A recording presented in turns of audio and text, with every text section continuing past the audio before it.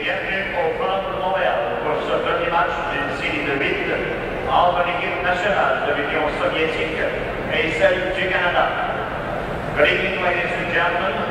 Welcome to the Montreal Forum and to this first game of an 8-game series between the national team of the Soviet Union and the Canada team. Mesdames et messieurs, voici maintenant les arbitres pour la joute de ce soir. Ladies and gentlemen, here are the coaches of the two teams. For l'équipe nationale de la Russie, for the Russian team, l'instructeur, the coach, Mr. Vsevolod Bobrov.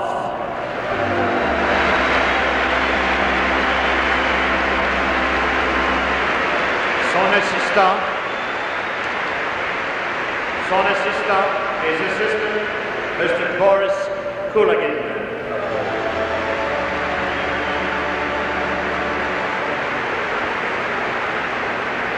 Pour l'équipe du Canada, for the Canada team, l'instructeur, the coach, Mr. Harry Sinden.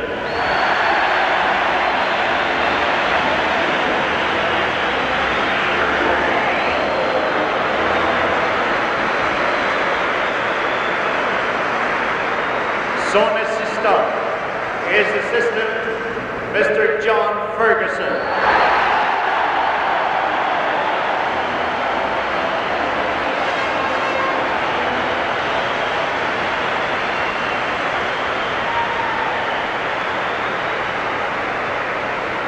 Et maintenant, les deux équipes prennent place à leur ligne bleue. Both teams at their blue lines.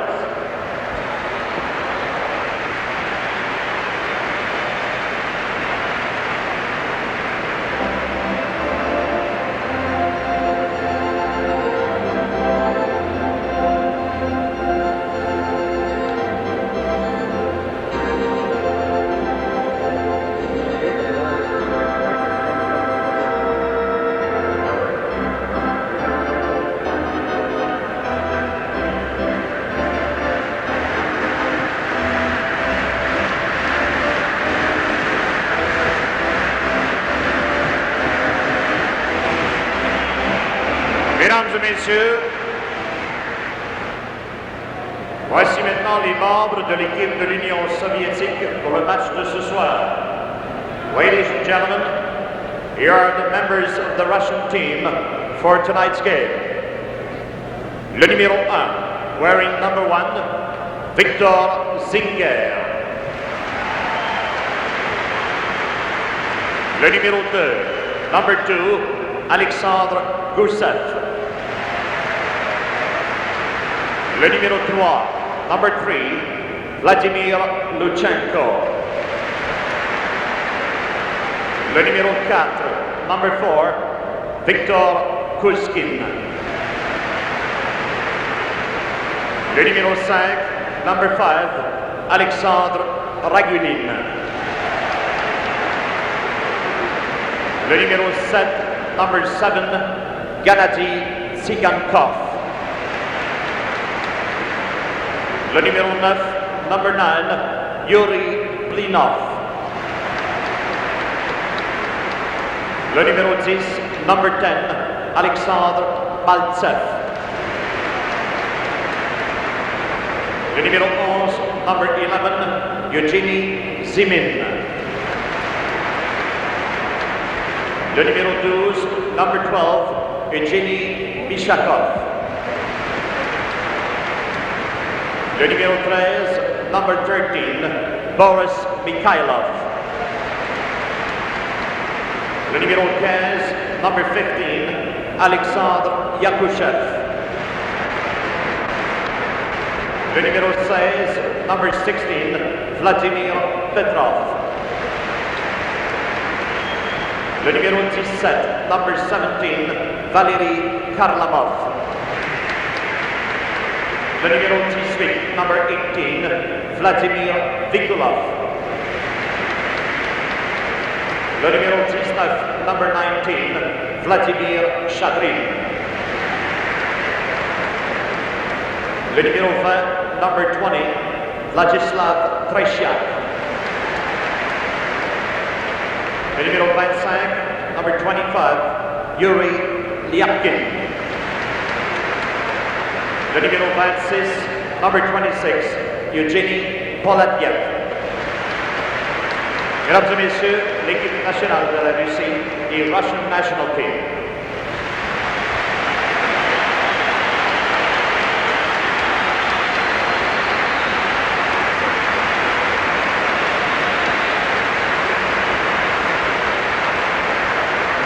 Et maintenant, pour l'équipe du Canada. And now for Team Canada.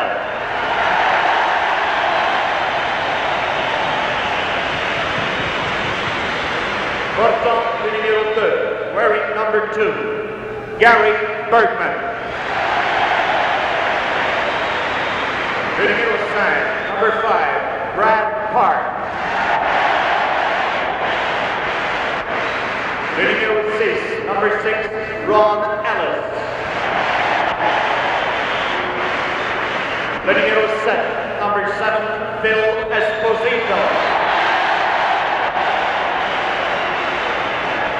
Le numéro 8, number 8, Rodrigue Gilbert. Le numéro 11, number 11, Vic Hatfield. Le numéro 12, number 12, Yvan Cournoyer.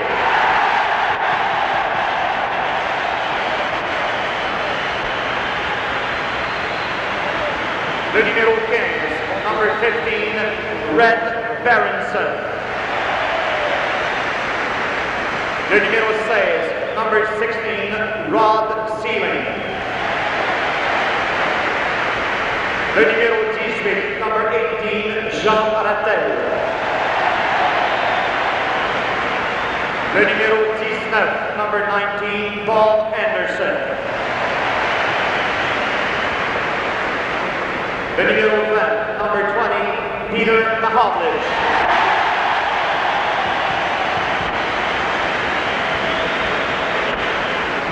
Le numéro 24, number 24, Mickey Redmond. Le numéro 25, number 25, Guy Lapointe. Le numéro 26, number 26, Don Howry. Le numéro 27, number 27, Frank Mahovlich.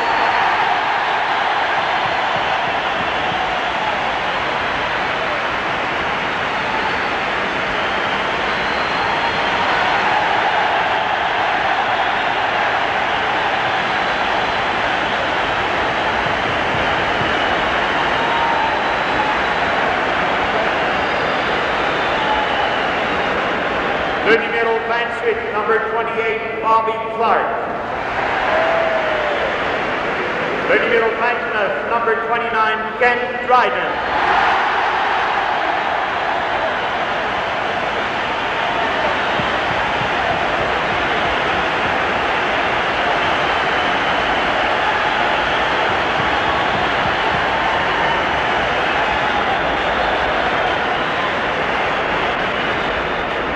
Le numéro 35, number 35, Tony Esposito.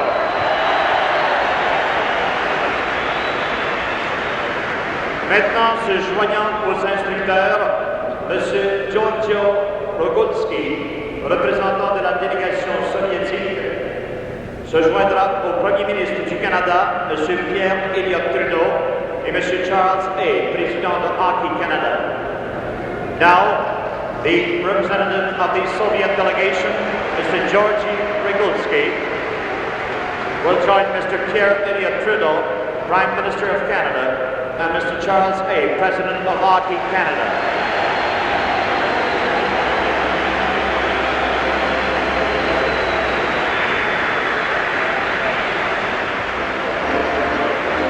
The capitaines des deux équipes, captains of both teams, will now meet the Prime Minister. For the Canada, for Russia rather, for la Russie, Mr. Pushkin, Mr. Ragulin, and Mr. Vikolov will meet the Prime Minister along with Jean Rattel, Phil Esposito, and Frank Mahovlich. I can't recall any game that I've ever been at where you can just feel the tension and it keeps building up, and it's very warm in the Forum tonight. And at the same time, the fans are really on their toes. They hardly can wait to see the beginning of this game. There's the official face-off.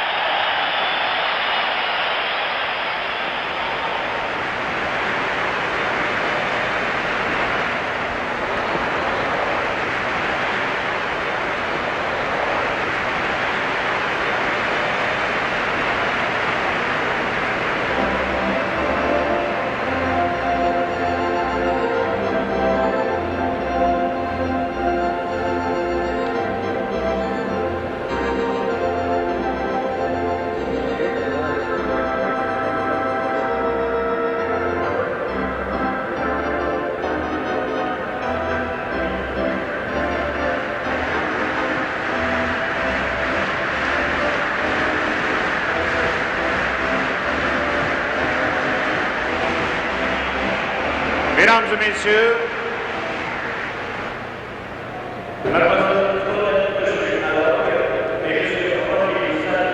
pour les internationaux, ladies and gentlemen, Miss Claudette Usher on the organ and Mr. Roger Doucette for the national anthems.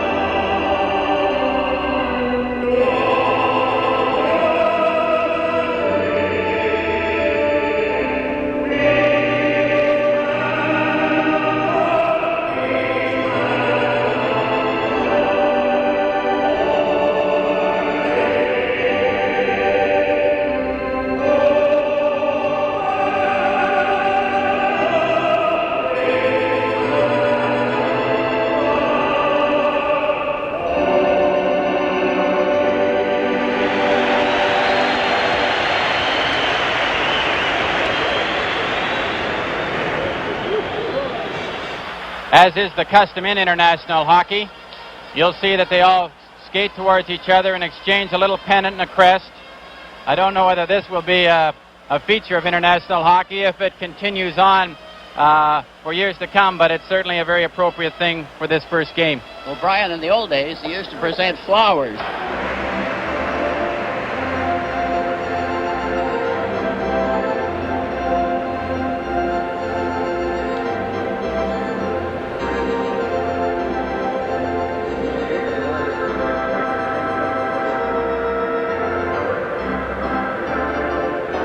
This is game one from Montreal.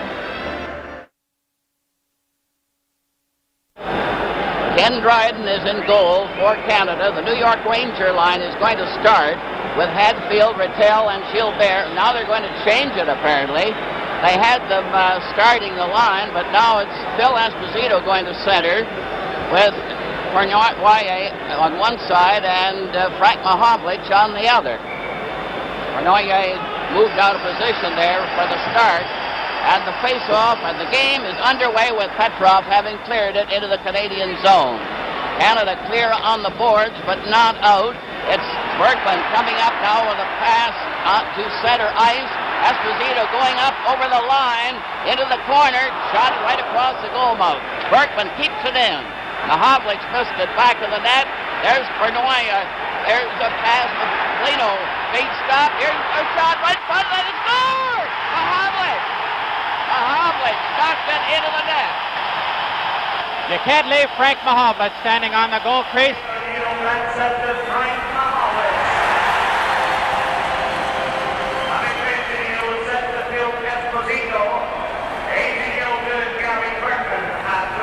It's a beautiful setup here. Now look at this. Number 5, Brad Park, gets the puck across the goal mouth. Frank has to control it, but he flips it right through the pads. Oh, it's banged out of the thing by number 7. Phil Esposito came across and picked that up.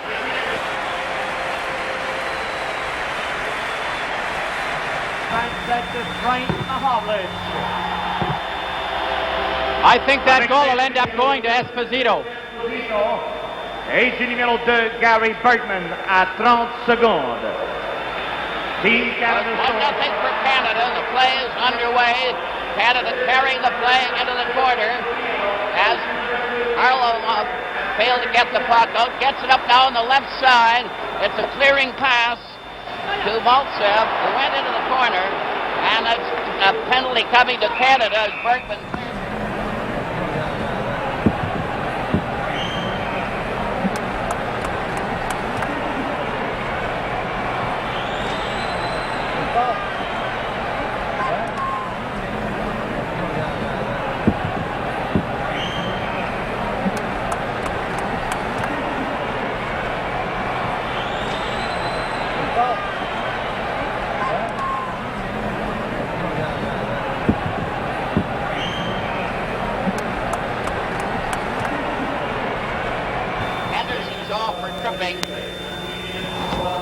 Nikolov is getting ready. Maltsev is at center for the Soviets. Nikolov on one wing, a rolling pass, and is grabbed off by Peter Mahovlich and shot down the ice. They are allowed icing when they have a man short. Zaganikov failed to get away, and the Canadian team rag it with Red Berenson, clearing it right down the ice. He and Peter Mahovlich are trying to kill off the penalty.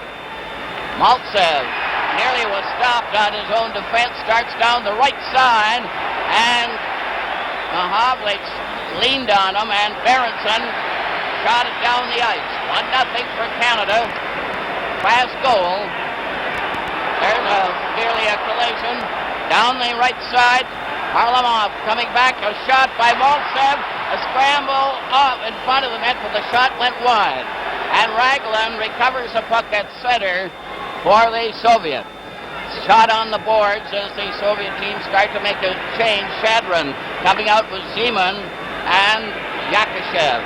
That's Zeman, quite a star hockey player for the Soviet. Raglan ahead to center ice. Down the far side for Yakashev. A fake shot by Shadron, and it's broken up by Sealing ahead to Mahovlich, who's weaving at center. Lost it. It's down the ice for Shadron and right on, and Dryden made a good save. The puck rolls out to the blue line. Another chance for a shot. Here's right in front of the net. Oh, Zeman had a great chance with Dryden down, and it went wide of the net. They shoot it down the ice as the Russians have settled down a bit and are carrying the play while they have the man advantage. Zeman going down the center ice for the Soviet is knocked over by Park. It's shot out to center ice. Lyapkin clears it across to Yakashev over in the right corner. They're trying to center it out. Paladiev gets the shot that stopped before it reached the goal. Henderson is back on, and the puck is back at center ice. Shadron clears it over the Canadian line. It's still in there as Paladiev left it. Another try for Shadron to the corner, and the drive by Yakashev was wide. Russians still keeping that puck in the corner. Zeman getting it back to the blue line, only to have Paladiev miss it. He goes back into the Soviet zone, cleared the puck up now to Mikhailov, who's out there with Blinov on a change of players for the Soviet. Hadfield drives it down the ice. Gilbert races after with Rattel, but he missed the pass. Back come the Soviets to the blue line at center. Mikhailov passed over that far side to Petrov, a shot right on, and Dryden covered that short side. Canada leading 1-0. Back to center ice. A weaving pass over the line is offside as Gilbert delayed a bit. With the score, Canada 1 and the Soviets no score. This is game 1 from Montreal. They're starting off already at the blue line as Rattel is now at center. The puck comes back at center ice. Oh, there's a close call as Vikolov had a chance. He goes in on the side. His pass to Maltsev. The shot was wide. Another try. Harlamov had a try, and the defense player took a crack at it, Sigankov. But now the Soviets come in again. A sliding pass was intercepted. Raglan is going back, lost it. Canadian club have to regroup as the puck goes back to Sealing. Sealing across. Ori couldn't get past center ice. And Harlamov got that pass to Maltsev, who took a long shot. Raglan keeps it in. It's back for Maltsev. Back to the net, beaten to the puck. He bumps into the Canadian player. They jam against the boards. A few elbows there, Brian. Foster, in this early going there, outside of that first goal, the Soviets have come back. They've settled down. And what we've seen is their typical game. They play puck control, but I've noticed once already they missed a good chance for a scoring play when they tried to pass it off in those early minutes. Petrov is coming out for the Soviets. And there's Mikhailov. There's a good look at Coach Harry Sinden. He looks a little worried, I think. He's pacing a little bit like a cat. But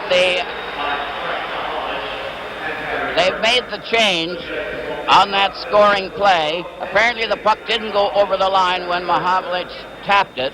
Came out again and Esposito tapped it home. But it's 1-0 for Canada. A goal in 30 seconds. Kuskin had cleared it over to Gusev. Gusev shot it over the line. Mahavlich cleared it out at center ice. And Blinov gets that puck at the Canadian blue line. Overskated it. A loose puck is there. Centered out in front to Gusev. And it was stopped there by Sealing. Canada breaks 3 strong. Mahavlich cleared right to Korloyev. And he was turned around on the play. He seemed to be hooked on the try and didn't get a shot away at all. Mikhailov down the left side, took a drive, but Dryden it nearly went into the corner of the net. And the play is stopped. And a mix-up with Mikhailov in the corner. That was a terrific shot by Mikhailov. Dryden had to make a tremendous save because it looked like he was going to try to cut in front of Dryden, but then he let a high wrist shot go that Dryden just got his stick hand on. There's Don Ori going to the bench. As if Sealing was injured on that last play.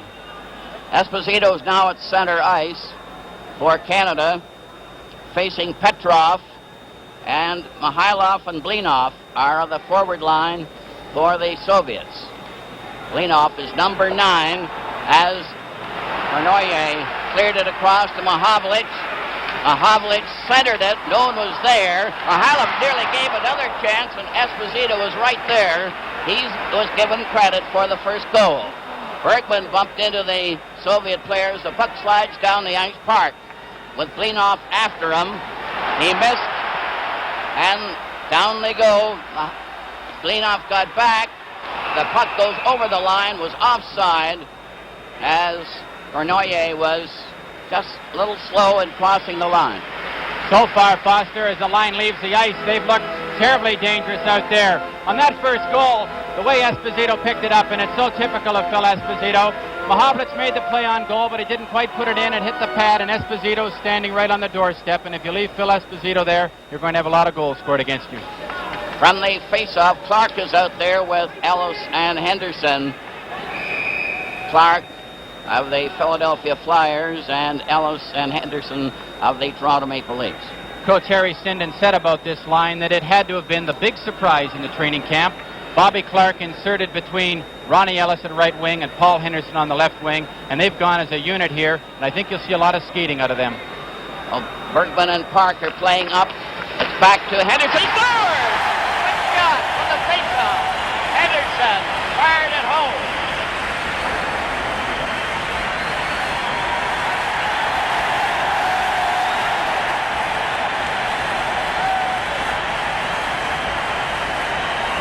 The Russians missed this face-off cleanly. Goes to the right. Clark takes it out. Ellis back to Henderson. Henderson a quick snapshot for the right corner. Tretiak had the angle cut off, but it was a perfect shot. Henderson certainly had that one labeled. That makes it 2-0 for Canada as the puck is shot into the Soviet zone. They have 13-12 left in the period as the puck comes back to Bergman. Taps it in front of the Soviet bench. Henderson stole the puck, leaves it for Ellis. Ellis is dumped. Poladiev fell over him. Ellis was hurt on the play as Poladiev fell on top of him. Seemed accidental the way it worked out. But Ellis was injured on the play.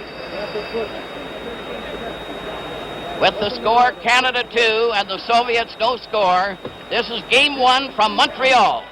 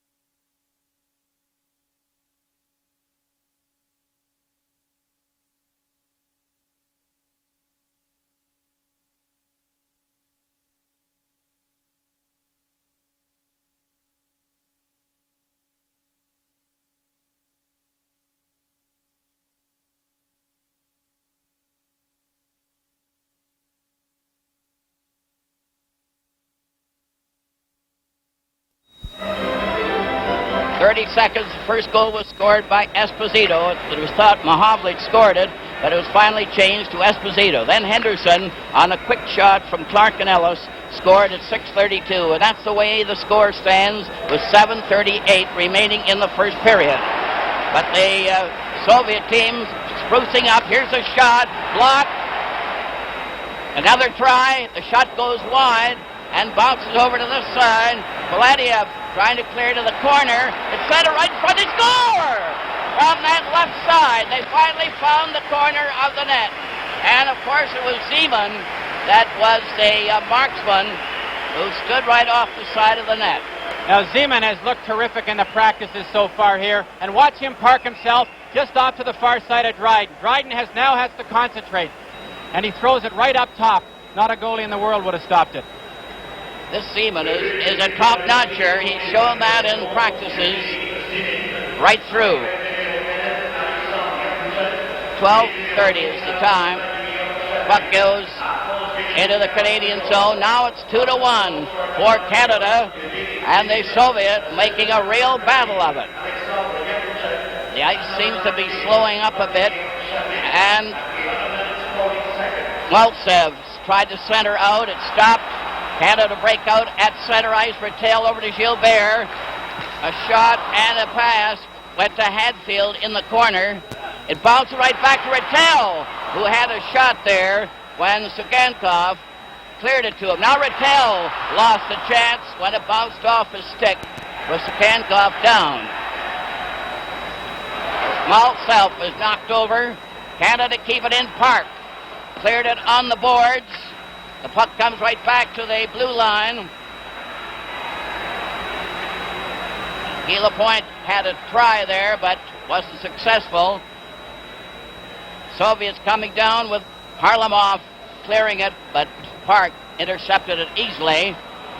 Then Petrov broke up the play, keeping the puck in Canada's zone. They're persistent, and they're hard to stop once they get in this Canadian zone. 2-1 for Canada as Kuskin, the defense player, goes back to clear it to Gusev, being watched by Red Berenson. Petrov played it over onto the right wing. Mikhailov closing in on the defense. Here's a shot. Wide of the net as Petrov let it go. Mikhailov let it go again. Goes into the corner, and then Blinov is run into the boards. Slides to the corner. Canadian team having a hard time getting that puck out. Soviets still have it. Here's a pass back to Petrov, a shot, and Dryden had to stop that one. And the Soviets are putting on the pressure. Kuskin clears it back into the Canadian zone as the Canadian team seemed to tire a bit. Peter Mahovlich failed to get out. Mikhailov. Bergman over on the right side, and is cleared onto the left wing by Redmond, only to have Gusev go all the way back into the Soviet zone. A bad pass. Redmond is knocked over. There's going to be a penalty on the play. Redmond was upset by Mikhailov, and here goes a tripping penalty, and he doesn't even take a look. With the score, Canada 2 and the Soviets 1. This is game 1 from Montreal. Getting ready for the face-off. Canada sent out Red Berenson. Esposito is going to take the face-off. It went over to the far wing, and Cornoyer deflected it into the crowd. I don't know what Coach Sinden's thinking is on this, but you'll see on this, goes into the corner, he's tripped there. Mikhailov definitely deserved a penalty. Yeah, he certainly made sure the Canadian player went down. From the face-off, the puck goes back to Sealing. Over to Berenson. They're using their power play as Mahovlich gets it over to Esposito. Esposito weaving back a bit, tried to draw his check. Sealing gets it on the check, cleared it over in front of Mahovlich. He's watched on the play. Now another try. Right in front of the net, Mahovlich backhanded one.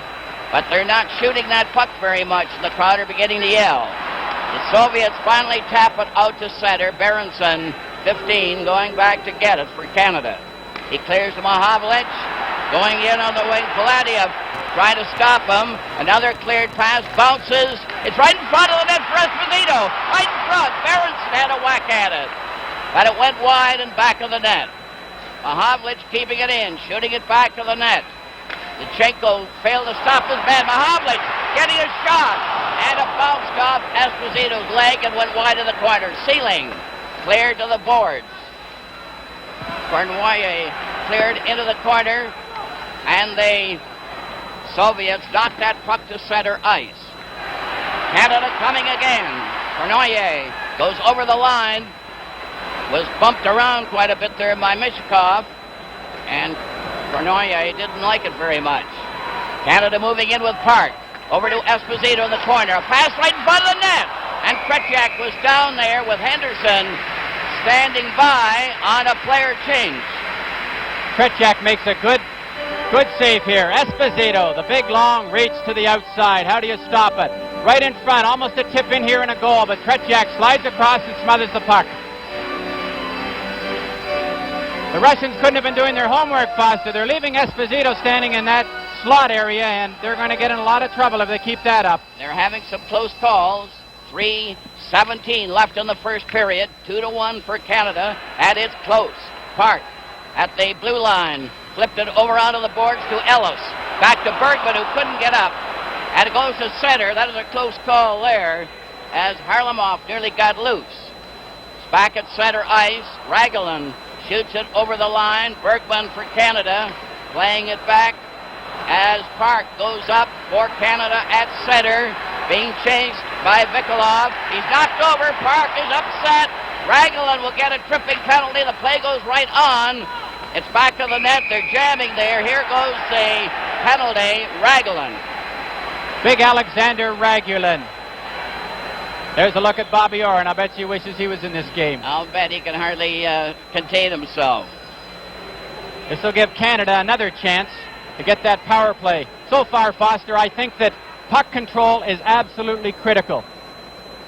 There he goes down. You can see it was a clean trip. One see thing, Bobby Orr there. We can see at the end of the first period, Bobby Orr will be interviewed, as well as Alan Eagleson. And there will be a feature on the two coaches, Harry Sinden and Bob Rov of the Soviets, and some of their background leading to this first confrontation. There's one thing when the Soviets get a penalty, there's not much doubt about it. They've been very glaring penalties, so there's never been any argument about any of them. Foster, to follow through on that thought about puck control. So far, when each team has had the puck, they have been very dangerous. So I think it's absolutely critical that puck control is very important to Canada and to Russia. When they get that puck, they can both do things with it. Mikhailov nearly got loose, gets it over to Petrov, back to Mikhailov, right in the clear. Oh, right in! They score! Petrov getting the rebound. And it's all tied up. Petrov gets that goal on a breakaway. You'd think this was Derek Sanderson, the way they break up the middle. Petrov gets the puck up. Now watch Petrov. Comes in behind. Now watch the pursuit. Terrific concentration. Puts a backhand over Dryden's pad. Up into the top.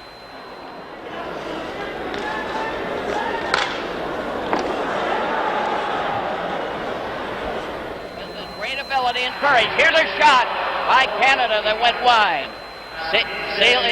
Sealing cleared the puck into the corner. Hadfield tried to center out. And Rattel had a backhand. It's back to Park at the blue line. Knocked against the boards. Rattel tried to get it to Park. Comes over on the far wing. Canada tried to center it out. Rattel couldn't control it. Lechenko covered him with Petrov. He got that last goal in great style for the Soviets. Shooting it down the ice. As they're a man short, you're allowed to do it. Sliding pass goes down the ice. Mahovlich comes racing up. Here's a shot. And Tetriak had a chance to test a real Canadian drive.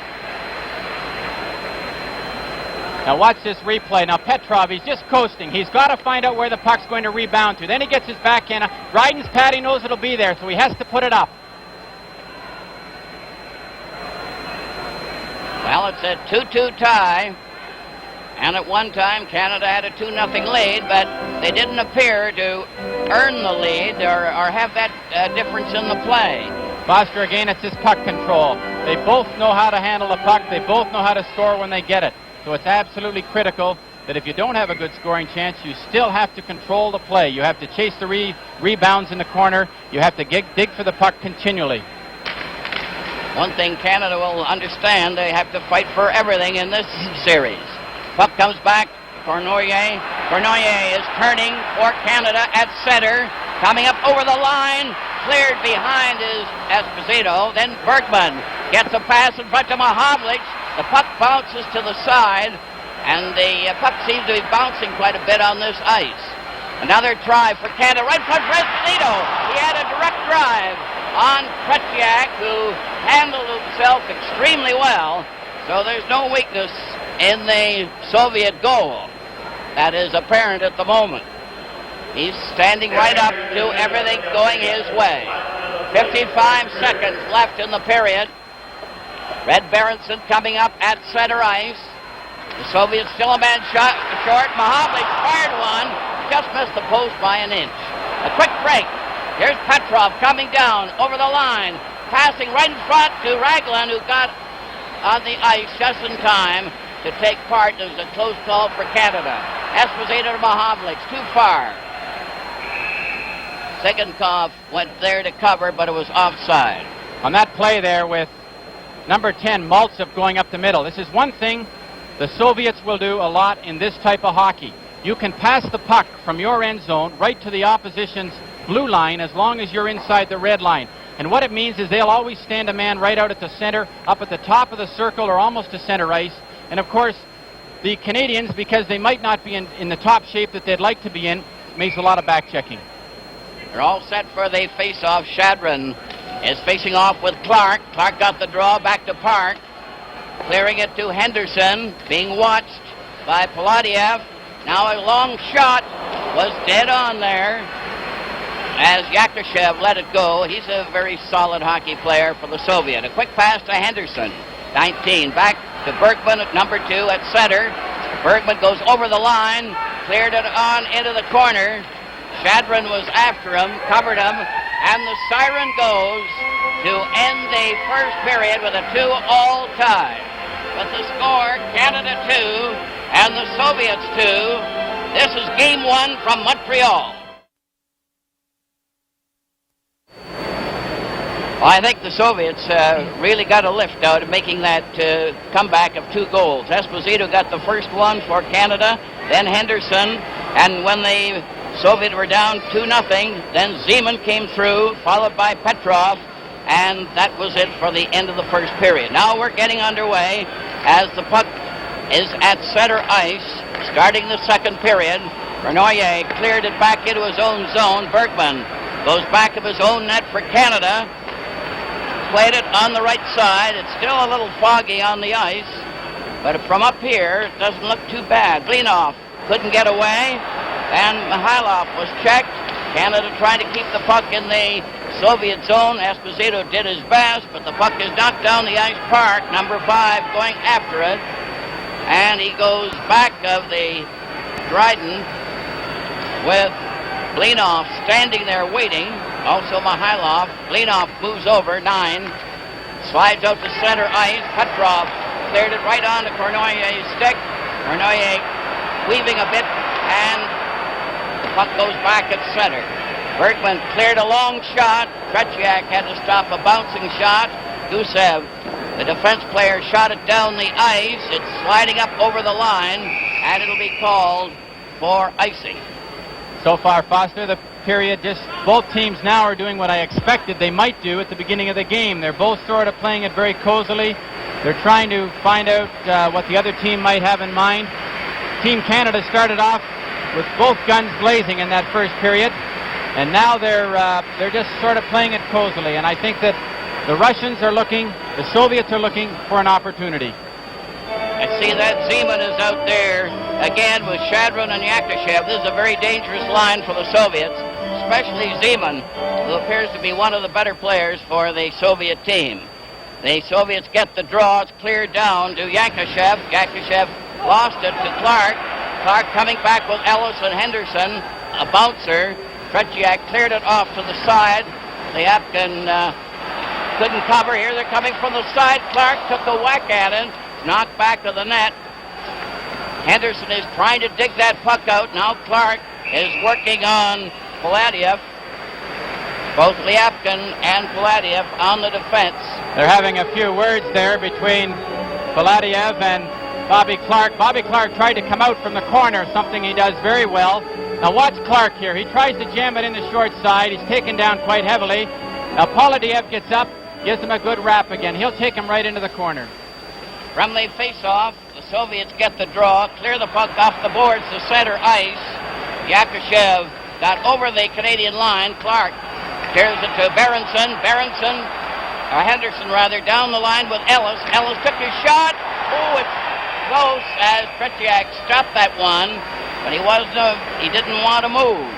Foster, Ivan Cornoyer let a terrific shot go. And you'll see right here, comes off the board, he lets it go. Or Ronnie Ellis, and that's what Ronnie does. And he had to jam his pads together. He was lucky to get that. Yeah, that was a good move there. Ellis and Henderson combined on that play. And Tretiak had to stop it, and it went right on the goal line. Canadian team making a change. And it's the New York Ranger line of Rattel, Gilbert, and Hadfield. Sealing is on the defense for Canada with Don Orey. The puck is cleared out by Sikankov, right down to Orey, who's being watched on the play by Vilikov. From the corner, Karlamov tried to pass. He goes right back to recover the puck, and the Soviets really can backcheck, and they never stop skating. The puck is back on the Canadian defense. Sealing couldn't reach the pass, and they're still missing that team play. Down the right side, Rattel lobbed this one from the side. Maltsev recovers the puck, cleared on the right side without even looking. Karlamov goes down over the line, cutting in around Orey. A shot, he scores! Karlamov went right around the Canadian defense, Orey, and picked the corner to give the Soviet a 3-2 lead. This is a tremendous individual effort. He beats Orey to the outside. Now he has to start cutting towards the net. Now watch Dryden come out and try to play it. He has to get the puck over to the far side, and he beats Dryden on the long side, right there between when he goes to take his pads open. Karlamov has looked the best in the 3 days of practice we have seen in Montreal. He's got speed. He's got a good shift. Now watch this. Dryden comes out to try to play it, but he opens his pads a little bit and it goes between. From the face-off, the puck is cleared into the corner in the Soviet zone and back to center ice. Park. 2:40. The Soviet have taken the lead. Karlamov. Now then it's Red Berenson trying to come in on the right wing. Redmond with him in front of the net. Peter Mahovlich couldn't control the puck. Back they go again. Blinov on that right side. He falls. Bergman recovered. Mahovlich down on the far side. Into the corner. Fired one. Tretiak grabs it. They're right on top of him with Gusev standing by. And Redmond was almost in the net. It's a good example there. You'll see Mahovlich gets the shot, but look at how the two Russian or Soviet defensemen come and take the man looking for the rebound. Look at Redmond. Bingo. He is taken right out of the play. Again the shot. Mahovlich gets a good shot away, but there's no chance for Redmond to really get to that puck. Tretiak has looked very strong so far. He's made any adjustment he has to make to this different speed in shots. Soviets are leading 3-2 after being down 2-0 early in the first period. Puck is in the corner. Redmond trying to center it out. It's blocked. Shot out to center ice where Zeman is crossing the line over to Yakushev. The drive is wide, and Dryden had to cover on that. With the score, the Soviets 3 and the Canadian team 2. This is game 1 from Montreal. Still 3-2 for the Soviet. Down the right side. Chadron was knocked over. And Lapointe now on the Canadian defense. Cleared it up to Esposito. Down the right side to Lapointe, who's cutting in on the left side. He took his shot. And Tretiak stopped that one. A clearing pass goes over to Zeman. 11. he fell. Esposito didn't get his check. Then Shadron lost it to Esposito, who took a shot. The Canadian team seemed to be being outplayed at this stage as Zeman speeds up over the line, pass behind him. Canada gets a break. Mahovlich going in with Esposito. Here's a shot. And Tretiak covered the angle beautifully and had that one stick in his pads. And it was Frank Mahovlich who gave it his best shot. Mahovlich breaks up this right wing now, and Frank is now, he's a left-hander coming in from the right wing, so he's got that far corner he can shoot at, but Tretiak doesn't move a muscle. He has it covered perfectly.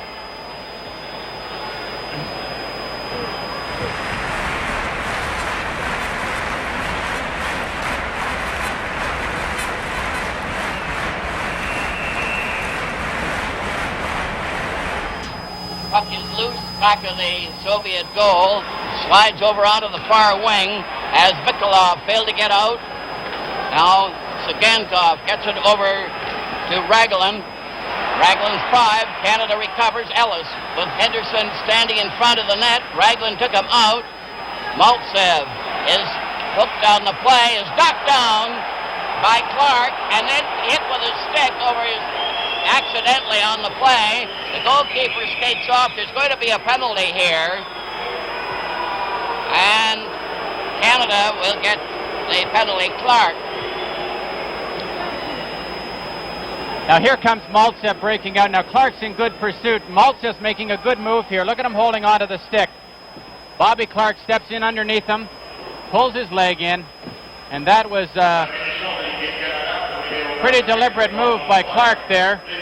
Clark's stick then comes down and hits Maltsev on the back.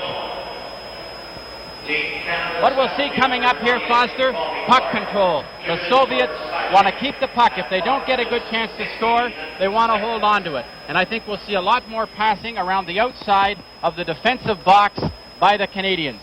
Red Berenson is terrific at controlling the puck. Ronnie Ellis has the speed. I think it's more of a team effort against a group of individuals. The way it's working out, the Soviet team just seemed to keep that puck on a string. And the Canadians are going in individually. Puck is shot down the ice. Canada's a man short. Soviets leading 3-2 in this second period. Maltsev cleared it over on the far wing to Karlamov, and Bergman desperately cleared it down the ice. The Soviets are definitely the better team in this second period. Cleared pass by Sagankov. Failed to click. He tries it again. Number 7 getting it ahead to Karlamov. Lost it to Peter Mahovlich, and he failed to get a shot. Another drive goes off a leg. Ellis couldn't get near, and the Soviets certainly can move the body at the right time. A pass to Karlamov there was away offside, and it's brought back into the Soviet zone. An interesting comment on the play in that last shift there, Foss. There has been a lot of talk that when the NHL Team Canada comes out, that they're going to start bumping the Soviets around. And there is no way that the Soviets do not know how to play the body. I saw them ride Ronnie Ellis off there. They come up with the puck. They are very robust from the waist up. They're very well developed, and they have tremendous balance. Team Canada will not be able to outmuscle the Soviets. And yet the Canadian team are heavier, aren't they? They are heavier by maybe 10 pounds per player. Maltsev clears it over on the left side. Lechenko carries up over the line. There are 4 Soviets right in there. Oh, that was close. Mikolov had a great chance. And the Canadian team shoot it down the ice.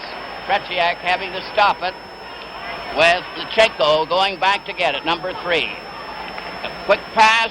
Maltsev, number 10, goes to center ice over the blue line. Stops. 5 of them are in there. Sagankov lost it, gets it again momentarily. Stopped by Lapointe. Then another chance for Lechenko, and a shot down the ice by Peter Mahovlich. And the puck goes into the corner with Sagankov clearing now ahead to Mihailov. Mihailov to Gusev. Clearing over onto the left wing. Petrov goes over the line. 16 into the corner, centered out, lost it. Mihailov gets it back to Gusev. A shot bounces over the other side, and another shot from the right wing went wide. Gusev centers right in front to Petrov. Petrov gets his shot away, but it's wide. And the Soviets seem to get 2 or 3 shots every time. Esposito tried to get out. Lobs it over to Mahavlich. The center ice. Over the line. Mahavlich waits. Clears over. Oh! And it was missed there by Gilbert. That was a beautiful play by Frank Mahavlich there. A tremendous individual effort again. Rod Gilbert had just come on the ice, so Frank really should not have been aware that he was there, but he did see him. Frank pulled up and laid a perfect pass across to Gilbert, but the ice is a little rough, Foster. It just bounced off. Canada missed a good scoring opportunity. 12:18 left in the second period, with Soviets leading Canada 3-2 after being down 2-0 early in the game. Puck is grabbed off by Hadfield. They have the Ranger line out there. Gilbert, number 8, takes a shot. Hadfield tried to drive it home, but there was a Soviet player right there, Paladyev. Down the left wing, it's Lyapkin going on into the corner. Rattel failed to stop, but rolls in front. And Blinov missed a good chance. Now a pass comes out with a 2-on-1. Gilbert going in with Rattel, a drive. And Fretchak cut the corner there. And he went down there to cover. With the score, Soviets 3 and Canada 2. This is game 1 from Montreal. All ready for the face-off, and Hadfield was injured on that last play and went to the dressing room. Park, number 5, was checked. And Shadron failed to go through. Now it's up for Yakushev. He's knocked around, but he sticks right with it. Shadron gets a shot, and it's wide of the goal. Yakushev, 15. Back to the blue line. Park cleared it on the boards to Clark. Clark has returned from his penalty. Bergman stands in front of the Canadian goal, number 2. Now they're trying to come out slowly. Park carries up to center ice.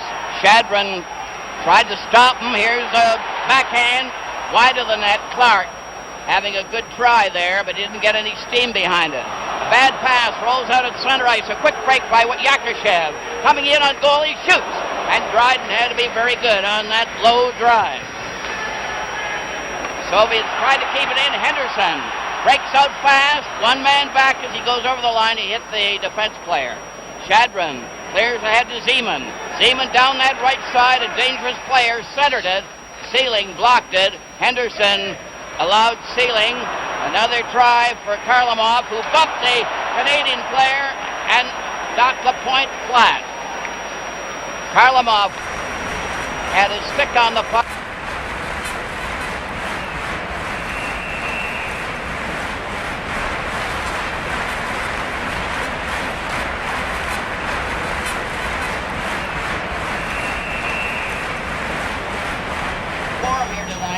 Almost shocked at what they're seeing. Foster, the 2 things that Team Canada do the best, they shoot better and they skate better. And they should stick to that, because if they try to outmuscle them, the Soviets are too strong on their skates, and they'll take advantage of it because of that superb conditioning. There's Alexander Yakushev, 6 feet 1 inch. Big, tall left winger. Good shot.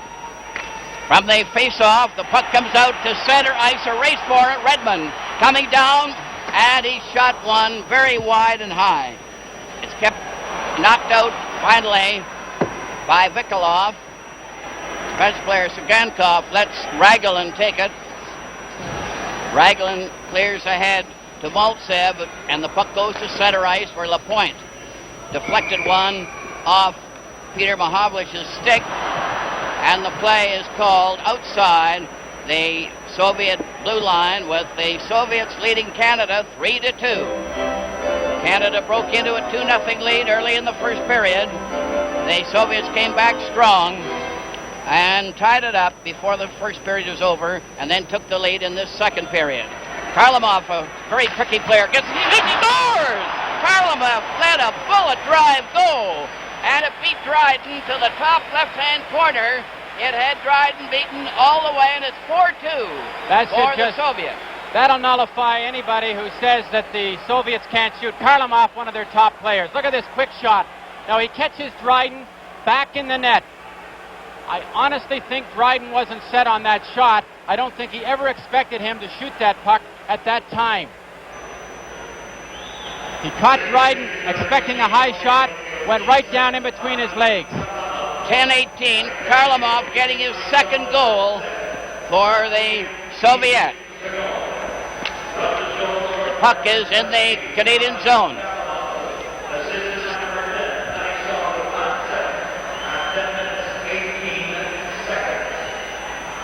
10-18 was the time of the fourth Soviet goal, and the Soviets are great front runners. And there's a loose puck in front of the Russian goal. Bergman finally took a shot, but the Canadian team, where they took advantage in the early part of the game, are unable to do so now.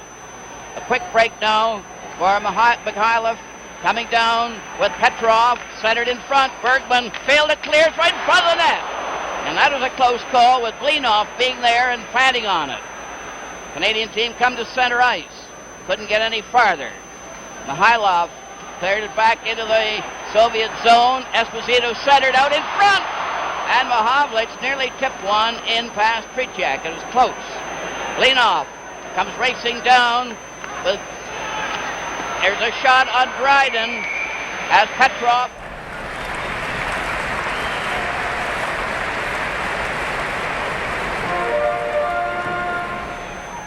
As they skate at you hard at the blue line.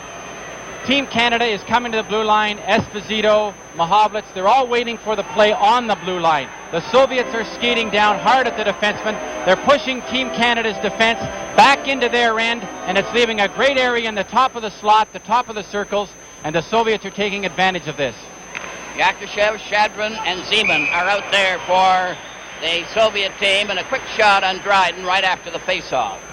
When a club does skate down at you hard, the defensemen have to back up a little faster, which gets them into their end, deeper into their end, a lot quicker than normal. Clark, Henderson, out there with Ellis for Canada, as Yakushev is ready for the face-off. The puck goes to the corner of the point. Clearing it back to the net, Sealing comes over on the right side. Hasn't got that puck out yet. Shadrin kept it in. Then Zeman, number 11, clears into the corner. It's back to the blue line. A shot in front of the net. And it rolls off to the corner with Yakushev after it again. Into the corner for Shadrin. Then Zeman keeping it back to the blue line. Polediev gets his shot right on. And Dryden didn't seem to know where that was going. Canadian team finally get it out. Ellis over to Clark. The pass was too far. Here's Ellis trying to get the return, and Yakushev recovered. A forward pass to Shadrin. Shadrin, 19, passes over to Zeman. Zeman is upset by Henderson, who goes into the corner, holds it against the boards as much as he can. Zeman knocked it loose. Comes back to Zeman, back of the net. The Soviets still have possession. Zeman playing it back and over the line. Vladiev skates back to his own blue line as they start making changes. Now, there's going to be a penalty on the play. The goalkeeper skates off, and it's a penalty to Canada. This game is game one from Montreal.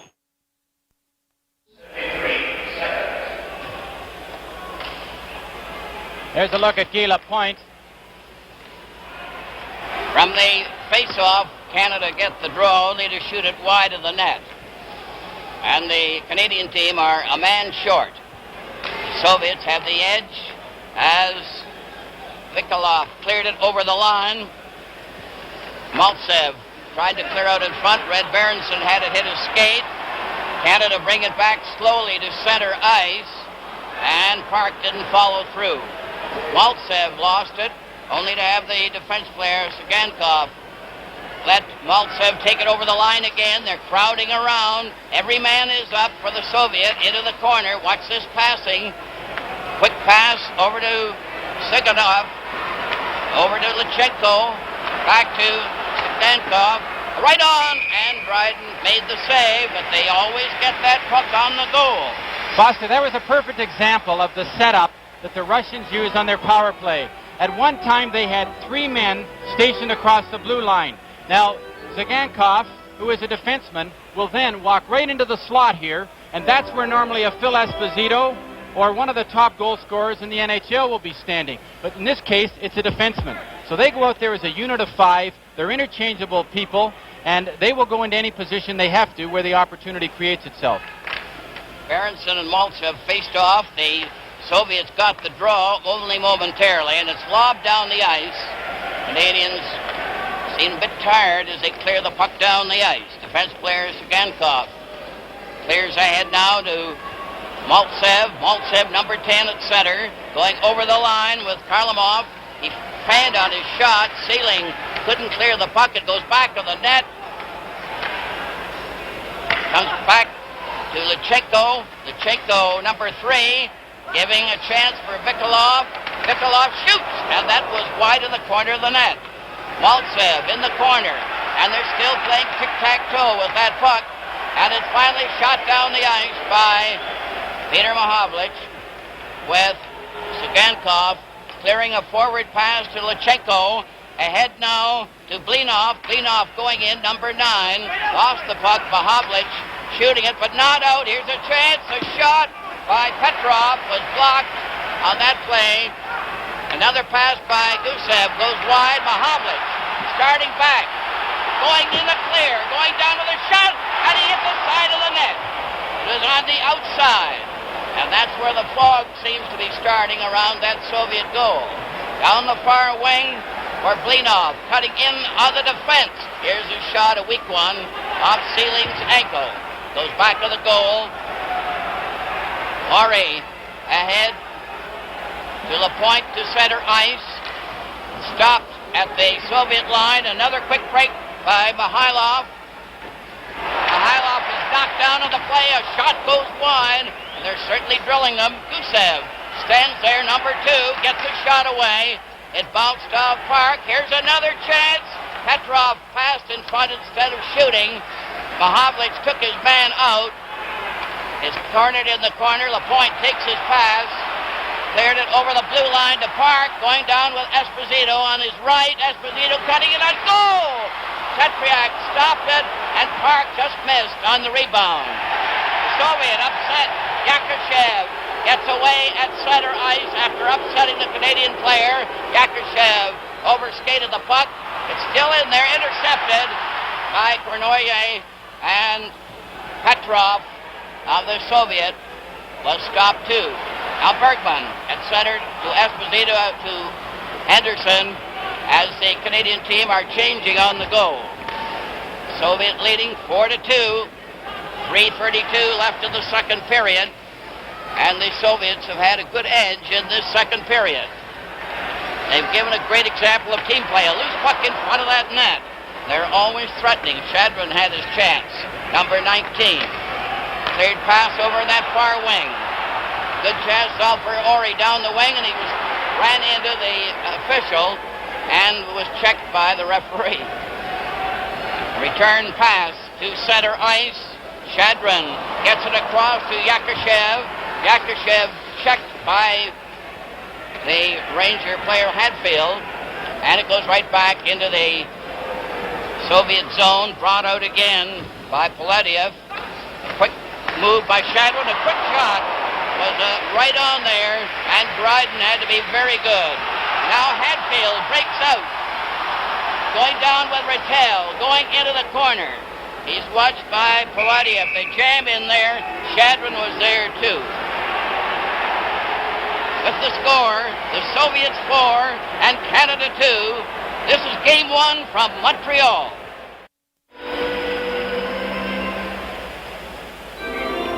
All set for the face-off in the Soviet zone. Rattel is taking it. Shadron got the draw, cleared a forward pass. Varlamov coming in very fast. His pass was knocked down. Gilbert recovering after Bergman made the stop. But they're certainly skating, these Soviets. A rolling pass And a quick pass now to Maltsev. Maltsev back at center ice with Vikolov. Vikolov takes the pass. Karlamov was trailing there, but the puck didn't reach him. Rattel for Canada is turned around by Karlamov. They mix it up a bit. Puck is still loose. Bergman coming out for Canada. Over to Gilbert. Back to Bergman. Across the line. Sugankov stopped him. It rolls out at center. Maltsev is beaten to the puck by Park, number 5 for Canada.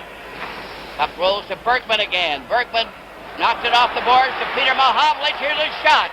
And Tretiak covering that angle perfectly on every shot. Just as no room anywhere. Karlamov gets the puck back to Ragulin for the Soviets, to Maltsev, number 10. Maltsev up over the line, a long shot. Dryden stopped it.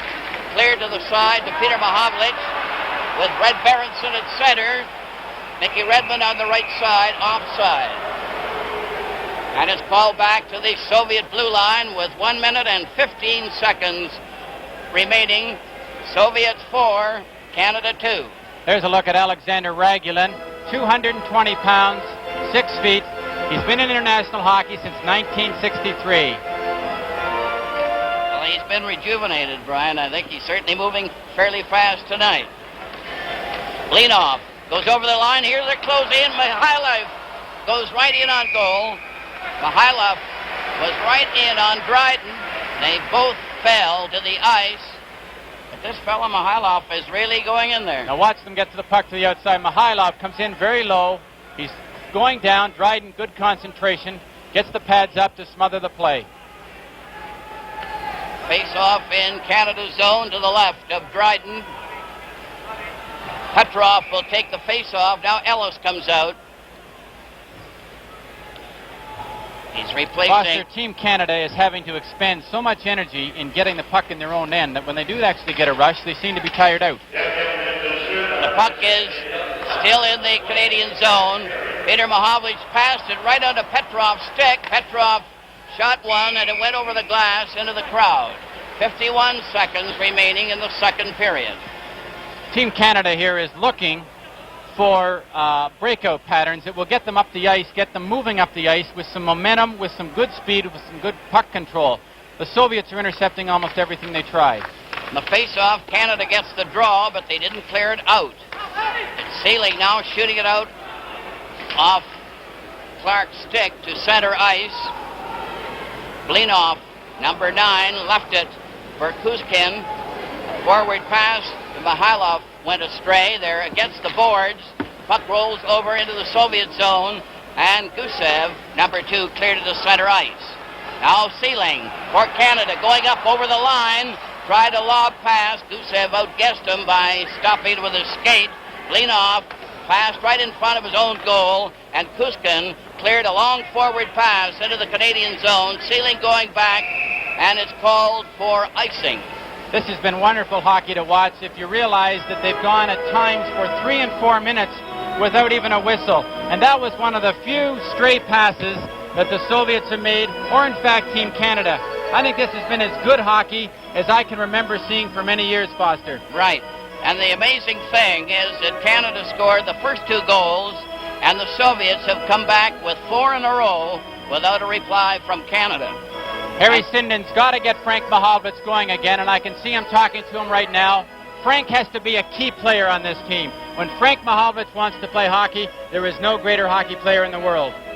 One thing is very noticeable, I think, Brian, and that is the Canadian team have yet to produce a leader. They're still going in as individuals, and no one seems to get them really going. Clark trying to get that draw from the face-off with Lyapkin. It goes down the ice, and it's going to be called for icing. And the face-off will be brought back. Foster, I can just imagine the Team Canada and the Soviets. I mean, the heat in this building is tremendous. And they must just be very, very tired players right now, and it's very tough for them to get up for this. From the face-off, they just had to drop the puck, and the period ends. With the score, the Soviets 4 and Canada 2.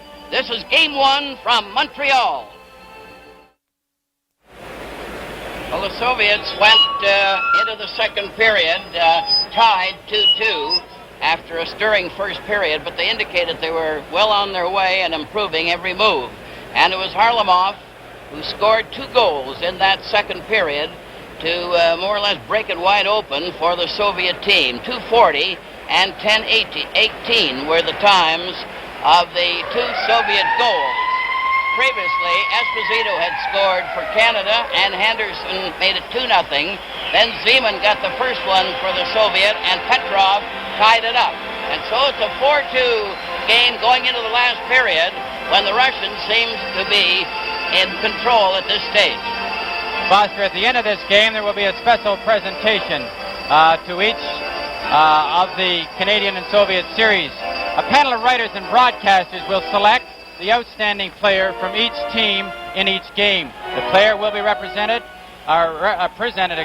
with a hockey rink created especially for this series by the CTV and CBC television networks and the sponsors of these hockey telecasts.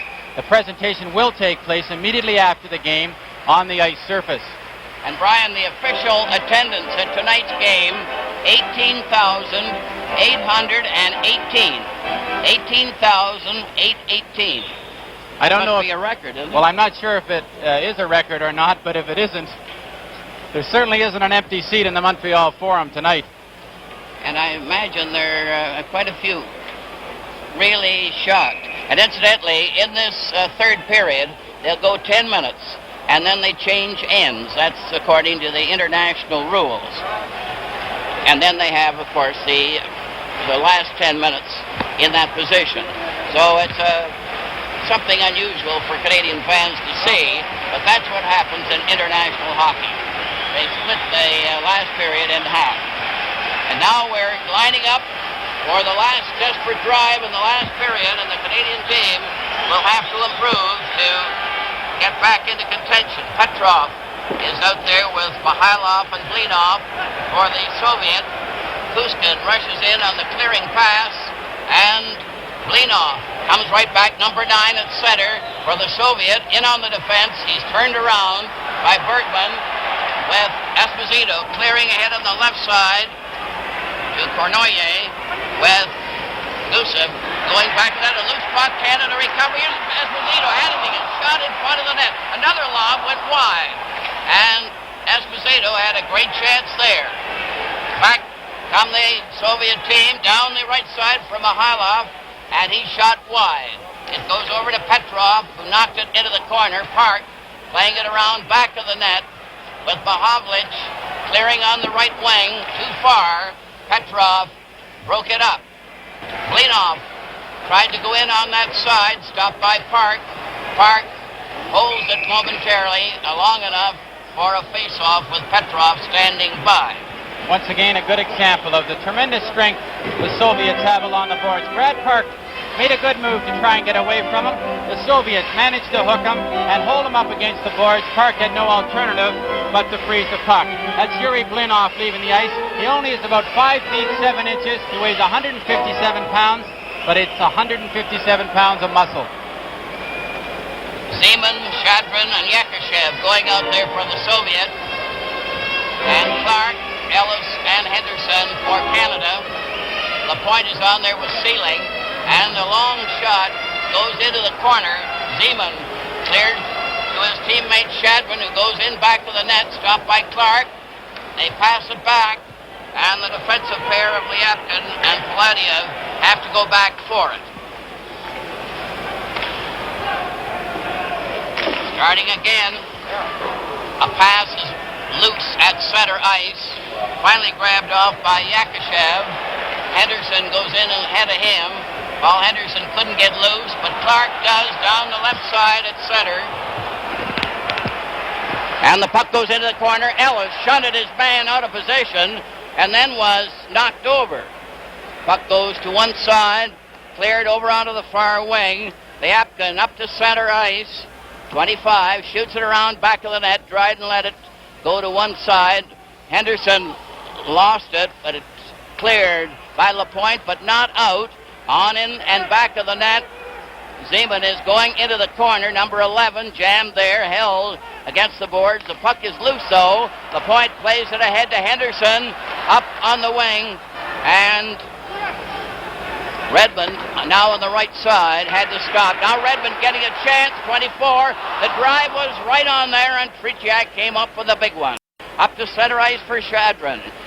Over the line, stopped at the defense, and it's lobbed out to center ice. Yakushev playing it back to Sigankov as they change on the go, both teams. Harlamov, the star of the game so far, going down that left side, was stopped by Park. And Red Berenson cleared, but not out. Here's another chance, but Harlamov was stopped. A return rush by Canada. Redmond going in, pass to an open wing, and there's the team play that doesn't exist at times. Harlamov going down that left wing for the Soviet. Dropped a pass over to Vikolov. To one side for Maltsev. He shoots it over onto the far wing. Soviet keep it in there. Quick pass is knocked down. They get it again. Harlamov coming right in front of the goal. Takes a shot, and Dryden grabbed it, and there's just no stopping this Harlamov, who seems to be here, there, and everywhere. You're looking at Harlamov, has to be their top player. Now, he's a complete hockey player. Look at the footwork here. He loses it, kicks it up, gets it back into a place to shoot. The second it's on his stick, it's gone. Dryden was called upon to make a big save. You notice how Bergman is backing right in on his defense, or on his goaltender, and this is causing Dryden a lot of trouble getting a good clear chance to see the puck. All set for the face-off with Petrov knocking it wide. Bergman going in back of the net. Still a slight fog coming off the ice. The puck goes bouncing into the crowd as Hatfield was checked. Puck is in front of the Canadian blue line. You can see that fog coming up off the ice there. Must be disturbing to the players. Hatfield now starts down the left side, and it's shot right back to center ice where Park plays it across to Bergman. Bergman for Canada drove one into the Russian bench, and the Soviets really ducked on that one. Face-off is going to be just to one side of the regular spot. Rattel now going to center with Hatfield and Gilbert on the wings. Mihailov, Petrov, and Blinov are out there for the Soviet. Kuzkin on the defense backing up at center ice, tapped that puck into the crowd, number 4. Soviets here are getting a little more confidence now. You can see on that last shift, Karlamov came out there. He did some of his fancy stick work. There's a look at Brad Park leaving the ice. Good solid shift by Brad Park. Vic Hadfield, number 18, Jean Rattel. But that New York unit has not yet been able to combine as the unit they must. The crowd's trying to pick them up here. Esposito is now at center ice. Bernoyer is over on that right wing. Frank Mahovlich on the left. Shadron is at center ice for the Soviet with Yakushev and Zeman on the wings. Zeman 11. Puck is over on that far side. Lyapkin and Polodev are on the defense for the Soviet. Down the right wing for Zeman. Gets his shot away, and it was a rising drive that was about a foot off the target and went into the crowd. You can see the fog coming off the ice there now. Seems to be getting worse all the time. It's interesting when you see the Soviets slap the puck like that. That's a habit that I think they picked up from the North American hockey. All set. The puck is dropped. Canada recovers. LaPointe on the defense with Sealing. Goes in back of the net. LaPointe getting lots of extra work after the first period. Now LaPointe coming up over the line to center ice. Cleared it on into the corner. Lyapkin recovered momentarily. Paladiev took a jolt. The puck rolls around Esposito, who's had some great chances. Nearly had one there. And the puck is shot down the ice into the Canadian zone. And the Soviets will be called back. With the score, the Soviets 4 and Canada 2. This is game one from Montreal. The face-off will be in the Soviet zone. Maltsev is ready for the face-off, but Clark moves away. Phil Esposito must feel a little bit like he's in that series against Montreal a few years ago. He just can't click around that net tonight. Now a quick pass on the right side. Vikolov took a long shot, another hot one too. Harlamov took another whack, then he bumps in to Sealing, gave him a jolt, recovered that puck.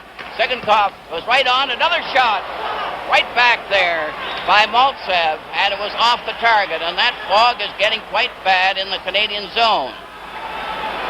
Soviets still keep it in there. Harlamov just keeping a string on that puck. Finally, it's cleared out by Lapointe. Ellis tried to go down the right side, then Clark followed him, passed to Henderson, who knocked it to the corner. Raglan was there to stop it, and they lob it out. Maltsev was able to drive it to center. It's right back in again. Raglan getting it across to Segenkov. Segenkov passes on the right wing. Harlamov going back from center ice, back into his own zone, being watched by Peter Mahovlich, and Raglan played it over on the far side to Vikolov, number 18. Now Canada starts to move. Redmond failed to get across. Carried back by Blinov. Blinov going down that left wing, a hard shot, but off the target. From the side, a rolling pass. Blinov gets a whack at it. Bergman stopped him, and you could hardly see him in the fog as he fell. A quick pass goes to the side. They're right in front of another shot. Dryden stopped that one, and it goes back to the goal. A very close call. Blinov was right in on that play. Now Canada with Red Berenson up to center. He couldn't get by Petrov. Peter Mahovlich is forced back by Petrov. He goes in front of his own net, cutting over on the right wing, a forward at center to Redmond, who lobbed it right on to Gusev's stick. A roller was intercepted by Red Berenson, but to no avail. Hart, number 5 for Canada, is watched, but Mihailov and Bergman played it out to center ice to Esposito, who's out now at center with Mahovlich on one wing, and Cournoyer is out on the right wing for Canada. Quick pass to Petrov. He shoots it down the ice. Yakushev was coming on at the time. Foster, what Team Canada hasn't been able to do in this game so far is slow down the play. The tempo has been too fast. Mr. Pearson is coming into view there, and the Prime Minister. The face-off is going to be brought up into the Soviet zone. Esposito is pointing to indicate where the players should stand.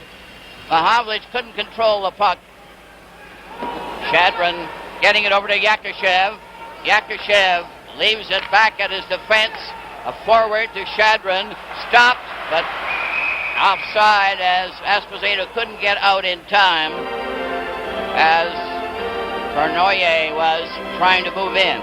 Foster, as I was saying earlier there, one of the things that Team Canada hasn't been able to do, and they must get Bobby Orr into this series, because they need a player who can control the tempo. If they have to play it at this fast pace, they will not be able to beat the Soviets. From the face-off, the puck goes into the corner. They're jamming there. The puck is loose, though. Here's a pass that goes astray. Zeman brings it out. Yakushev going down with them. They shoot it around back of the goal. It's into the corner. Back to the blue line at center. It's grabbed off by Cournoyer. Coming in with a pass to Mahovlich right in. And he failed to lift the puck over Tetriak. Another shot on Tetriak, who is very steady. That one by Sealing. I don't think Frank Mahovlich would have missed that in the middle of the season. He fought for control of the puck, and this will happen. They've been practicing for 3 days. Perfect play by Cournoyer. Now Frank's struggling with it on his backhand. Doesn't quite get the control he needs to lift the puck up to the top of the net. When a goaltender comes out that far on you, you have to get the puck up. It was a great chance, and a goal at this stage is very important one way or the other. Henderson for Canada. Centers out to Ellis. He tries to score! Clark deflected that one into the net. Clark from Henderson and Ellis. And the game has opened up again. That makes it Soviets 4, Canada 3. That was a beautiful shot by Ronnie Ellis because he was smart enough to keep the puck on the ice. He's shooting from a perfect area. Bobby Clark parked right on the goal step, and he just tips it in, and is he happy? A big goal for Canada because they now have 11 and a half minutes left, and it's now anybody's hockey game. This will really stir them up. This is what was needed for Canada. Now then, Canada on the move. A shot right on Petriak. The crowd are going wild. Hart going from the corner. Tried to center out to Clark, who gets it back in the corner. And Maltsev is stopped with a Henderson getting the pass. Clark deflected that one into the net to put Canada back in the game. 4-3 for the Soviets. It's Sugankov clearing down the right side, closing right in front of the net. And the puck is batted down to the Soviet blue line, and the players change as they go along. Raglan clearing ahead to Harlamov.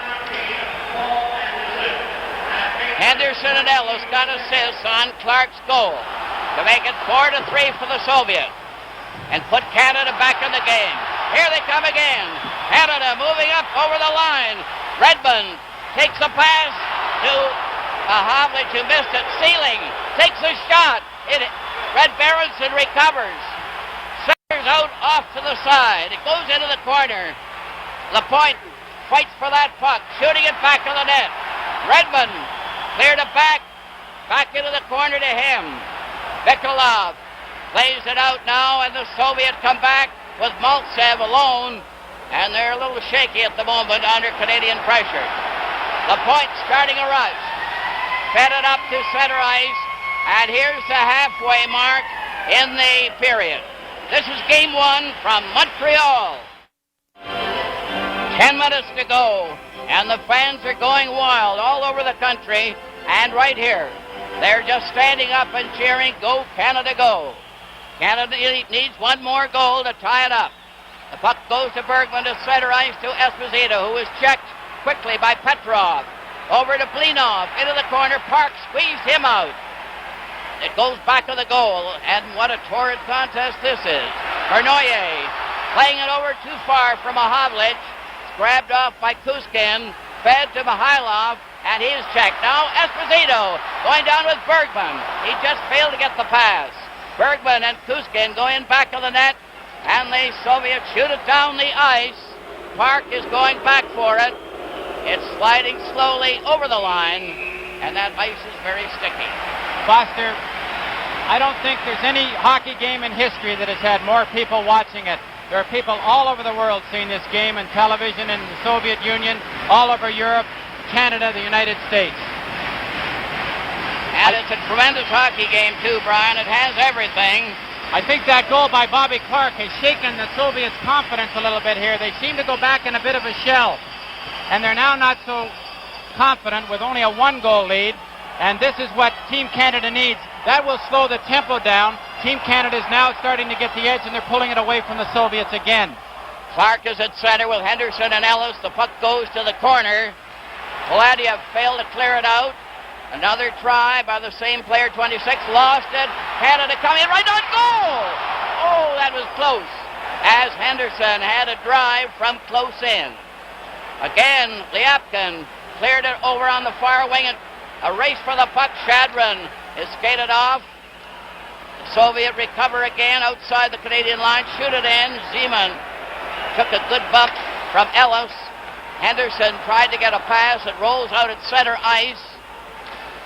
And the puck goes high into the crowd when Lapointe was checked on that far side by the Canadian bench. Harry Sinden has good reason to be happy with this Clark, Ellis, and Henderson line, because there's no question that they are playing the best as a unit, and it shows every time they're out on the ice. Bobby Clark, I personally believe, is probably the best forechecker in the National Hockey League today. He's certainly doing great guns tonight. 8:40 left in the game. 4-3 for the Soviet, and Canada fighting hard to get back into a tie at least. Park goes back on a clearing shot behind his own goal. Rattel is out on the forward line with Gilbert and Hadfield. Rattel, 18, played it over on the far side to Hadfield. He drives it into the corner. A race for the puck. Lechenko was stopped. Rattel centered it. Tretiak stopped it. Lechenko stopped by Hadfield. Hadfield trying to dig it out from back of the net, and the play is stopped with Sagankov and Lechenko covering him. And that fog persists. The fog does persist. It has to be a bit of a distraction because they play the puck in their feet so often, Foster, when there's fog like that. It just is a bit of a distraction, and when you have your head down, you don't want to get corked. From the face-off, Canada gets the puck again. Rattel centered out in front of Gilbert. Gilbert centered it, and Hadfield failed to get the pass. Sagankov cleared out as Maltsev comes up at center ice. Maltsev, number 10, keeps on going past Park into the corner. Stopped by Gilbert and given a jolt against the boards by Hadfield. Lechenko couldn't cover his man. It's brought to center by Rattel. Gilbert races after it. Gets it back of the net. Centers it. And Mahavlich let a high one go. Soviet stop. Lechenko. Maltsev stopped. And Peter Mahavlich going in with Redmond. A drive is wide. And the Canadian team are fighting with everything. The puck slides out to center ice. Lapointe played it over to the open wing. Lapointe goes after it. Drives it on into the corner for Canada. In back of the net. And Lechenko clears the forward pass to Mihailov. Lechenko stopped. Oh, Mahavlich had a royal chance there. Redmond bumps around with Sagankov. Sagankov is shoved around by Redmond, and that nearly started something, but Peter Mahavlich had a great chance there from about 20 feet out. It's inevitable that the pressure's going to build up, and Guy Lapointe is a very highly strung. Now look at, here's a great shot by Mahavlich. Now Tretiak comes out, cuts the angle down. What's he have to shoot at? Nothing but Tretiak. He picks it out of the air. Redmond comes steaming into the goal crease. And of course, the Soviet teammates come to defend their goaltender. But Foster, I have to be totally impressed by Team Canada. They are putting out a tremendous effort here, and it's... Pernoyer had a quick shot from the face-off there and just missed by 2 inches. Pernoyer gets it back to Mahavlich. They're really battling. A pass goes astray. Blinov comes right back for the Soviet. Passes to Mihailov, coming in on goal. Oh, he scores! Mihailov went right in to score and give the Soviet a 5-3 lead. This goal's an example of not having coordinated team play. No one was sure who to take Mihailov. So what's he do? He keeps the puck. He walks right into the slot. Now they back away from him. He goes into the middle. He's all alone now. He's walking into the prime scoring area. What's he do? He puts a good backhand in the far corner. Dryden didn't have much of a chance on that goal. There's one thing about the Soviets, they really can put that puck into the net when they get a chance. Mihailov was the one who did the trick. And now it's 5-3 for the Soviets. Here's another in front of the net as Yakushev stole the puck but missed the net. Puck is at center ice. It's cleared over the line to Zeman, and Canada recovers. Zeman goes right after it, centers it out. Chadwin had a drive that was wide. Soviet keep it in. Lyapkin had a shot. Mahavlich tried to get it clear, drives it to the corner. Frank Mahavlich starts down the left side, but the Soviet had the speed to cover on the play.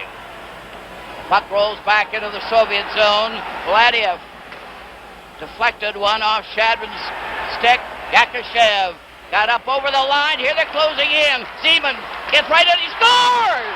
Zeman went rushing right in to score for the Soviet. This is what the Soviets do. They score in bunches. They'll get you when you're down a little bit. Now Zimin just coasts in here. He miscues here with the puck. He's tripped up a little bit right there, but it comes back up to his stick. Dryden has already made his move, and he buries it in the far corner. Dryden made the move on that first anticipated shot. When he miscued, he was very lucky that it kicked back up to his foot, and he got by Dryden with his stick and threw it in the far side.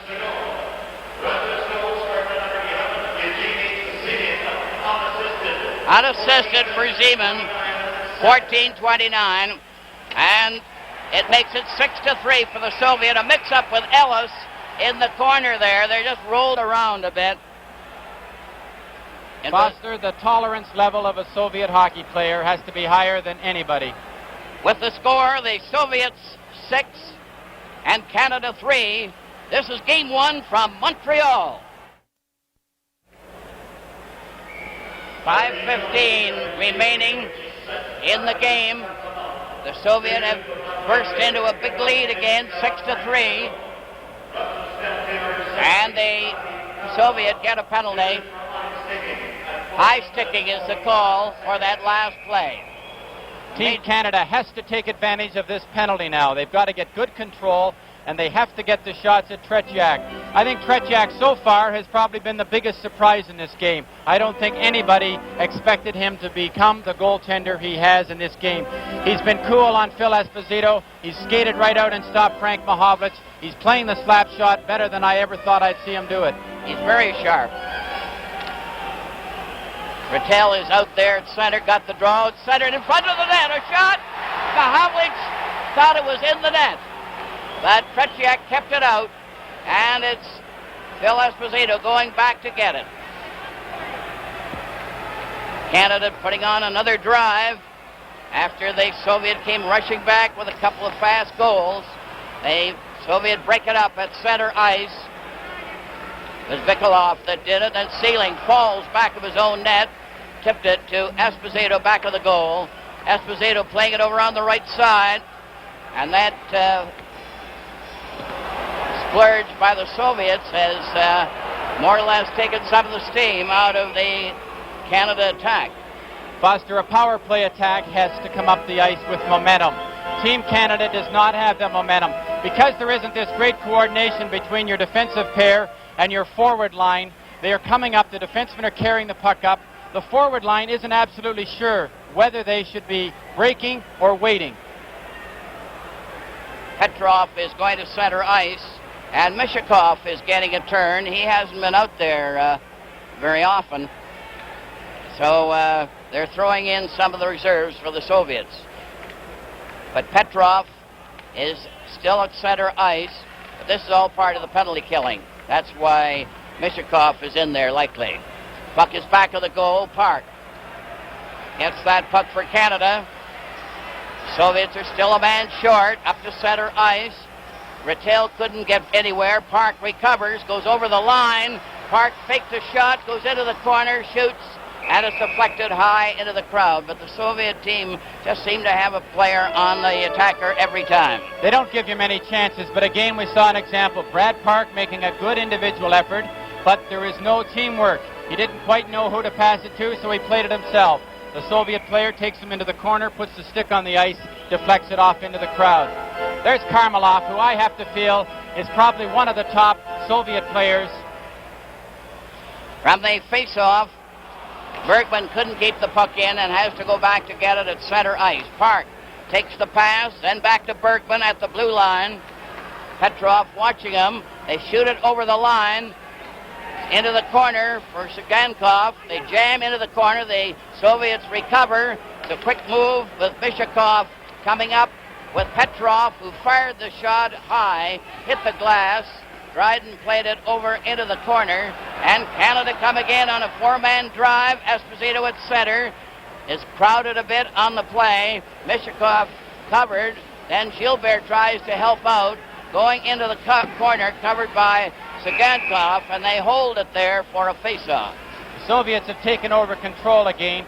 For about 3 or 4 minutes, Team Canada really picked it up. When they got that goal by Bobby Clark, it looked like they had the momentum to maybe get the goal to tie it up. The Soviets were running around a little bit. They had lost their confidence. They went back in the shell, but they picked up a couple of goals. They now know that they've got the game in good control, so they're not going to take any chances. I have to say, Foster, I am really impressed with the gutsy effort that Team Canada came up with there, because these men out there, they have to be tired. They're not in the top physical condition yet. We know that, and they'll play better hockey as this series progresses. Berenson got the draw. Here's a shot right on. Tetriak made the save again on Peter Mahovlich. Soviets shoot it down the ice. Mishakov let it go. And now the Soviet team are at full strength again. The big thing that Harry Sinden now has to be asking himself, because I'm sure everybody else in the world will be, did he pick the right 19 players? I can only say I believe he did pick the right 19 players for one reason. They showed the best in training camp. You have to go with them. Yachenko and Kuskin are now on the Soviet defense. Maltsev is going to center ice. Harlamov and Vikolov are the forwards as the puck is cleared out to center ice. Berenson for Canada with Redmond and Peter Mahovlich. They just drive it back into the Soviet zone. 2:59 left in the game, and the Soviets have a commanding lead, leading 6-3. Now Peter Mahovlich from the side, center back to Redmond. He went off his stick. He drives it away wide. It goes to the corner. Vikolov let Peter Mahovlich get it back to Bergman. A shot is wide. Redmond fired it right back, missed. Bergman having a try, shoots it into the corner. Kuskin shoots it back of the net. Redmond tried to center it out, hit Lachenko's skate, and the Soviet come right back with Harlamov coming up over the Canadian line. Still has it. Finally lost it when Redmond came racing out and then was knocked over. Soviet coming up with 2:12 left in the game. Harlamov was stopped by Redmond, going down with Bergman on the right side. He played it off the boards to Redmond. He fired it in front, and the puck is shot down the ice. 1:56 left in the game. Soviets leading 6-3 in a tremendous hockey game here, the first of a series that promises to be sensational. Now Lapointe goes up, getting in close, right in. And again, that Tretiak was steady and covered the angle. Down the left side for Zeman. Zeman, number 11, gets it back to Yakushev, who's knocked down. Puck is on the boards with Henderson losing it to Shadron. A roller right in front. They score! Yakushev cutting right in front to make it 7-3. Yakushev. This is absolutely a beautiful goal, because is there ever a lot of beautiful work along the boards? Look at the stick work here. He makes two beautiful moves. Yakushev holds him on the post, goes with a big backhand. Yakushev is 6'1", and looks like Frank Mahovlich scoring that goal. But what he tried to do, which he did so beautifully, is hold Dryden on the post with your forehand. Then he brings the big sweep. He moves the puck about 12 feet and throws it in the far side, and the goalie doesn't have a chance. Well, the Soviet is certainly making a runaway of it now after Canada had really threatened in the earlier part of the period. Now another return rush by Shadron. A long shot. And Dryden stopped that and played it to one side of the net. 7-3 for the Soviet. Here they're coming in again. Another shot. And they're really flying high. Mihailov had the try that time. Number 13. So he's not superstitious. Polediev rolled the puck into the Canadian zone. Lapointe lost it. Yakushev gets another try, and Dryden stopped the first. It's still there. Finally, they shoot it to the wing as the Soviets pour it on. Here again, Mihailov getting it back to Polediev. A mix-up with Lapointe to one side of the net, a bumping duel. Here's a bouncing puck in front. Knocked off to the corner. There's going to be a penalty. Lapointe mixing it up with Lachenko and Mihailov. There's an example there of total frustration by Team Canada. I don't honestly believe that anybody is intentionally trying to hurt each other, but there was a lot of sticks up around the head there. There was a lot of vicious checks there by Guy Lapointe. Phil Esposito came across and hit Petrov on the head. But that's total frustration, Foster, and that happens in hockey. Team Canada right now, they've given it their best, and they aren't good enough tonight to beat the Soviets. It's as simple as that. 7-3 for the Soviets, and Lapointe is in the penalty box. Cross-checking penalty. Only 19 seconds remaining in the game, and so it's just a formality. In any other hockey game, you would have seen a big fight there. The tolerance level by the Soviets is unbelievable. They're disciplined, totally disciplined athletes. They're told not to fight, and they will take anything. But they'll also score a lot of goals against you. Well, they've shown that tonight. Petrov slid one wide of the goal. Ori from the corner shoots it down the ice. Guskin let it go. Gusev goes back to recover. Gusev fed a forward pass at center ice. Glinov comes over onto the left wing, coming up at center ice, and the game is over. And the USSR have defeated Canada in the first game of an 8-game series by a score of 7-3. The Soviets 7, Canada 3. The final score, the Soviets 7 and Canada 3. This is Game 1 from Montreal.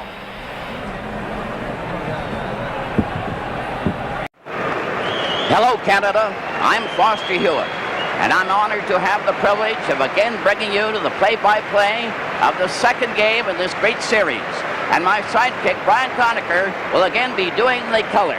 And Foster, the first piece of business on the agenda tonight is a presentation of the Lester B. Pearson Award. The center is the Right Honorable Lester B. Pearson, former Prime Minister of Canada. To present the Lester B. Pearson Award to the hockey player voted by all the NHL Player Association members as contributing most to the game of hockey in the 1971-72 season. Mr. Pearson will be accompanied by Mr. Alan Eagleson, Executive Director of the NHL Players Association and the Director of Hockey Canada. Mesdames et messieurs, c'est avec plaisir que nous invitons maintenant le très honorable Lester B. Pearson, ancien Premier ministre du Canada, à venir prendre place au centre de la patinoire. Monsieur Pearson est accompagné par le directeur de l'Association des joueurs de la Ligue nationale de hockey et directeur de Hockey Canada, Monsieur Alan Eagleson. Il remettra le trophée Lester B. Pearson aux joueurs reconnus par ses collègues comme ayant contribué le plus au sport du hockey au cours de la saison 1971-72. Ladies and gentlemen, it gives me a great pleasure to introduce to you a great Canadian, the former Prime Minister of Canada, the Honorable Lester B. Pearson.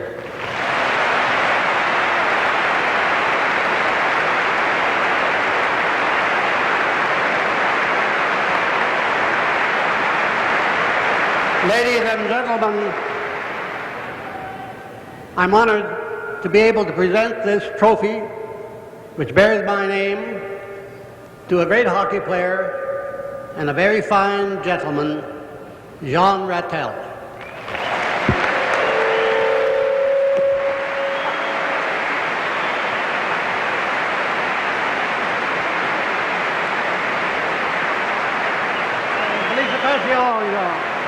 Bonne chance.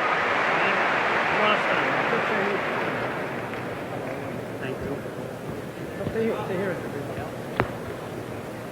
Mr. Pearson, ladies and gentlemen, it surely is a great honor for me to win this award, and I would like to thank all the players for voting for me, my teammates, and especially Roger Bear and Vic Hatfield for making it possible. Mesdames et messieurs, c'est réellement un grand plaisir pour moi de gagner le trophée Lester Pearson.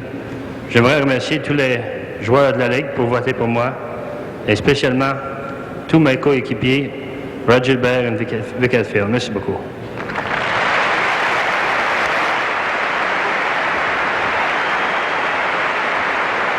And of course, Jean Rattel was the winner, and a very worthy one. And the Soviet team is just coming out on the ice and is receiving a very excellent reception from the fans in the Maple Leaf Gardens. Now the Team Canada coming out, and they're getting a standing ovation. So the fans haven't given up, on their favorites yet. They were well beaten in the first game of the series, but they're out to redeem themselves tonight, and they're all lining up. The two teams facing each other, and in a moment, the individual players will be introduced to the crowd, but the applause still goes on. Tonight's game.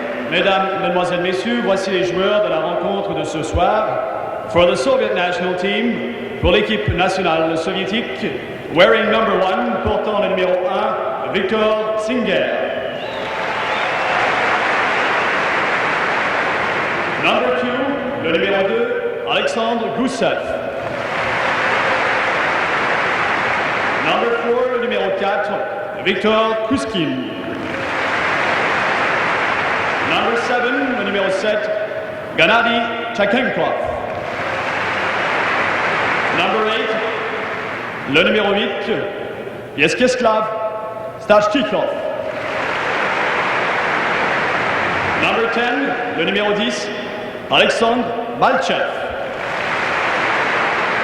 Number 11, le numéro 11, Evgeny Zimin. Number 12, le numéro 12, Evgeny Mishkavkov. Number 13, le numéro 13, Boris Mikhailov. Number 15, le numéro 15, Alexandre Yakushchev. Number 16, le numéro 16, Vladimir Petrov. Number 17, numéro 17, Valery Karlamov.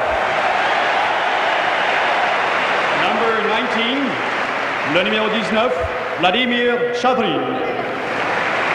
Le numéro 20, number 20, Vladislav Tretiak.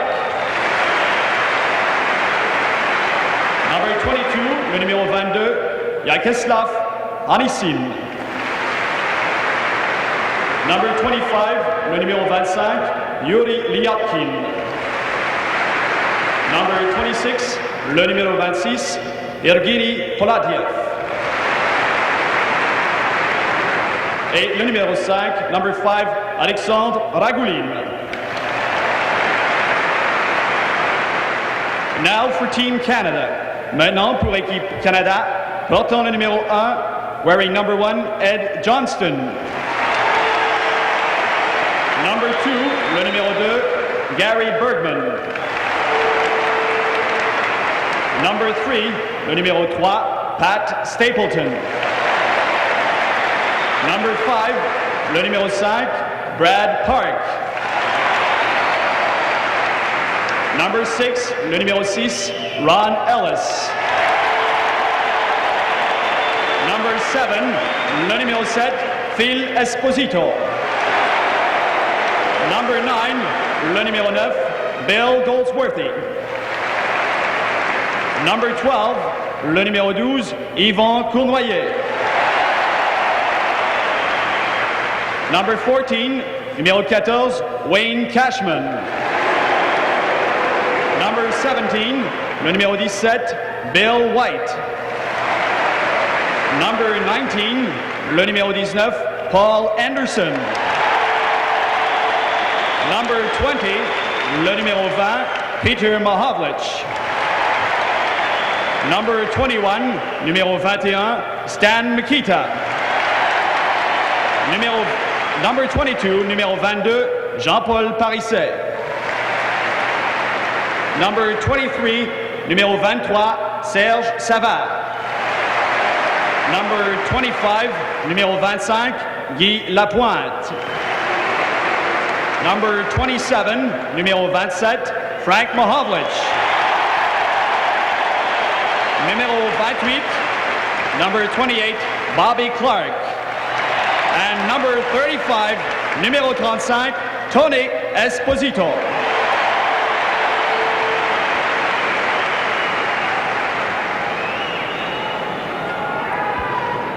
Also, there's Harry Sinden in the dressing room, and he's pacing right now, waiting for this to get over, get the game underway. Coach Sinden knows how important this is to Team Canada to come back and win this first game. because this is an 8-game series, not just a 1-game affair.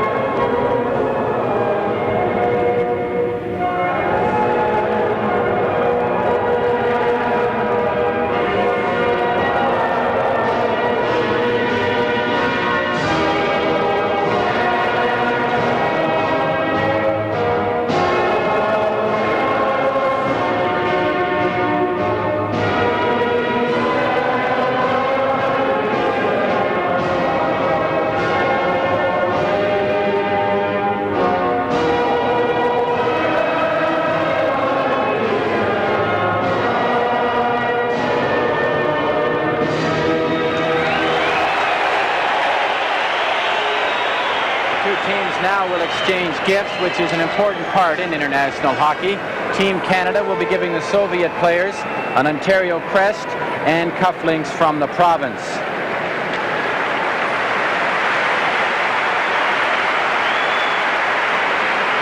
This is Game 2 of the Canada-Soviet series from Toronto.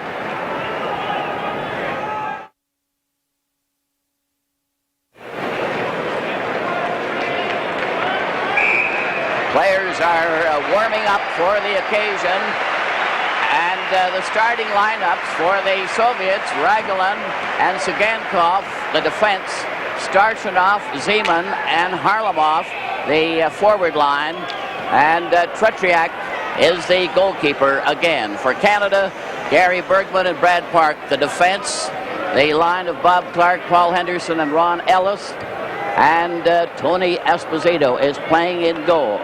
And the Tretriak is just coming over to the group that we're having a huddle for the USSR. Here's Tretriak now, who was left out of the conference. And of course, goalkeeper Esposito for the Team Canada, 35.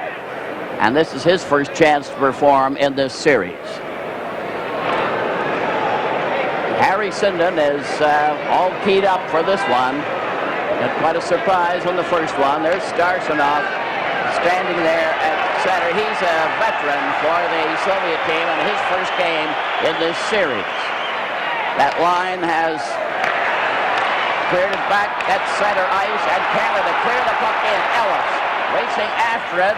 Raglan was over on the wing, and it's called on the knocking the puck with the glove, and the face-off is going to be to the left of the Soviet goal. One interesting thing right off the bat, Foster, to show the flexibility of the Soviet lineup, they have now moved Starchinov, a 32-year-old veteran. He started the game as the center Harlamov, who was the game's top star in Game 1 in Montreal, moves over to left wing from right wing, and they move Zeman, another right winger, up from another line and put him in at right wing. I see the Soviets are again juggling their lineup. Looks like they've been watching too many NHL games. They're all play tag now. And Frank Larson and Steve Dowling are the two referees for this game. But the way they're changing players right now, they'll be doing it for the next 10 minutes. This is all part of the game's strategy. When they had 4 lines, it was very difficult for the Soviets to match the Canadians' lines. But with 3 lines each tonight, they're obviously trying to match lines. Well, the Soviets have Petrov, Mikhailov, and Mishikov out there. And the puck goes to center ice, coming down the right side. Mikhailov had his shot, but it was blocked by Bergman for Canada. Canada trying to come back on the left wing, a long clearing pass to Cashman, and Parisi, Cashman, and Esposito is this line for Canada. Not to second-guess Coach Harry Sinden, but obviously in putting Wayne Cashman and J.P. Parise on the wings with Phil Esposito, I think he's looking for a little more muscle, a little more aggressiveness in the corners. And I think he'll get that out of Cashman and Parise. They have to get that puck to Phil Esposito. They know what he can do with it in front of the net, but they have to get someone who will get it to him. Petrov, 16 for the Soviets, lost the puck against the boards. It goes into the corner. Brad Park clearing around to Cashman, 14 for Canada. Cashman going back to the net. This is first turn for the Canadian team. Cashman at center drives the long one that's deflected by Kuskin. He tapped it, but it's recovered by Parisi, who shot it in front with Kuskin failing to stop Esposito, who was really in there hard for a drive. Another drive from the side, bounces over on the far wing. Mikhailov cleared across to Petrov. 3 of them going in. A bad pass is recovered by Canada. Esposito handed it right back to Petrov, and a long shot there right on by Mishikov. He's an addition to the lineup, along with both Mikulov and Blinov are out of the lineup for the Soviet team, and a flying puck into the bench is stopping the play. There's Mishikov leaving the ice, who got that good shot.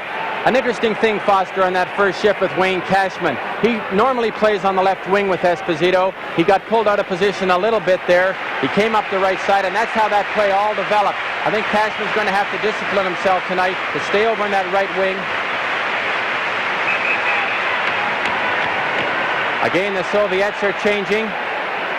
They'll have to establish a ruling right off the bat here, Foster, because the home team generally has the last change. There's the Soviet coach looking at it all, but not saying a word.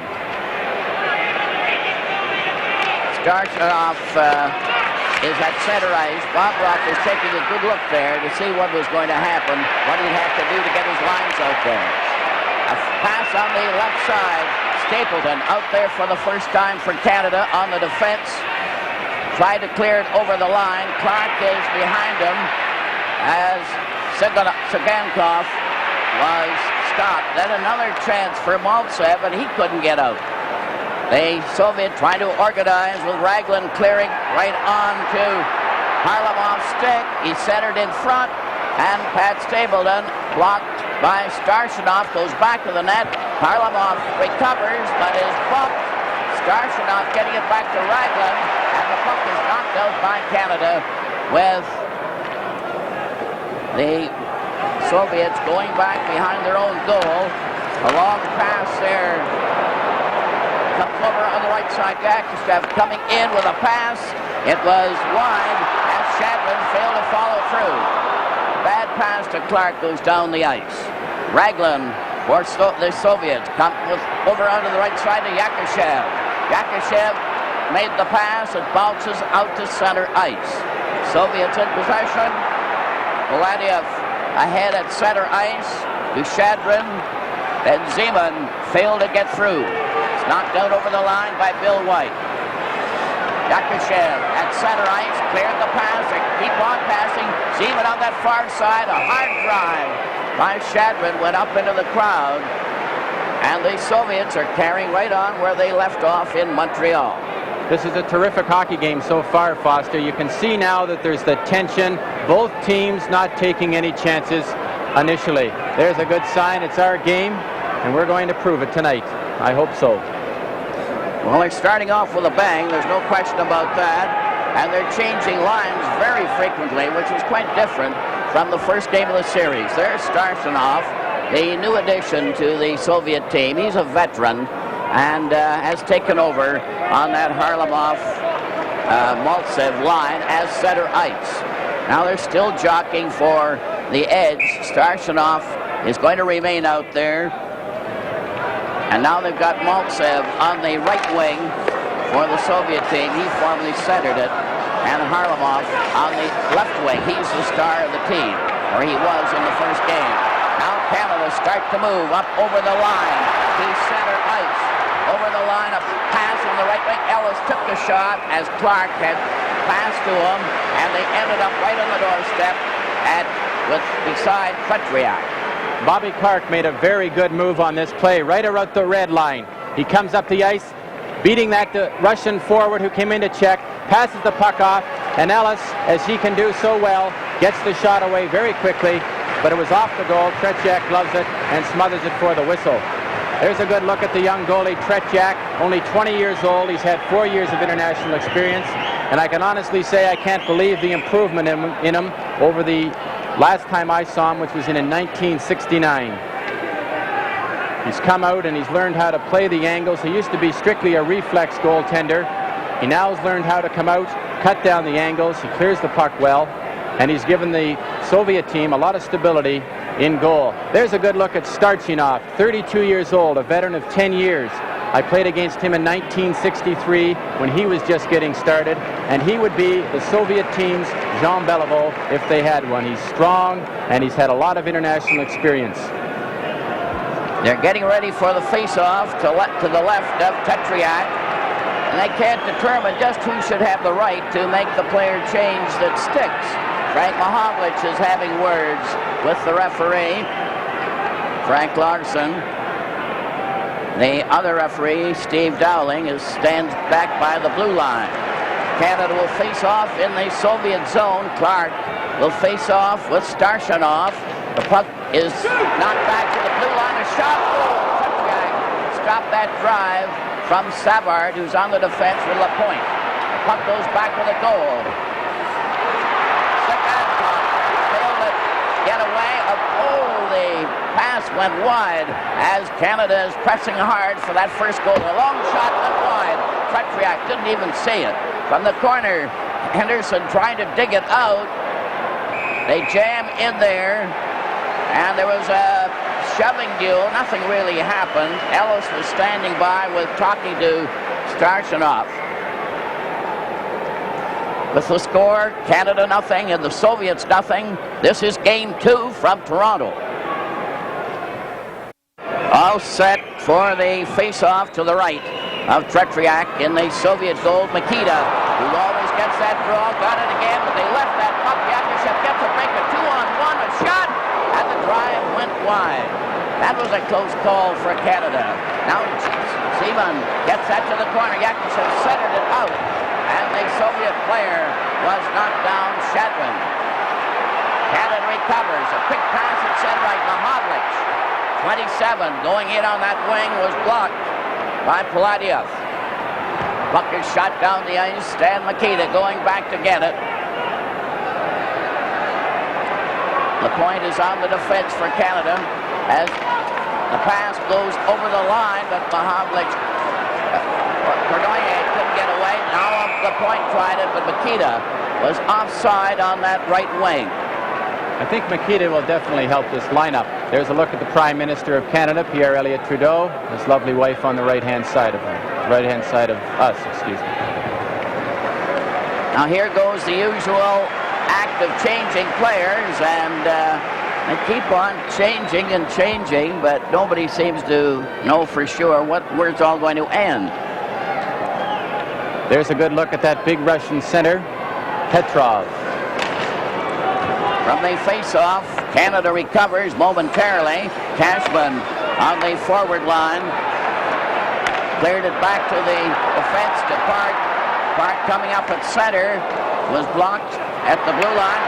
There's a chance on a shot by Esposito, who's out there with Cashman and Parisi.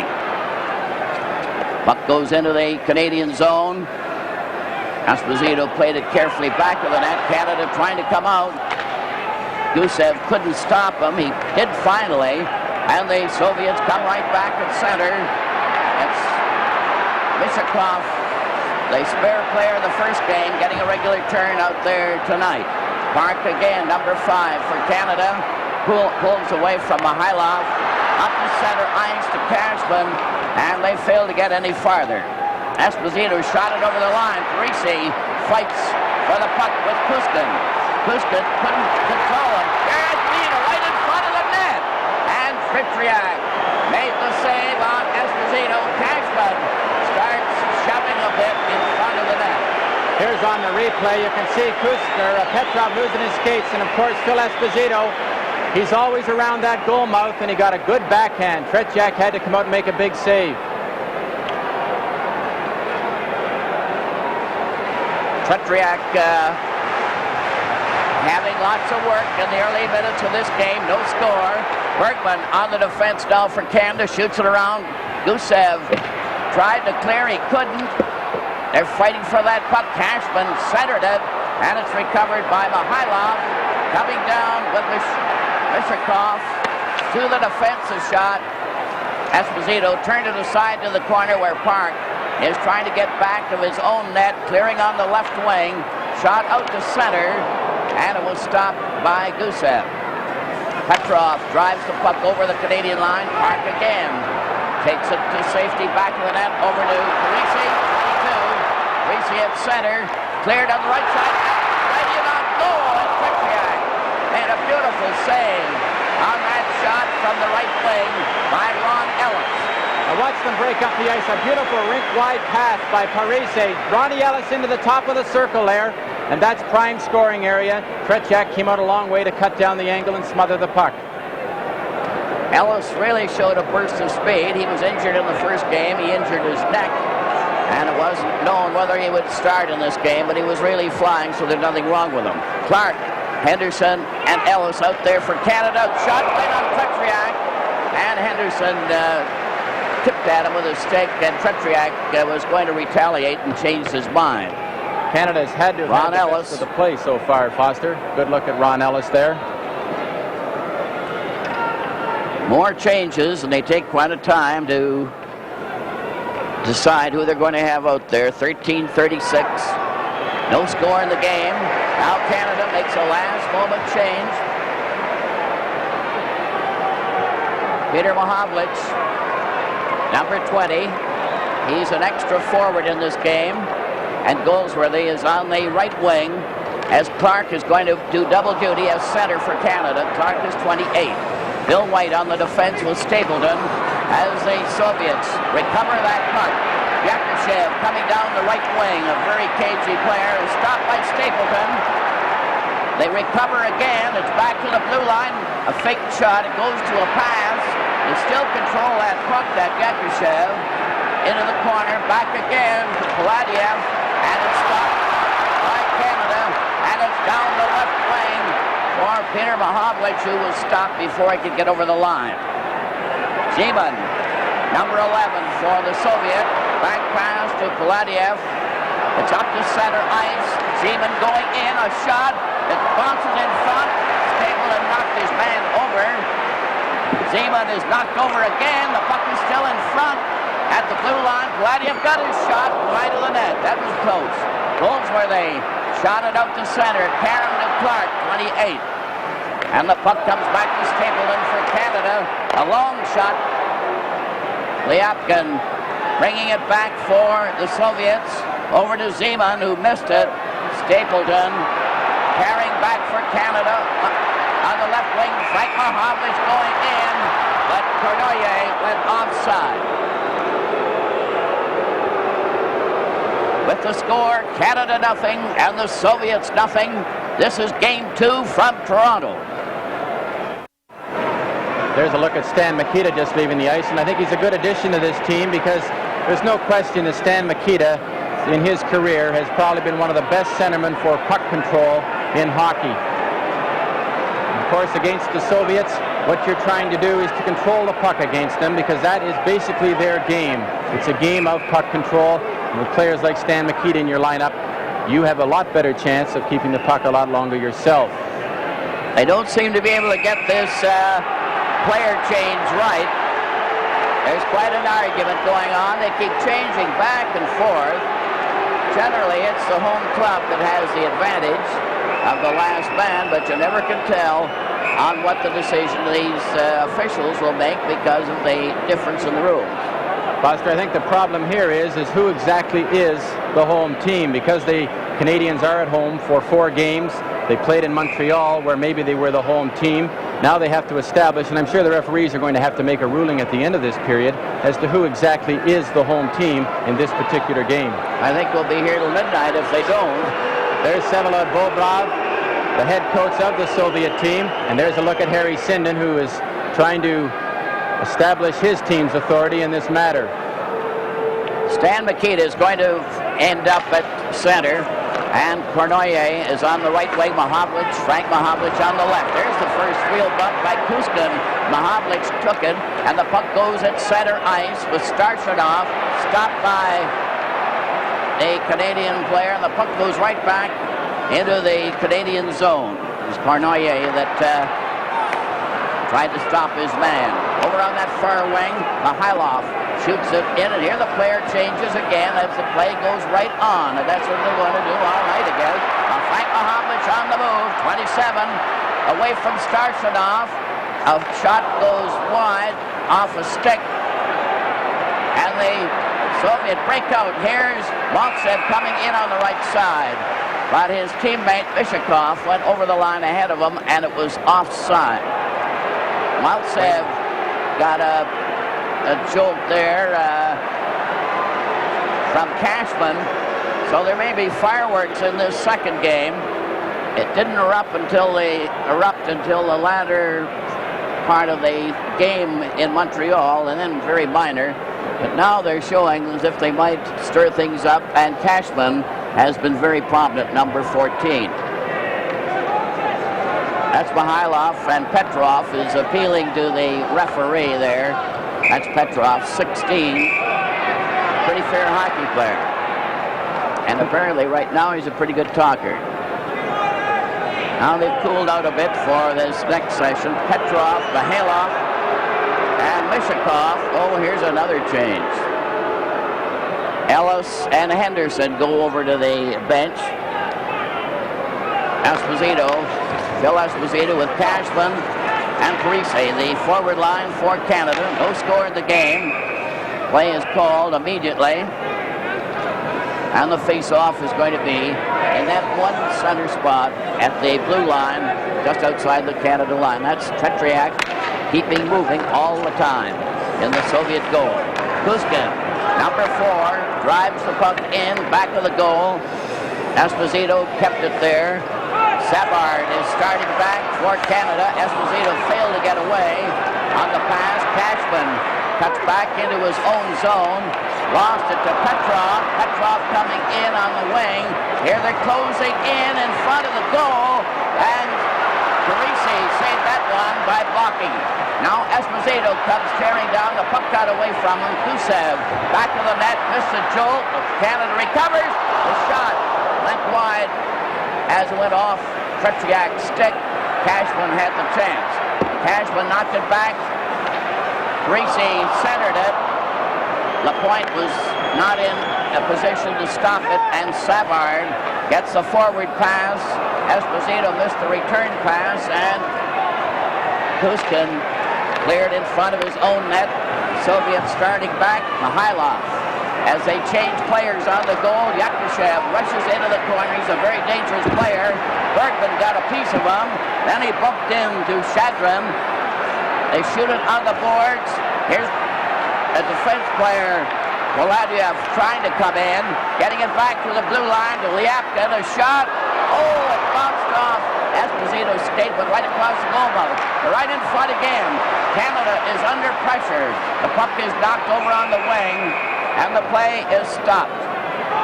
Looks like the first penalty of the game. You can see here Canada is under a lot of pressure. Leopkin's shot gets partially blocked off the corner, but it deflects right across in front of the goal. Now watch Zimmern break the check there and put it right back between the defenseman's leg. There was only a good effort by Bergman there that the possible chance right in front of the goal. Now Canada's scrambling right here. And when you start to scramble, that's when the penalties come. Time 10:08.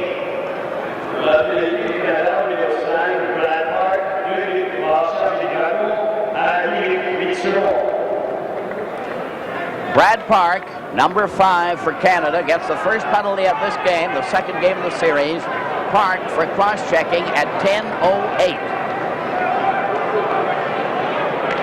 Here's a look at some of the players, Dale Talon and Rod Gilbert, both who are sitting there anxiously. Now then Canada will play a man short. Stapleton out there with Bill White, Stan Mikita, and Peter Mahovlich trying to kill off the penalty. As the puck goes down the ice, Sagankov, number 7 for the Soviet, cleared ahead to Motsev, who was stopped by Stapleton. Mahovlich overskated the puck. Here comes that top star, Harlamov, number 17. He gets his shot wide. He bounces over to Maltsev. Maltsev stands there. Set right front. Oh, a great save there. The best of the night by Esposito as that puck came right in on the corner. That was a close call. Peter Mahovlich, 20, trying to get that puck, dragging it around, goes to center. He's out there now with Frank Mahovlich. Peter Mahovlich fighting with that puck, finally knocked it back to Bill White, giving a great exhibition of killing off a penalty. And then he also bumped into Harlamov for good measure. Sagankov gets it back to Maltsev. Maltsev comes in with a shot wide. Lutsenko out there for the first time for the Soviets. Here's a fan shot by Sagankov, giving the puck to Clark with Ellis. Ellis going back to the Soviet goal. Soviets recover with Starshinov, getting it across to Lutsenko. Starshinov at center. Starshinov is 8. And Maltsev couldn't control that puck. It goes right down to Tretriak. And the Canadian team checking brilliantly. Clark drags that puck in the corner. Starshinov bumps into him. Gusev starts shoving, and the sticks are high, but nothing is developing. With the score, Canada nothing, and the Soviets nothing.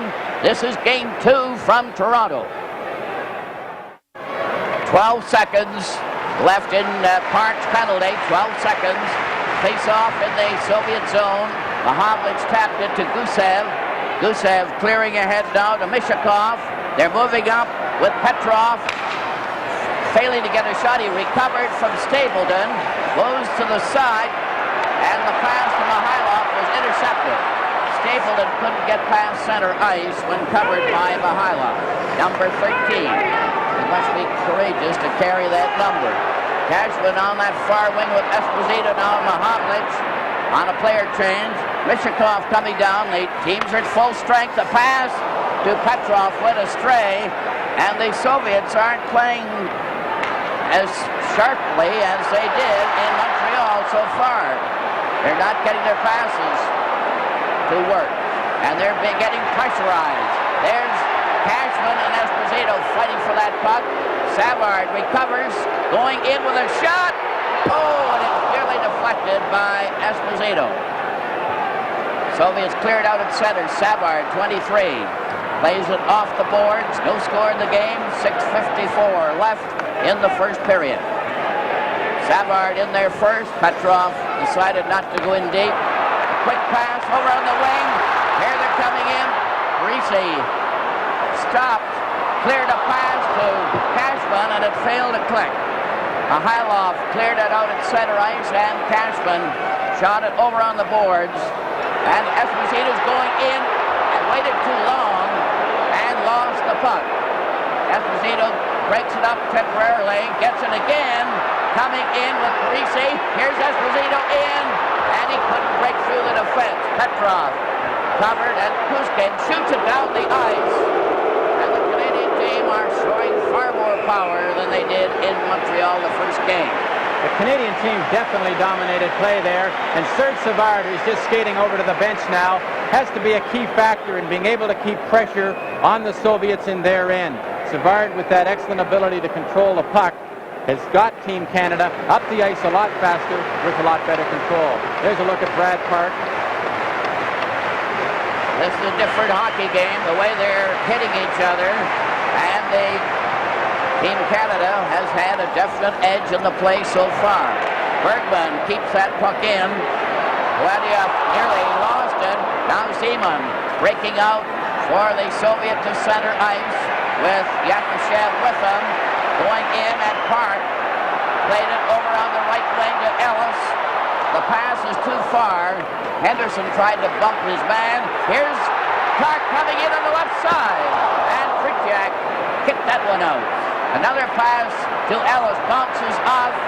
A long pass to Yakushev was grabbed off there. That was a close call as Park just was able to get a stick on that one. Zeman, number 11 for the Soviet at center.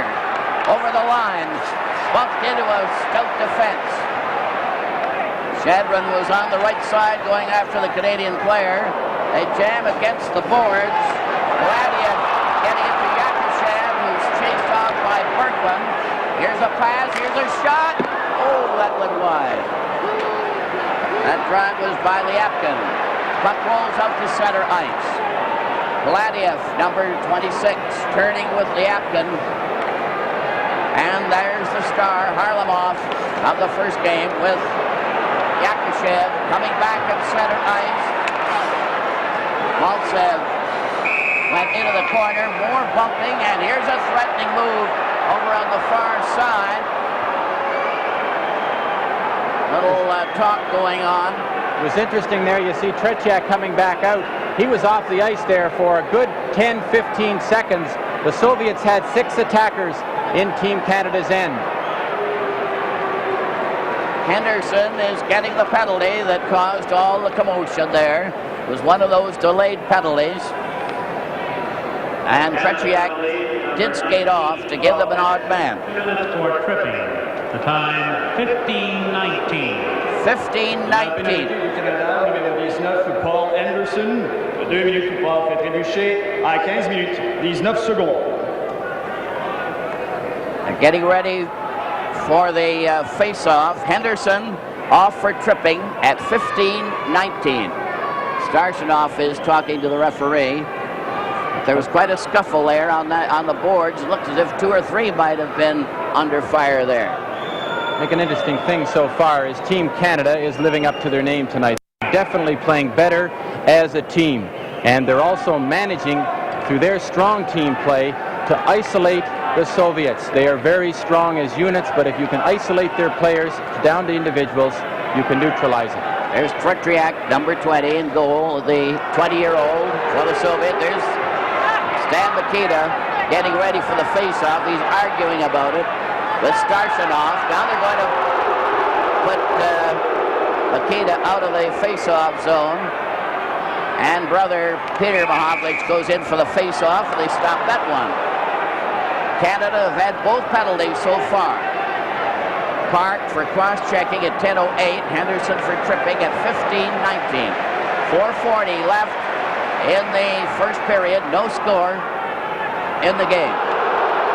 And the officials are really under pressure in this one. Now then, the Canadian team decided to make a last-moment change, and Mikita nearly tripped over Ragulin. I don't know who did that whether it was on purpose or not, but there's a lot of feeling creeping into this game. The puck rolls up over the line. Peter Mahovlich doing a great job.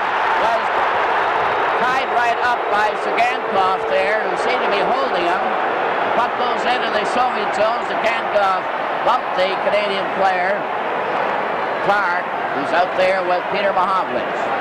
Here comes Harlamov for the Soviet at center ice. They're giving him a tough ride and finally knocked him down. And Starshinov picked a long shot there that went wide. Starts it off again, set right in front of the goal. And again, great goalkeeping by Tony Esposito. Another long shot right on. Esposito stopped that one. And we're getting playoff goalkeeping from a Canadian goalkeeper, Tony Esposito. Another shot goes wide. Peter Mahovlich, 20 for Canada's center ice, being hounded by Harlamov. Soviet have the odd man advantage. 56 seconds left in the penalty. Maltsev goes over the line, was dumped, and this is one difference in this game. They're really hitting. And the Canadian team playing as a team. Sagankov took a long shot. It went high. Maltsev into the corner. Number 10 is stopped. It rolls out to Frank Mahovlich. And Peter Mahovlich getting relief from Esposito. And both teams are changing on the go. 27 seconds left in the penalty. Sagankov gets it across on the right wing. Mihailov passed on into the corner to Mishakov. He shoots it around back of the net. And the puck is shot down the ice. And that's allowable in international rules because there's a penalty. 6 seconds left in the Canadian penalty. Here comes Mishakov passing to Petrov on the far side. A shot, and it rolls right off to the side. A great save again by the goalkeeper. Another pass, and Bill White shoots it away. Canada at full strength. And the Canadian team decide to change on the go. No score with 2:22 left in the first period. And a real battle all the way. Petrov took a long shot from the way out. They have Mihailov and Mishakov out there as their forward line. The Soviet changed 2 players on their lineup. Quick pass on the left side. Canada on the attack. Coming in, Lapointe trying to get in front. Lost that puck finally. With Mishakov making a rink-wide pass to Petrov. He got a jolt for his pains. Puck goes back to the net. Savard trying to get away from his check and stopped. The Soviets certainly could back check. Savard is chased into the corner, 23. Failed to shoot it out. Petrov, 16, goes after it. Mihailov was waiting, but Canada intercepted and lost it right in the same move. A return pass by Mihailov went to the corner. Canada getting it. Canada on the move at center. Parisi was offside on Clark's long pass. With the score, Canada nothing and the Soviets nothing. This is game 2 from Toronto. Shadron will take the face-off for the Soviet. Zeman is on the wing. And here go the changes again. Yakushev is on the left wing. Zeman is on the right wing. So that they still haven't got that straight. They have 1 minute and 12 seconds left in the first period. No score. And on the defense, Lyapkin and Poladev are out there for the Soviet. Bergman on the Canadian defense. Pass got it over on the wing. Bergman with Cornoyer swerving around on the far wing. Frank Mahovlich picking his way out past the Park and went behind him. And Park recovers. The big difference in this game has been in the back checking and the hitting. What a difference. Up to Mahovlich. He passes back to Cornoyer. And Park was bumped and lost it. A race for the puck. Zeman comes after it. Bergman took him out. Then falls. Zeman gets it again. They have a man in front, Yakushev. The puck goes back to the net. Yakushev watched by Park. And they're really hitting. Puck is recovered by Canada. Stan Mikita was dumped by the Soviet player Yakushev, and the play goes right on. Frank Mahovlich down the left wing. Mikita was hurt on that play. Mahovlich was dumped by Zeman, and they're getting away with a lot of illegal checks, and the bell goes. You can't even hear it for the crowd. And Mahovlich dumped Paladia, and they're really working up to a boiling pitch.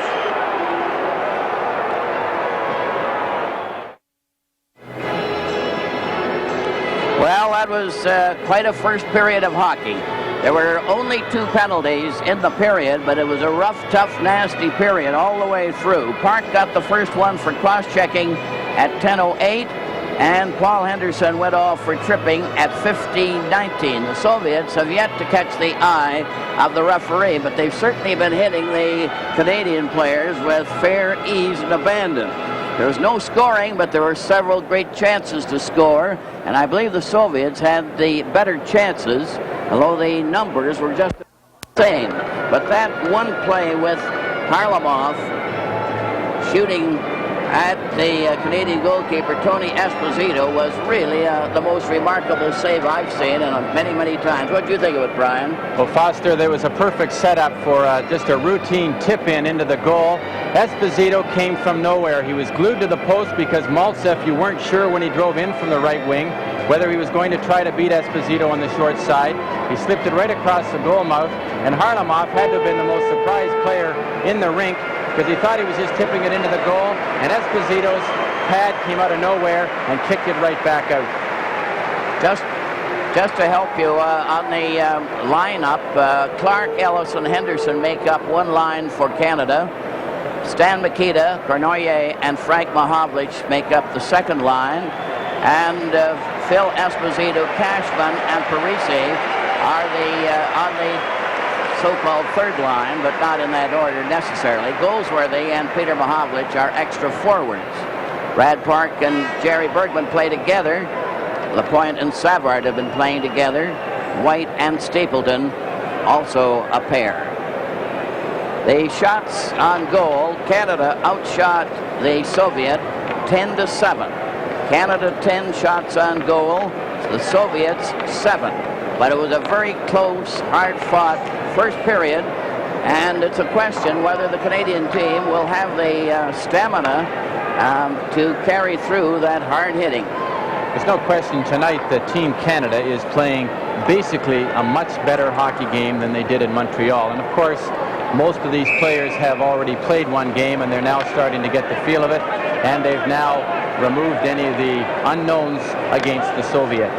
Stan Mikita is very incensed at I assume at some of the infractions, as well as the fact that the player changes have almost become a joke at times, but they may have settled that in the intermission between the first and second periods. There's Tony Esposito, who's been a standout for Canada, and he's really been remarkable. Tretiak has been very good too, and you see how he works out all the time. He never stops. He must skate miles even though he's in goal, but he never stops.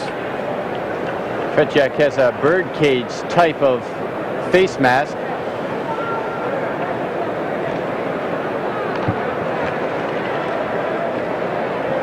There's a difference in masks there. That's Esposito's. So you see there's a complete difference of opinion even on the masks. The players are just standing around there waiting.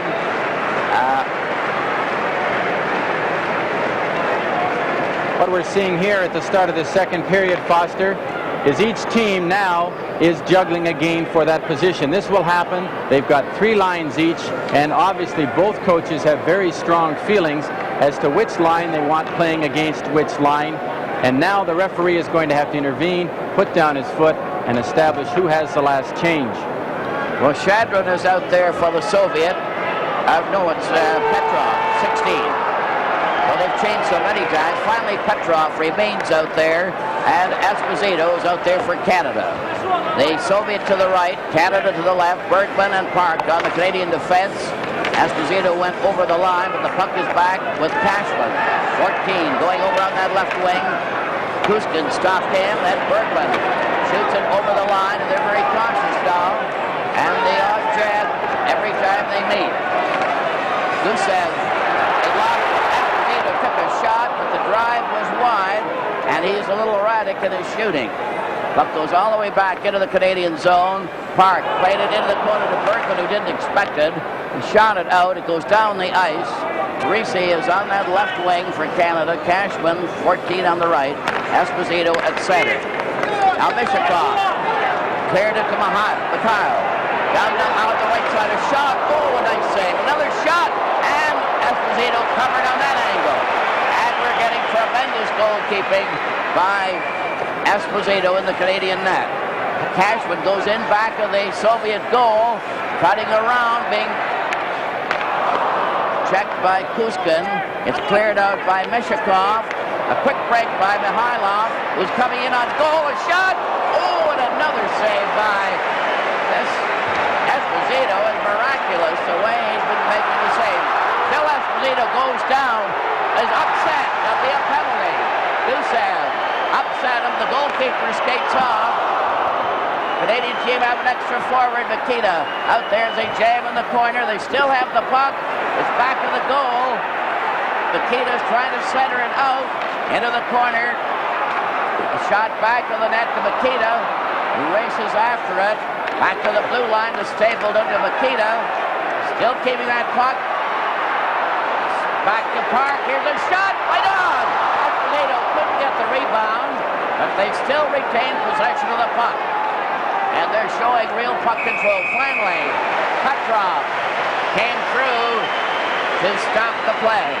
Definite penalty here, and really Esposito had him beaten. Look at the long swoop. He gets around to the outside, and had Gusev not tripped him, Esposito, only being at the dot in the circle, still had lots of room to cut back in towards the goal.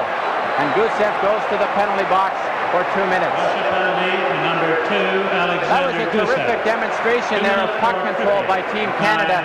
2:07. They had the Russians running around there. They were looking for that one good scoring opportunity because they were pretty sure if they got the shot on goal and didn't score, that Tretiak would probably smother any rebound. This is the first time in the game that the Soviet will have to have a man short.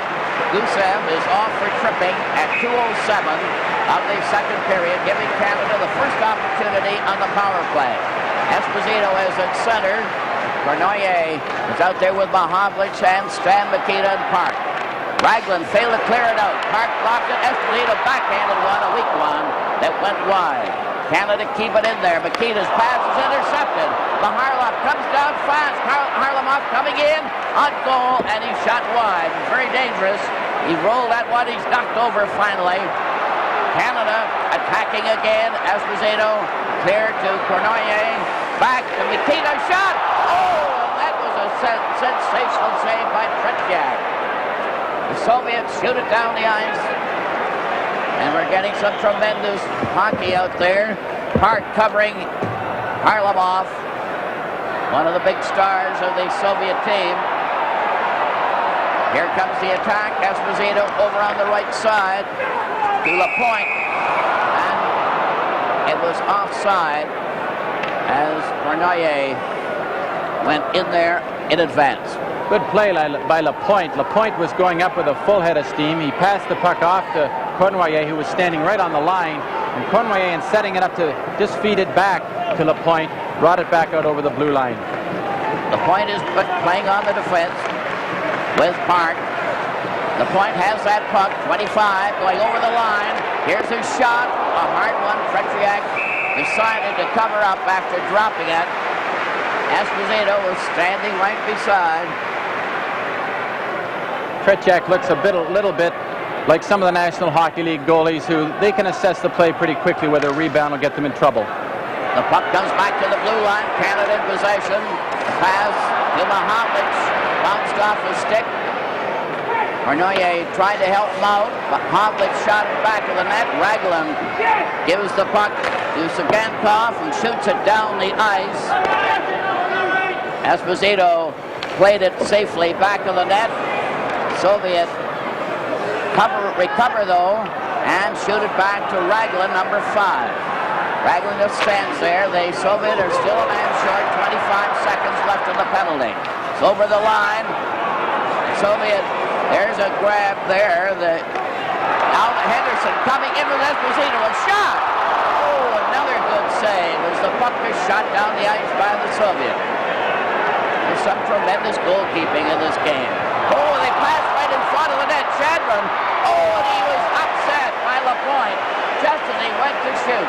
That was a close call for Canada. Down the right side. And the teams are at full strength. But the Soviet nearly came close on that one. With the score, Canada nothing and the Soviets nothing. This is game 2 from Toronto. There's a look at Dragulin, the big Russian defenseman. The penalty-killing unit for the Soviets tonight, Foster, is featured by 3 of the 5 or the 4 players up front, all being over 30 years old. Soviet penalty, a 2-minute bench minor. They're having a bench penalty for arguing with the referee. There's that group over there, Raglan and Paladiev standing by with Zagankov. There are only 2 Canadian players. They have the interpreter there to help out, but the Soviets still don't understand. They got a bench penalty, no doubt, for arguing and delaying the game, and they're certainly doing that. But the referee is doing his best with the interpreter to make him understand what has happened. So that'll even the score in penalties 2 apiece. And we'll have to wait and see who's designated to serve the bench penalty.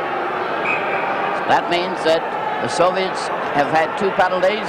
Canada have had 2. There's no score. Many close chances. Remarkable goalkeeping.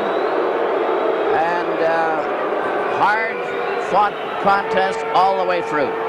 Foster, and mentioning about the great goaltending, at the end of each of these 8 games, a panel of writers and broadcasters will select the outstanding player from each team. Each player will receive a ring created especially for this series by the CBC and CTV television networks and the sponsors of these hockey telecasts. The presentation will take place immediately after the game on the ice. 4:13 is the time of the bench penalty, and it's going to be served by Zeman. And that look at Tony Esposito in the Canadian goal, I think so far he has to be the top player for Team Canada. He's had the most work, there's no question about that, but they've all been really giving everything they have out there, and it's a greatly improved performance over the first game. Even the Soviets are that much better. Now we have another with Goldsworthy on the right wing, Clark at center, Henderson on the left wing, as Stapleton cleared over to Henderson. Savard is on the defense with Stapleton. Puck is in Canada zone. Stapleton picking his way up to the blue line. The Soviets a man short, a long drive, and it's offside, and the goalkeeper was bumped there by Goldsworthy, and now they're starting to mix it up over there. The referee gets between them. They just bumped or collided, and Goldsworthy was very upset by it. We'll see how this develops here. Tretiak goes out, now he's got him lined up. He tries to cut to his inside. He can't avoid the check. Brings the elbow up. Of course, Goldsworthy hasn't been playing that much, and when you sit on that bench, you get fairly intense, and when you get out on the ice, you're liable to do that. Vladiev on the defense for the Soviets, cleared the puck into the Canadian zone. Stapleton for Canada at center, over the line, closing in, a pass by Clark went astray.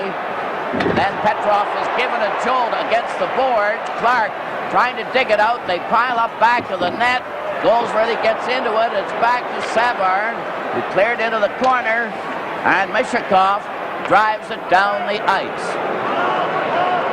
Mishakov cleared that one down. Starsonoff is out there with him. Number 8. Canada on the attack again with the man advantage. No score in the game. Savard coming in. Took his shot. Tretiak covered the short side perfectly. Soviet cleared out to center ice. Savard trying it again. Goes over onto that left wing. And the Canadians are changing on the goal. Frank Mahovlich is out there with Esposito as the Soviet cleared back into the Canadian zone. Soviets changing too. Esposito missed the pass. Cornoyer couldn't get near it. And it's Bishakov coming over on that right wing to center, number 12. He's there with Shadrin, and he failed to get a shot on goal. Cornoyer down with Esposito and Mahavlich. Esposito wasn't in position. Shadrin cleared it to the side. Bishakov shot it down the ice, and it's called. Here's a look at this tremendous crowd in Maple Leaf Gardens. There's not an empty seat here, and they're just as receptive to this game as they were to Game 1 in Montreal.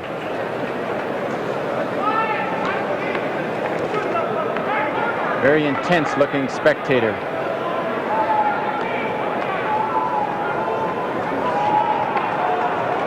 Of course, with no score in the game so far, Foster, the intensity will build up with each passing minute because that first goal then becomes all that more important. Yes, you can feel the tension mounting all the time, although it's been at fever pitch right from the beginning. The Soviet team are at full strength again, so each team have had 2 penalties, and they've been able to kill them off. Esposito remaining at center ice for Canada. Got the draw, but right back to his brother, and the puck is shot by Tony Esposito to center ice. Esposito took it off Zeman and fired a shot that is recovered by Luchenko. Up the center, again Parisi out there now with Park, gets it over to Bergman. Esposito missed the pass. Luchenko gets it over to Zeman. Zeman coming in with a backhand pass that failed to click. Petrov grabbed the Esposito. Cashman goes in and carries his man down, and he wasn't a bit particular how he took Luchenko out of the play.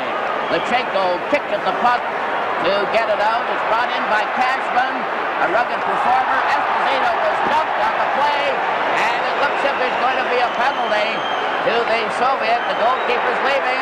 Yeah, here's Esposito. Let's go!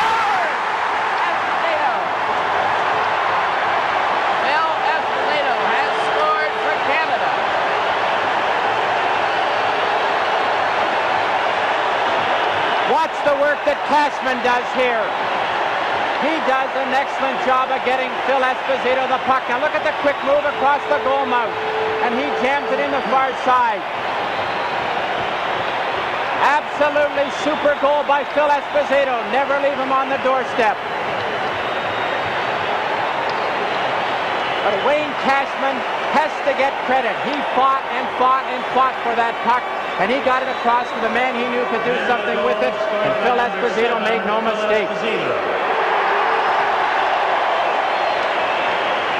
Assist number 5, Brad Park, and number 14, Wayne Cashman.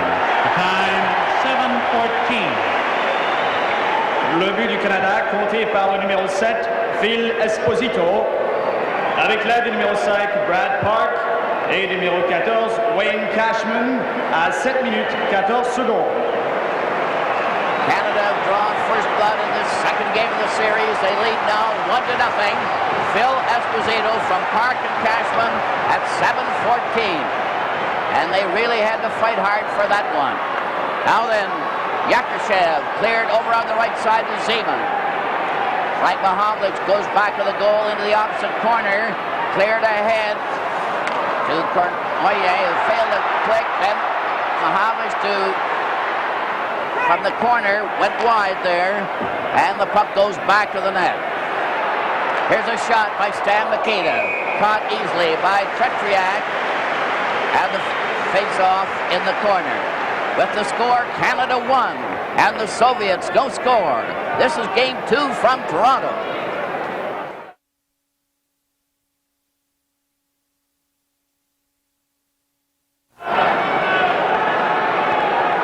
Here's the leader of the opposition, Mr. Stanfield, with Ontario's Premier, Bill Davis.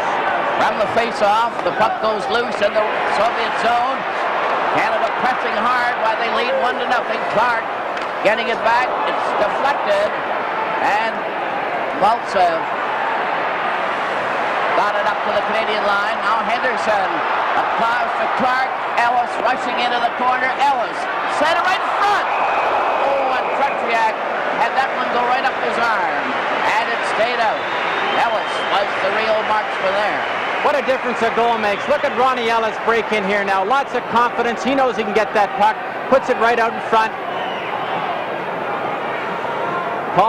Bobby Clark in a good position for a rebound that never developed. And they face up. Here's Ellis getting his shot. And it's close with Henderson rushing in. Tretiak covered up in the goal crease. Another follow-up here. Now, Team Canada have got the weight off their shoulders. They've scored first, and they've loosened up now, and they are playing super hockey. Canada playing every man up. The Soviets shoot it out against the boards. They're artists at that, so it doesn't go down the ice. Savard, 23, over onto the left wing to Henderson, across to Clark. Ellis was waiting, but Clark fell over and missed his chance. Varlamov tried a clearing pass. It comes out offside. And it's going to be called practically at center ice. I have to say something about Serge Savard. Savard has been the best addition to the defense tonight. And there's a good look at Starchinov, 32-year-old. He's the veteran of the Soviet team. From the face-off, the puck slides into the Canadian zone. It's lobbed right out quickly. And Starchinov got a jolt from Clark. Raglan cleared it over on the side. Right, and a pass is left there. Clark getting it back on the right side. And they're certainly not sparing the horses the way they're bumping each other. Now in on that side again, a pass right in front. Nikita couldn't get a shot. Here's Clark's shot, wide of the net. It bounces high in the air, and a jamming session around the Soviet goal. Ellis and Starchinov shoving a bit, then they come in. Clark comes in from the behind to cause a regular congestion around the net. Here's a shoving duel, and they're getting a bit obstreperous there. And the two officials are trying to cool them out. I can tell you one thing about Starchinov. At 32 years old, he's been international hockey for 10 years, and he is just like a Gordie Howe out in the ice. Hit him once during a game, and you'll have to watch out for the rest of the evening. I was always under the impression that international rules wouldn't allow any rough stuff in a game, Brian, but I don't think I've ever seen an NHL game with more of the old gusto than this one. Well, as they say, Fossey, they've come a long way, baby. Raglan, number 5, he's quite a campaigner. He's another veteran of the Soviet team, and he's been handing it out and taking it right through. Stan Mikita at center. Here's Mahavlich's shot, and it was stopped at the defense there. That was a hard drive by Frank Mahavlich, who wound up. And Lyapkin was the one who made the stop. Tretiak, I doubt, could have seen it. Arnoyer is on the right, Mahavlich on the left with Stan Mikita. Yakushev clears back of his own goal. Vladimir played it, but not out. Pat Stapleton keeping it, but it's back to center. Now Stan Mikita over that line to Mahavlich, and the shot is wide. Bill White keeps it in the corner. Lyapkin plays it over to Gladiev. Stapleton again keeps it in. And the Canadian team are keeping a power play on them, even though the teams are full strength. Gladiev finally shoots it down the ice. Esposito played it himself. It's cleared out to Nikita, went off his skate. And Gladiev shoots it out to center ice. The Soviets aren't having the same freedom with their passing. Mahavlich tested Tretiak with a long drive. Here's Yakushev coming up over to Zeman, who can't get up in time. Zeman had it, he didn't know it. It hit his skate. Another shot wide of the Canadian goal. Yakushev centering it at the blue line, and here comes the passing play of the Soviets. Bill White broke it up, gets it over to Mahavlich, but Esposito going in front of that. Oye fired a shot that was wide. Now Bill White gets a chance. His shot hit the Soviet. Yakushev coming up to Zeman to Yakushev. He's right in, and the drive was wide. And you can tell by the Soviet shooting that they're taking a pounding, and they haven't got the confidence that they were showing in the first game. You'll see this now. The Canadian team has gotten trapped. They have a 2-on-1. But Whitey Stapleton plays it beautifully. He forces him to shoot that puck wide. Frank Mahovlich comes in behind the net, and he traps it. Now Stapleton plays it 2-on-1 just perfectly. He forces Yakushev really to shoot wide, because when he's sprawling like that, it was either in his path or it had to go off the net. Frank Mahovlich tries to trap it behind the net, and it slips under the back. They've got the Petrov line out there with Mikhailov and Mishakov. Canada had Bergman and Park on the defense. Esposito at center. He seems to be out there a lot. Parise on one wing. Cashman on the other. The puck is up over the line, and Park overskated it. Mishakov comes right back. Pass to the right wing. Bergman stopped Petrov without even touching him. He made a run at him. Esposito picking his way out. Cleared it on the left wing. Cashman going into the corner after it. Cashman manhandles Lucheko. Canada still has the puck. Esposito to Cashman. Right in front of the net to Esposito. He shoved around. He got that puck out in front. He's a hard man to take out. Puck comes back to center. Bergman shot it, and Kustin broke it up. Petrov coming in on the side. The drive bounced over to the boards, and it shot down the ice. It'll be called. The Soviets aren't forechecking like they did in Game 1, and consequently, it's giving Team Canada better control. With the score, Canada 1 and the Soviets no score. This is Game 2 from Toronto. All set for the face-off. Starshinov for the Soviet. Harlamov and Maltsev on this line as the puck is recovered by Canada. Savard on the defense is given a jolt. They carry right on. Ellison Henderson with Clark. Puck is bouncing to center and back again to Savard, who fooled Harlamov. Played it to center line. Henderson to Clark. Here's the shot, and he hit the side of the net. On the outside, Maltsev comes carrying back on that far wing, number 10. Starshinov on the other side. A back pass intercepted by Clark, who read that one. He skates down the right side. Clark lobbed it into the corner. And it's knocked right back to the blue line, intercepted by Maltsev as LaPointe tried to clear. Here's Harlamov centering it back to Maltsev, who missed it. And the Soviets aren't keeping in the position they did in the first game. Clark over the line, cuts back, center. It rolls out in front. LaPointe is forced into the corner by Sagankov, who's a very strong skater, and he holds it in the corner while they jam around. It's interesting against the Soviet tonight. What Team Canada are doing tonight that they didn't do in Game 1 is they are breaking up the unit, the system, and they're playing them better on a one-to-one situation, and our players can handle the Soviets better on a one-to-one situation than they can as a unit. Canada 1, Soviet no score. Mahovlich. Frank Mahovlich failed to get that shot. It's up to center ice. Zeman coming up with Yakushev on the left, 15, into the corner, back of the net. The Soviet player fell, goes to the blue line. Vladiev clearing into the corner. They're coming with Stevens from the side. Right in front of the net, a shot went wide as they had a good chance there with Vladiev in position, along with Lyapkin. There's a Yakushev bumped into a player and went down. It was Kornoye. Mahovlich couldn't get the pass and bounced over his stick.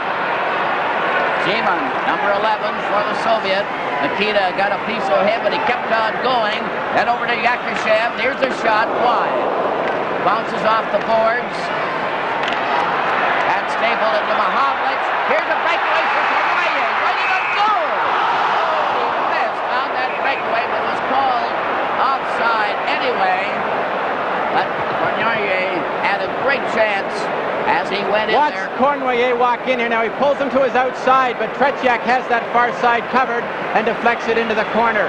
Also very alertly plays the rebound coming off the boards. But Frank Mahovlich saw Kornoye breaking, and he just had to get that puck up to him. 5 minutes and 57 seconds left in the second period. Canada 1, Soviet no score. Pat Stapleton going back. Bill White is on the defense with him. 17 carrying the puck. Chased on the play by Mihailov. Mishakov lost it to Bill White, who shoots it around back of the goal. Parisi jammed against the boards by Kuzkin. They mix it up. Here Canada getting a chance, and a shot by Esposito went wide. White keeps it in there. Cashman goes in to help Esposito, but they missed on their passing. The Soviets bring it out with Lachenko making a long pass into the Canadian zone, and a shot out to center to Kuzkin, who lost it to Esposito. Phil Esposito played it over on the wing to Stapleton. Stapleton tried to center it, went high, and went to the opposite corner where Phil Esposito checks his man. Mishakov gets a jolt there as it's passed right in front of the net on that robust play by Cashman. Up to center ice for Mihailov, and he was knocked for a loop on that one, but there's going to be a penalty on the play for tripping. And they didn't spare the horses on that check, and Bergman is going to get the tripping penalty. Bergman was beaten here, as you can see, and he gets the stick out, and Mihailov takes the dive for an easy 2-minute penalty to Gary Bergman. Canada penalty to number 2, Gary Bergman. 2 minutes for tripping. The time, 15:16. La pénalité du Canada. There's a look at an interested Timmy Horton sitting there, and I'm sure he's... And there's his wife, Laurie.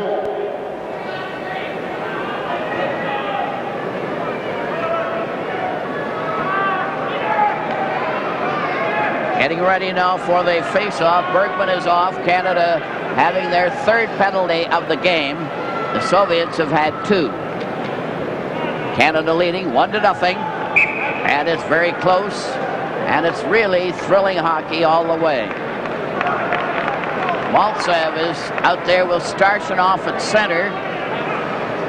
Harlamov is on the left wing. Lachenko is one of the defense players with Zagankov. I think the key factor in the game for Team Canada has been the defense. From the face-off, it's cleared into Maltsev in the corner. Clark out there with Peter Mahovlich to kill off the penalty, shoots it down the ice. And immediately Clark was replaced by Frank Mahovlich. So the 2 Mahovliches are out there. Harlamov goes down there, and he was checked at the defense. With Zagankov, number 7 for the Soviet, cutting in front of his goal. Passed on the right wing to Maltsev. Maltsev at center, over the blue line. Starshinov waiting for a pass. It was a weak one. Peter Mahovlich recovered. Gets it over to Frank Mahovlich. One man back. Frank Mahovlich going in, he shoots. And Petriak made a great save, a toe save on that one. Cleared pass to Starshinov, who couldn't control the puck. And it slides to the Canadian defense. Shot down the ice with Zagankov to Harlamov. He's a marked man tonight. He hasn't had the freedom he had in the first game. Lachenko ahead to Maltsev, 10. He played it back. It's a weak pass. And the Soviets aren't nearly as pass perfect as they were in the first game. And there's a reason. Zagankov coming in with Maltsev. Maltsev playing it back to Lachenko. Intercepted by Mahovlich, and Lachenko had to go back for it. 3:12 left in the period. They're changing on the goal. Canada's still a man short. Here's Maltsev clearing over to Yakushev. Yakushev made a bad pass. Peter Mahovlich took it out to center ice. Still has it. Took it away from Shadron. Still goes. Hooked into Paladiev and lost the puck. Now back come the Soviets to center ice. Yakushev over that on that far wing. Zeman back to the blue line to Paladiev. They're closing in, looking for a pass back to the blue line. Over in the corner. The point trying to watch his man with Park, and a bad pass goes out to center ice. Paladiev having to go back for it. Gladiev rolled it over the line. It's brought out again by Lapointe. Over on the right side to Ellis. A deflection right on. Henderson missed on the rebound. Puck goes to the corner. They shoot it around back of the goal. Gladiev takes a look. Teams are at full strength as the Soviet cleared into the Canadian zone. Canada played safely with Lapointe. Passing on the left wing. A long pass is intercepted by Henderson's pass, and Ellis got back to break it up to Henderson, and it was offside. And it's called back to the blue line. With the score, Canada won, and the Soviets no score. This is game 2 from Toronto. All ready for the face-off at the blue line, and the puck is shot into the Canadian zone. Teams are at full strength. Cashman trying to get that puck out. He's mixing it up with Lechenko. It's recovered by Mihailov. A shot right on. Esposito stopped it. Stapleton cleared off the boards out to center ice. Lechenko cleared it in, and it's recovered by Stapleton with Esposito working over on that left side with Parisi and Cashman. Cashman got his stick on it. Lechenko sticks with him, took it from him, shot it over onto the left boards, out to center ice. Bill White playing it back into the Soviet zone. Lechenko giving it to Petrov, and then helped by Mihailov. Mihailov, 1 minute left in the period. Mihailov over the line, taken right up by White. Ishikov tried to follow through on the blocking, but didn't get through. Parisi is in the corner, fighting for that puck to hold it. It's still loose. They're all digging at it, and it finally stopped. And there's a near mix-up there as they fought for that puck. And Parisi is very upset. Parisi is very rugged along the boards, and you see him try to fight to get this puck killed so his players won't get any trouble. He's fallen down here, and there's a lot of pushing and shoving. I think the referee should have called this a lot sooner than he did, and that probably wouldn't have developed. Jean-Paul Parisi from the Minnesota North Stars. A good insertion in this lineup because he's been very rugged along with Wayne Cashman along the boards, and here's some of it right here. Notice the good position Whitey Stapleton has here. Keeps on his feet, protecting the puck. Just as they were ready to face off, the Canadian team sent out a replacement. They haven't decided just who it'll be. Peter Mohammed stepped out. 40 seconds left in the second period. 1-0 for Canada. And you'll never see a harder fought battle in years, I doubt. Starshanov is now at center. The puck goes into the corner to Maltsev, back to the blue line, but these Soviet passes are going astray, chiefly due to the hard hitting of the Canadian team. Henderson, Ellis, and Clark attack. Clark gets that puck, cleared it back into Clark, right in front of Ellis, a shot! And Krutchak stopped that, the bounce right across the goal mouth. Zagankov is chased into the corner, stopped by Clark, they fall, Ellis goes in to help. Ellis is jammed on the board. Starshanov goes to the side, and there's a minute. Harlamov ran into the referee, and he'll likely get a misconduct. Harlamov in his anger raced at the referee, and we'll wait now. You can see here he's pinned along the boards. Now he comes back, and he gets a penalty here. And he is very upset about it. And he might just have talked himself right out of the game with that little push against the referee. Big defenseman Zagankov going off. But Harlamov, in going over to protest, could well have got himself removed from this hockey game. And the Soviets cannot afford to lose a player like him at this stage. Foster, so far the thing that's impressed me about Gennady Zagankov. 2 minutes for slashing and a 10-minute misconduct. The time, 19:54. La pénalité. The thing that's impressed me about Team Canada right now is it's not the same team as we saw in Game 1. The defense is so much more solid that Team Canada is not getting into the trouble in their own end that they were. The Soviets are playing them more in a one-to-one situation, and when you isolate them one-to-one. There's Harlamov, 17 in there. He got the misconduct, and Sagankov got the slashing penalty. It was a foolish move by Harlamov, and then Bobrov, the coach, is getting into the act and having his say, even though it's in Russian. He apparently made his point. But Sagankov, number 7, and Harlamov was the one who shoved the referee. Now they're lining up with the Soviet, a man short. Nikita got the draw, as he generally does, to Park at the blue line. There's their shot! Tretiak stopped that one. It bounced in the air. Nikita was jamming in back of the net. And that's quite a skirmish at the end of the second period. With the score, Canada won, and the Soviets no score. This is Game 2 from Toronto. Another player that impresses is that Sagankov. He certainly is a rugged customer while he's in the penalty box, or will be for the start of this third period. He's played a very aggressive game. He's going over in the penalty box now, along with the Harlamov. Harlamov is 17, and he'll be in that box longer than anybody else. From the face-off, the puck is cleared into the Canadian zone. Soviets are a man short. Up over the line at center.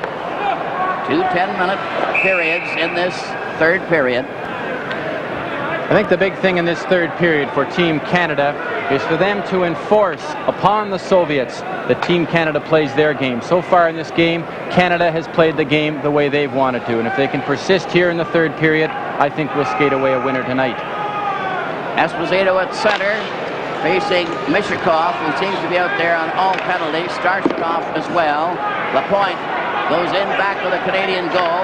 Bernoullier is going down the right wing at center. Over the line, one man back. He left the puck there. No one was there.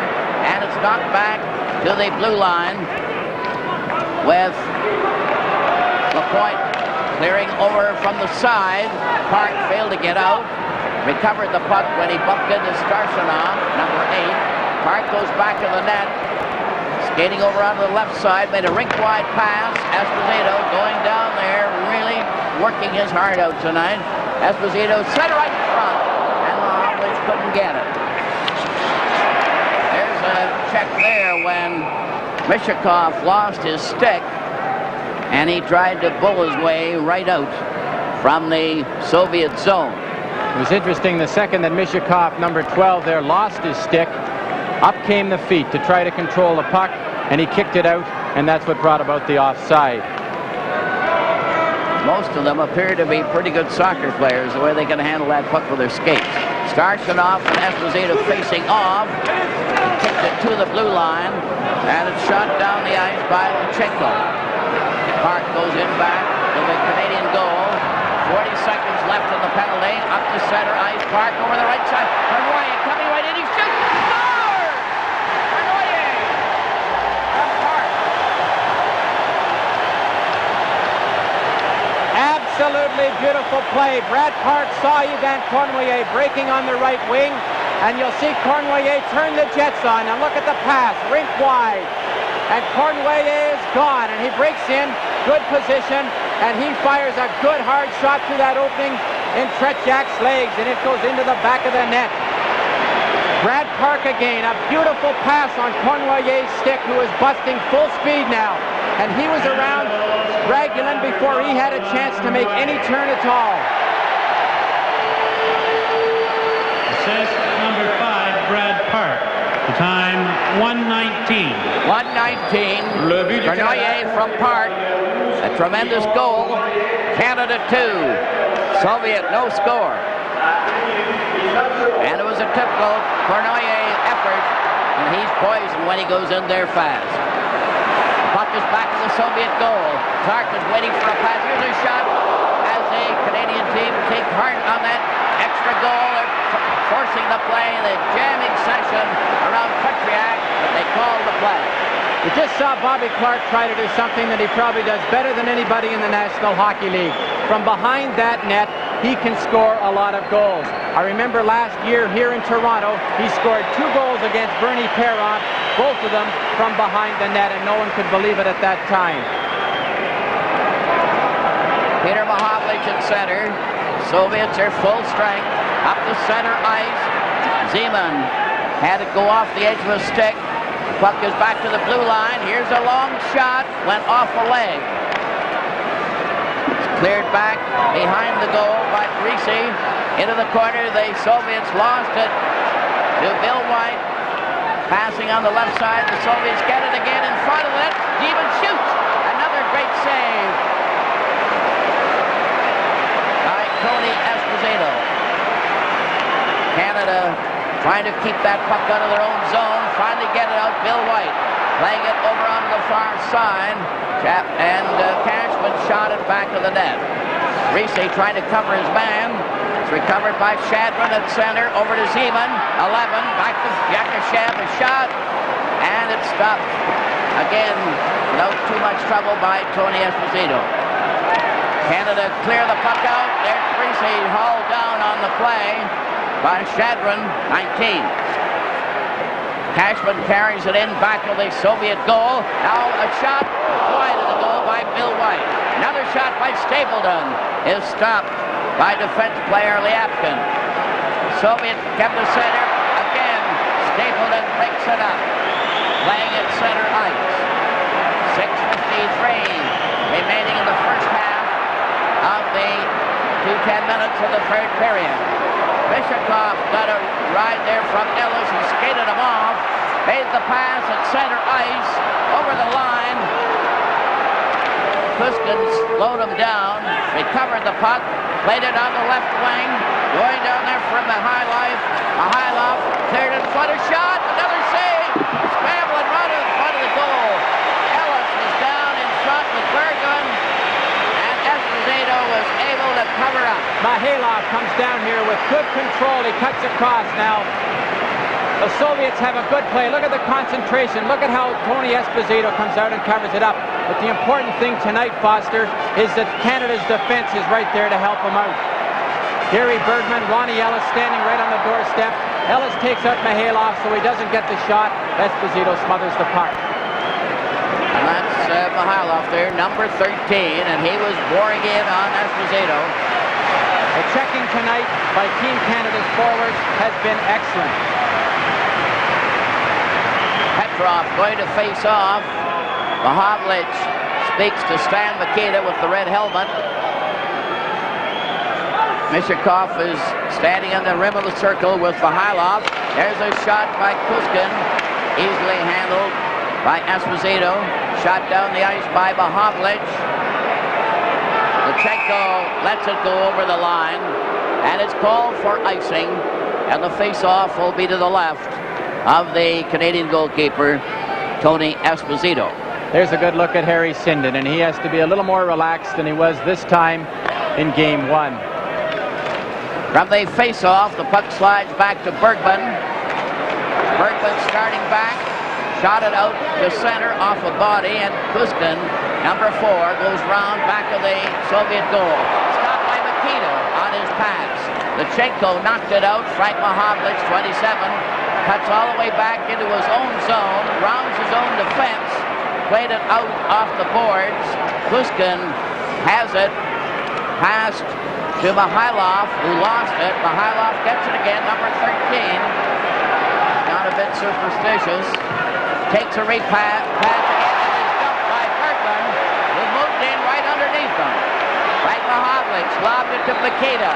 Mikita tried to go through, and they're hitting each other hard again.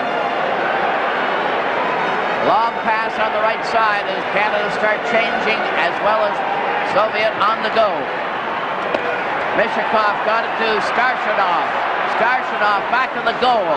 Trying to center it out. There's going to be a penalty call on the play. The Canadian player, Bergman, was down. Mihailov was on top of him.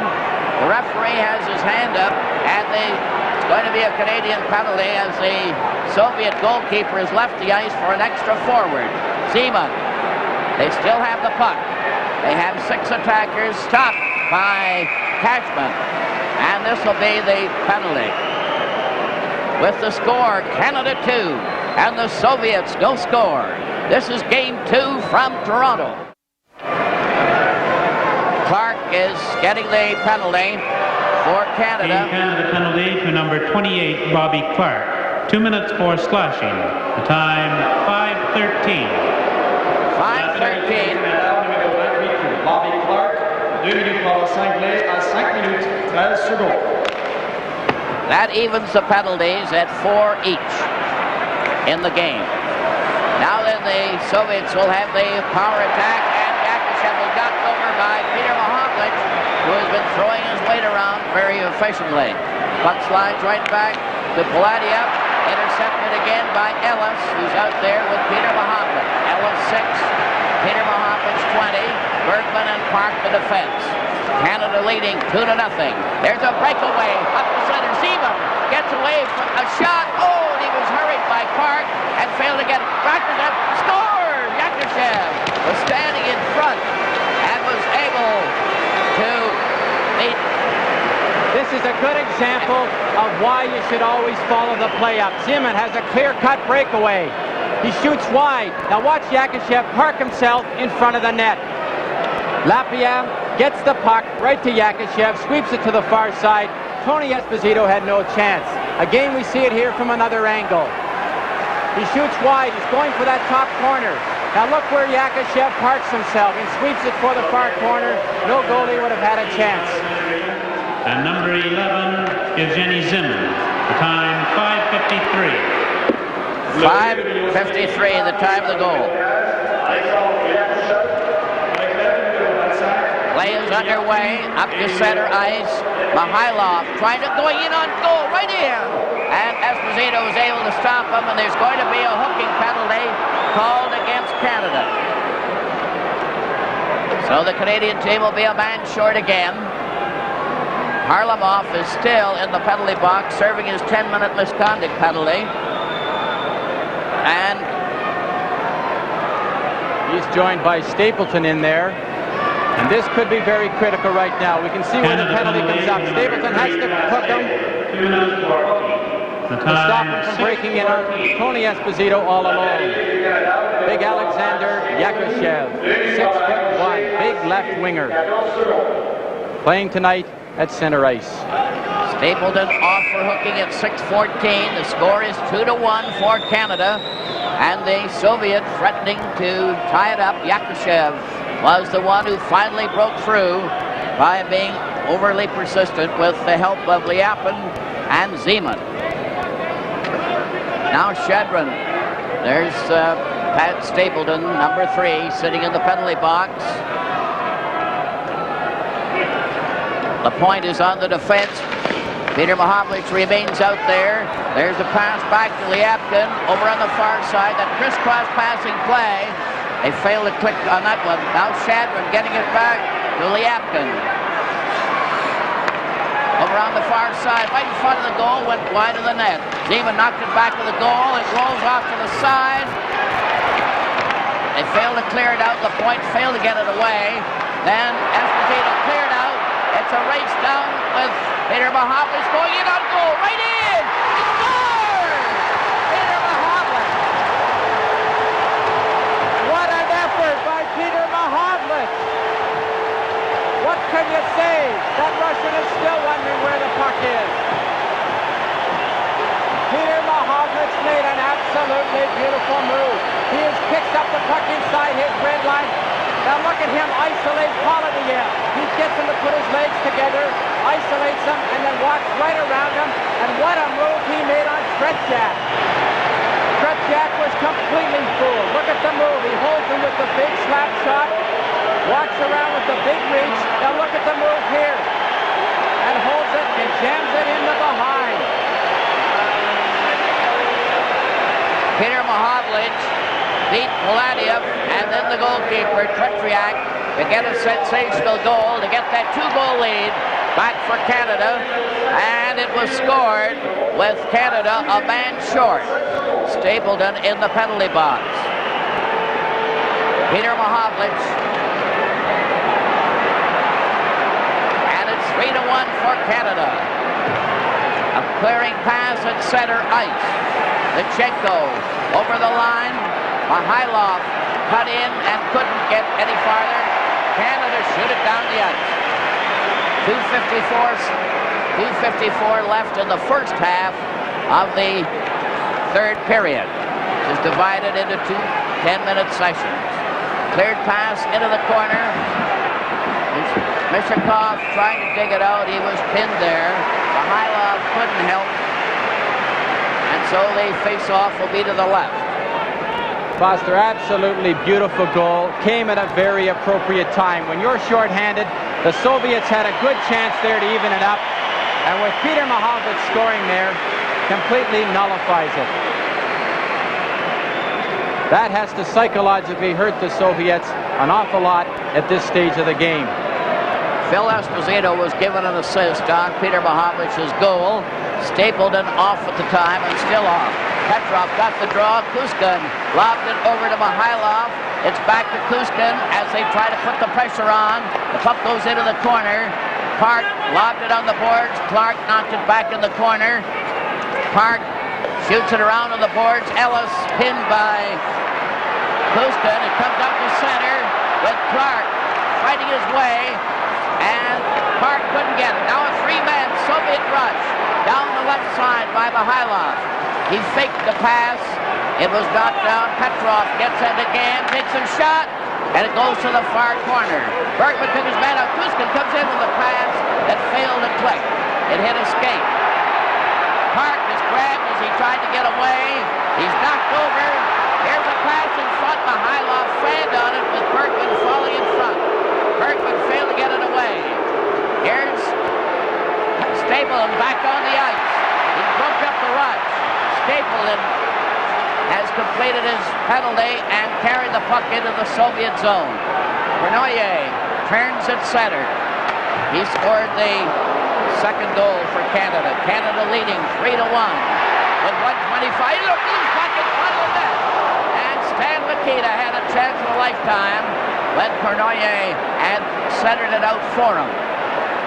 Puck is near the Soviet goal. Kuskin playing it over on the far side. And it's broken up by Mikita. Anderson was stopped. He's the rookie out there for the first time. The right foot for Mahovlich. He scores! Mahovlich. Frank Mahovlich has scored the fourth goal. And both the Mahovlich brothers are dangerous tonight. And watch how he looks for a man out in front. Frank Mahovlich will walk right into the spot. And he drills one for the far corner, and it just catches the post. As the play develops here, they don't get it out. Mikita now has deflected it into the corner. Now he's looking all the time. He misses it, comes back in his skate. Now he's got Mahovlich set up perfectly. And Frank bangs it. It hits the far post and is in behind Tretiak. Here we see it again from another angle. Frank Mahovlich from Mikita. Puck is cleared into the Soviet zone. Goal scored by number 27, Frank Mahovlich. Assist number 21, couldn't get anywhere. Here's the Malchin coming in, and a good save there by Esposito. Bernoyer also got an assist with Mikita on Frank Mahovlich's goal. There's Cashman getting a little chippy, and at this stage, Foster, there's really no need for it. Play the game straight away. You've got 10 minutes. The Soviets aren't going to hurt you as long as you've got 6 men on the ice. Frank Mahovlich scored that fourth goal from Mikita and Bernoyer at 8:59, giving Canada a 4-1 lead. From the face-off, Stapleton goes in back of the net, and this game is as different as night and day from the first game in Montreal. Bill White clears that puck to center ice. They carry on. Parise was upset, but he carries right on into the corner. Parise is bumped by Raglan, then by Starstop, and the pass from back of the net by Cashman goes right down to Tony Esposito, who shoots it up the ice. Now Esposito going in. Phil Esposito was offside as Sagankov was after him and is brought back for icing. There's the assistant coach of Team Canada, John Ferguson. And he's sitting there looking like things are a little better. If only this were game one. They're changing players. They've got 1 second before they change ends for the final 10 minutes of this third period. There's a couple of the non-dressing Russian players. With the score, Canada 4 and the Soviets 1. This game 2 from Toronto. The clock is at 10 minutes, meaning 10 minutes left in the game. This is the second half, and the teams have changed ends. On the face-off, play is underway with the puck loose at center ice. Yakushev getting it across to Shadrin, intercepted by Cournoyer, who couldn't get loose at center. Then Frank Mahovlich knocked it into the Soviet zone, brought out by Lyapkin, who shot it over on this wing, intercepted by Stapleton, rushing up on the attack. Cournoyer had it shot, the defenseman blocked it, and Yakushev comes racing back with Shadrin. Yakushev 15, and Cournoyer, who's rapidly rounding into shape, starts speeding away again at the blue line at center ice. Here's his shot, and it was a sizzler stopped by Tretriak. And Cournoyer has really uncorked many good moves in this game tonight. Cournoyer had a great chance there because one of the Soviet players was tied up with Bill White down in Canada's end. And there's Bobrov right now, the head Soviet coach, and he has to be a little concerned with only 9 minutes going, trailing by 3 goals. Ready for the face-off, 4-1 for Canada. Park, number 5, clears it into the Soviet zone. Luchenko back of the net. Number 3, weaving out to center. Mihailov carries in the pass. His shot is deflected to the corner. Mihailov failed to center it. Esposito moves up at center with Cashman way over in the left. Goes over the line. Mishakov had that puck taken from him, but then Cashman goes into the corner, stopped by Kuzkin, and it comes to center ice. Park, number 5 for Canada, over to Berkman.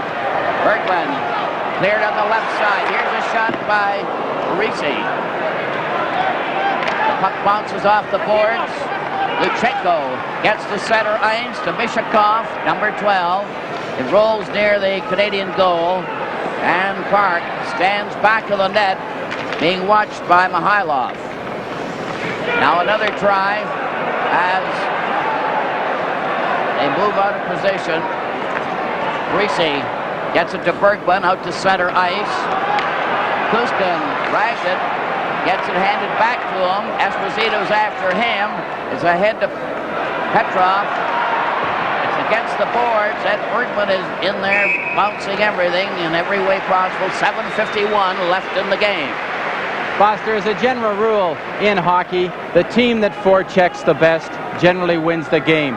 Team Canada is forechecking very heavily in the Soviet end, and for some reason, the Soviets are not even sending one man in on many occasions in Canada's end. They are allowing Canada to set up and come out of their end with good puck control, which is going to give them good scoring opportunities. The Soviets looked a bit frustrated there as they skated off the ice, Kuzkin and Petrov. Now the puck goes bouncing out to the Soviet line. Henderson had a chance, but he couldn't recover the puck as they go into the corner with Raglan covering him. Now Harlamov is on the ice after his misconduct penalty, and Clark skated him off and stole the puck right off his stick. Luchenko cleared ahead to Harlamov, who had a 10-minute misconduct penalty. He's trying to get going. His pass is intercepted by Henderson, but checked just as quickly. Maltsev, number 10, in on the Canadian zone, stopped. then cleared to an open wing. It's Raglan bumping into Park. Canada recovers. It hit Clark's skate. He made sure as he played it out to Henderson, but it went off his stick. Soviets trying it back again on that right wing, carrying it over the line. Here's Harlamov going in with a shot, and it's covered beautifully by Tony Esposito. Canada clear the puck out at center. Sagankov goes back for number 7 for the Soviet. Sagankov at center, one of their top defense players. A beautiful shot. Another save by Esposito. And Sagankov ended up in the corner. Nikita over to Mahovlich. Frank Mahovlich into the corner. Back to the net. Oh, and Ellis missed the pass as well as Nikita. Back comes Shadron. Seaman checked in the corner. And this Canadian team really fighting it out there, checking like fiends. A pass is knocked down. And also Yakushev while he tried to get it. And it certainly appears that Canada is too strong for this Soviet team tonight. They lead 4-1, and they're really battling. Here's Cournoyer showing great bursts of speed. Went racing up there, but couldn't get up there in time because he collided. Now Cournoyer coming up again. Cournoyer took a shot, and it nearly caught the inside of that post. Just went on the outside.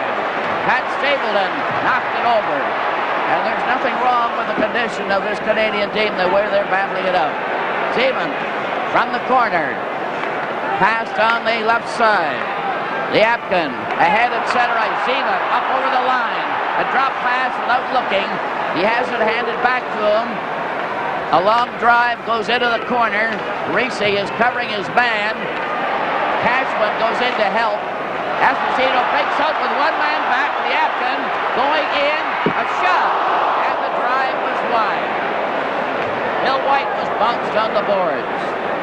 Ricci goes back into the Canadian zone to Cashman, who lost it. Seaman clears back. Here's a shot. Stopped by Stapleton. Seaman goes into the corner. Back to Paladiev. Shooting it around back to the net. Seaman missing it. Into the far corner. They jam against the boards. Cashman couldn't cover. It's to one side of the net. They're trying to get in position. Yakushev couldn't get a shot. Now it's right to Zeman, back to the blue line, and into the corner again. Still playing tic-tac-toe with that puck. It's going loose again to Canada. Esposito, number 7, pulling away from Shadron. Carrying on, going in on the right side, and his drive was stopped. Yakushev in front of his own net, but Esposito right on top of him. A cleared pass on a change of players. Mihailov coming up over the line, number 13. Stopped at the defense. The puck is loose. Grabbed off by Petrov. It goes wide. Pushkin centered in front. And again, Esposito made a toe save on that one. And there's a fair bite in that Soviet attack yet.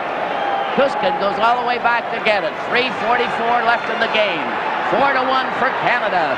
Pushkin on the attack, and the Soviets are throwing everything in a last desperate drive. They try to keep the puck in there. Bergman shot it. It's knocked out to center ice by Henderson to Ellis. Ellis over the line.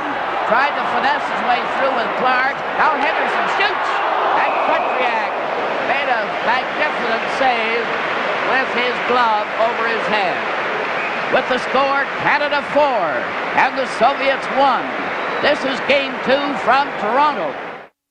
Clark is going to take the face-off for Canada as Canada play every man up in the Soviet zone. Park had a shot knocked down. It's tapped out to center ice. A rink-wide pass to Harlamov, who hasn't been very prominent in this game tonight. Bergman cleared it up at center ice, and then Raglan took a going over from Ellis, and Starshinov, number 8, gets it back to the reliable Sagankov. At center ice, Sagankov goes down on the right wing. He tried to bull his way by Bergman, but failed. Bergman recovers the puck, shot it on the boards. Ellis tapped it out. Starshinov goes back to get it. 2:34 left in the game. 4-1 for Canada. Maltsev comes in, number 10, but he didn't get his shot. And then Nikita knocked Starshinov over as Starshinov seemed to go in with a high stick. Team Canada has been a better team tonight in every department. And actually, Foster, with 2.5 minutes left in the game, it looks like the Soviets are the team that's tiring tonight. So the conditioning has been neutralized. Team Canada has the legs tonight that they apparently didn't have in Game 1. Yes, they were talking all the time in that first game about lack of condition. That was a misnomer because the Canadian team have the foot right now, and it's been their heavy checking that has taken the toll on the Soviets. Puck is cleared around back on the Soviet goal. Yapkin shot it to the corner. Frank Mahovlich broke it up, and then it goes loose. Canada recovers. Nikita to Cournoyer. It's back in front of Mahovlich. Cournoyer tried another one, and Zeman cleared it out. Gets a return pass. Goes to center ice. Goes across the line. A drop pass. And Cournoyer just backhanded it down the ice. One of those back flips. Yakushev on the move. 1:47 left in the game. The puck rolls to center ice. Recovered by Savard. He's out there with Lapointe. They drive it into the corner. Peter Mahovlich centered it to Frank Mahovlich. Cournoyer knocked it wide. It's back with a goal. Yakushev made a long forward pass. Zeman trying to come out with Yakushev passing aimlessly at center.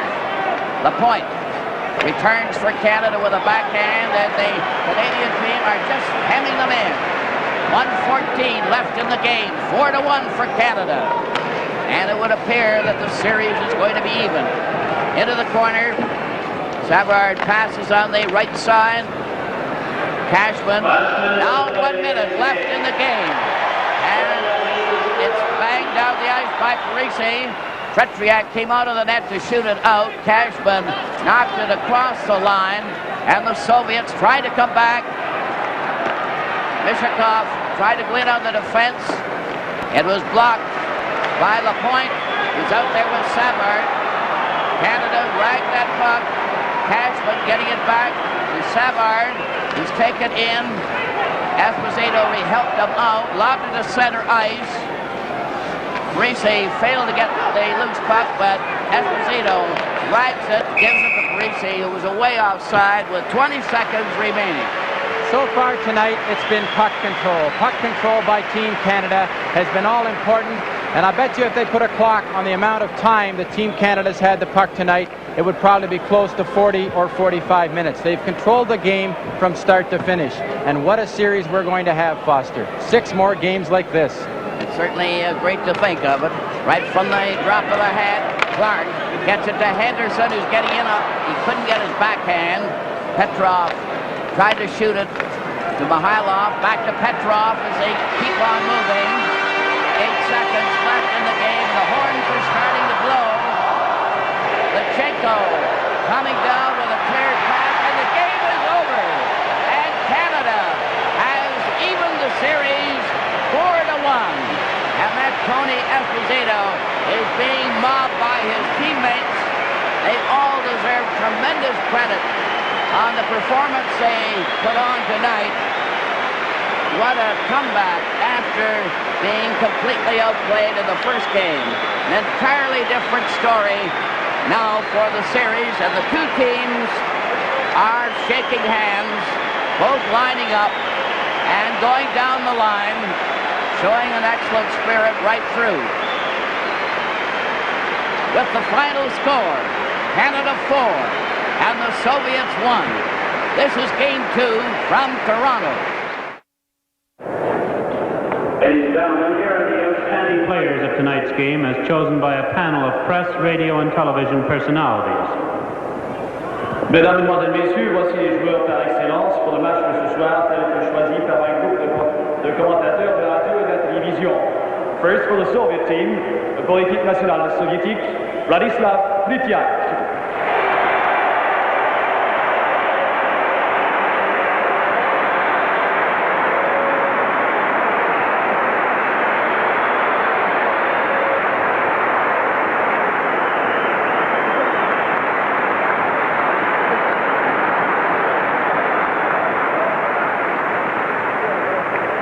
For Team Canada, pour l'équipe Canada, Tony et Phil Esposito.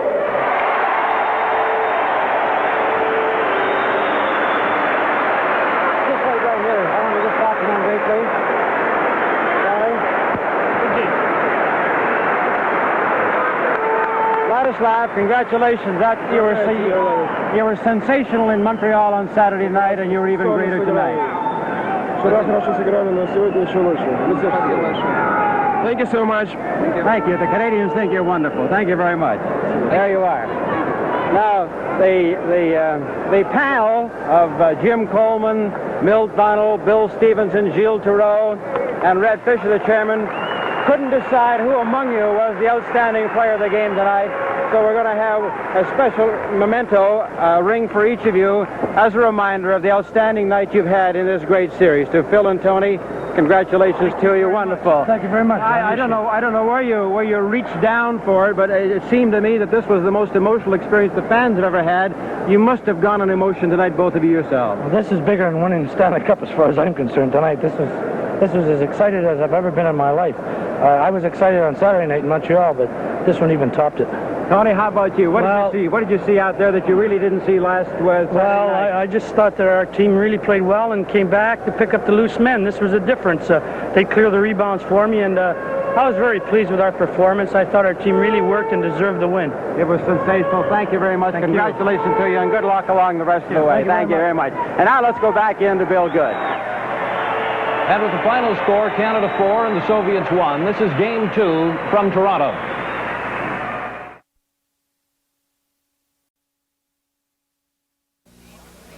Hello, Canada. The Canadian team has made only one change in their lineup.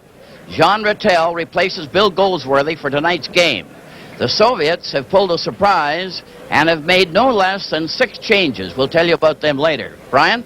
Foster, I think one of the reasons the Soviets have made changes is they realize that they have to be stronger in the corners. I see they've dropped number 11, Zeman, and in the latter part of that game in Toronto, Zeman was pulling up considerably when he'd go into the corner to check. I also know that they have changed and dropped Ragulin on defense. I think after Ivan Cornoyer went around him like a hoop around a barrel, I think the Soviets thought that they couldn't put him back in there tonight. So we are going to see a lot of changes. We don't exactly know how they're going to combine them, but there will be a lot of changes for the Soviets. As far as we can check, Vasiliev and Shatilov are going to be on the defense. Mishakov, Saludikin, Anderson, Lebedev, and Bodnov have been added to the lineup, and I believe they are starting a kid line. Not starting, but we'll have a kid line out there. Those 3 players, of course, being Anderson, Lebedev, and Vodanov, all of which are 21 years old. Tremendous crowd in the Winnipeg Arena. Heading tonight's pregame ceremonies is a presentation of commemorative gold medallions to the 2 head coaches.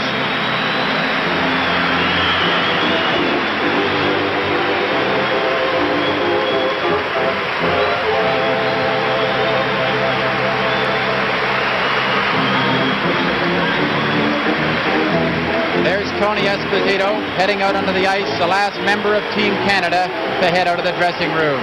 A tremendous ovation here in Winnipeg for both the teams as they step onto the ice.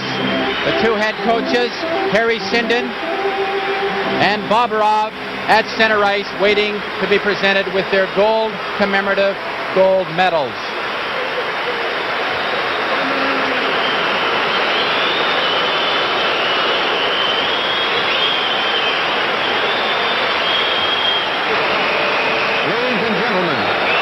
May I direct your attention to center ice for a special presentation.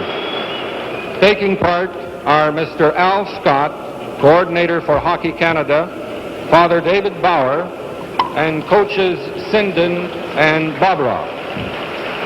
Mesdames et messieurs, veuillez diriger votre attention au centre de la glace pour une cérémonie de présentation à laquelle prendront part Monsieur Al Scott, coordonnateur de Hockey Canada, le père David Bauer et les entraîneurs Sinden du Canada et Bobrov de l'Union soviétique. On behalf of Hockey Canada and our president, Mr. Charles Hay, I am honored to ask Father David Bauer to present gold medallions to Coach Bob Roth and Coach Sinden. Silver medallions are to be presented to each member of both teams. De la part de Hockey Canada, je suis honoré de demander au père David Bauer de présenter ces médaillons d'or aux instructeurs Bob Roth et Sinden. Chaque joueur des deux équipes recevra un médaillon d'argent. Merci.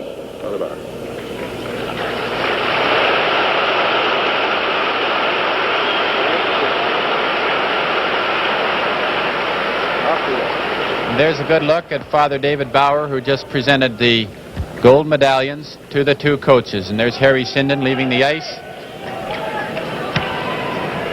Here are the lineups for tonight. And now down to the ice level and the introduction of the players. L'Union soviétique.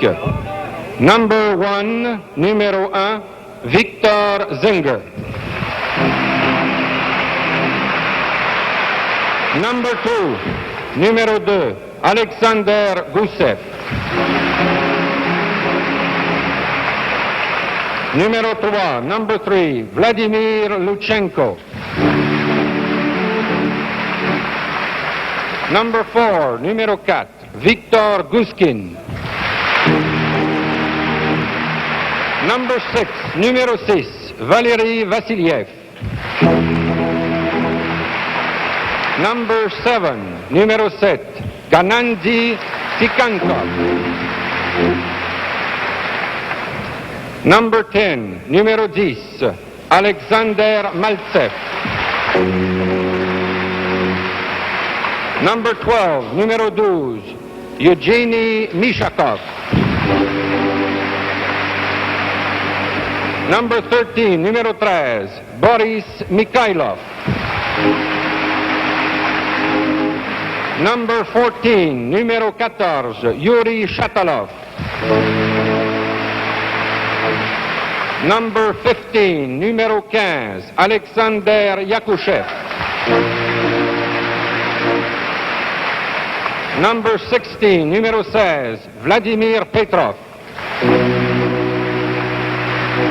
Number 17, numéro 17, Valery Karmakov.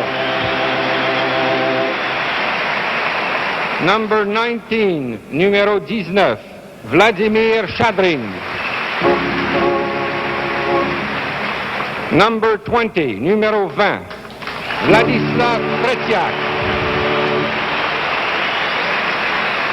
Number 21, numéro 21, Vyacheslav Solodukin. Number 22, numéro 22, Vyacheslav Anisin. Number 24, numéro 24, Alexander Bodunov. Numéro 23, number 23, Yuri Lebedev.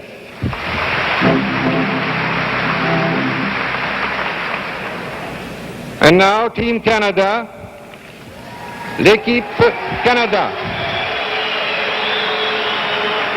Number 1, numéro 1, Ed Johnston.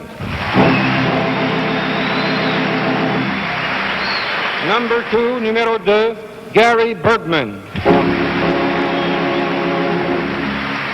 Number 3, numéro 3, Pat Stapleton. Number 5, numéro 5, Brad Park. Number 6, numéro 6, Ron Ellis. Number 7, numéro 7, Phil Esposito. Number 12, numéro 12, Yvan Cournoyer. Number 14, numéro 14, Wayne Cashman. Number 17, numéro 17, Bill White. Number 18, numéro 18, Jean Rattel. Number 19, numéro 19, Paul Henderson. Number 20, numéro 20, Peter Mahovlich.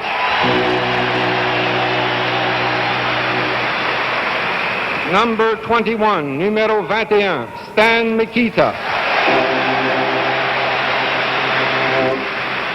Number 22, numéro 22, J.P. Parisé. Number 23, numéro 23, Serge Savard. Number 25, numéro 25, Guy Lapointe. Number 27, numéro 27, Frank Mahovlich.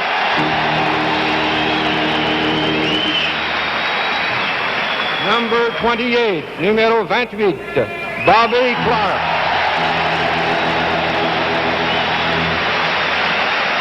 Number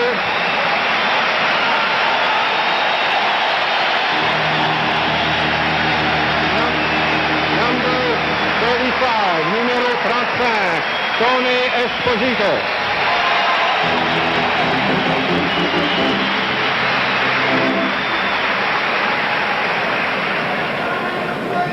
Ladies and gentlemen, we ask you now to stand and observe a moment's silence in memory of the Israeli athletes who died so tragically in Munich yesterday.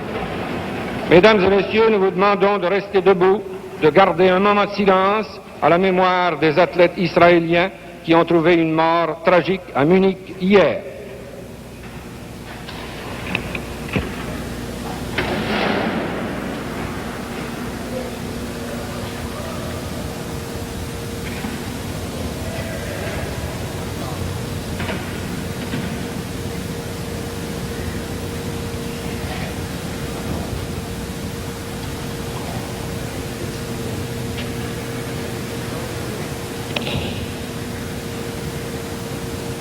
Please remain standing for the Soviet and Canadian anthems. S'il vous plaît, restez debout pour les hymnes nationaux de l'Union soviétique et du Canada.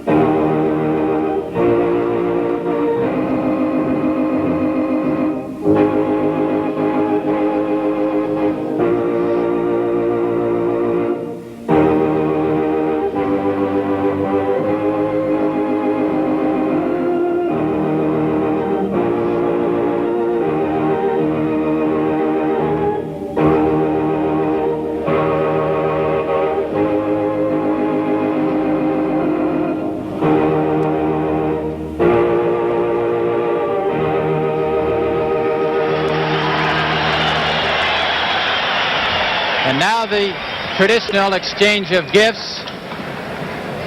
Team Canada giving a provincial crest from Manitoba to the Soviets. And there is Kuskin, the captain, exchanging crests with Stan Mikita. This is Game 3 of the Canada-Soviet series from Winnipeg.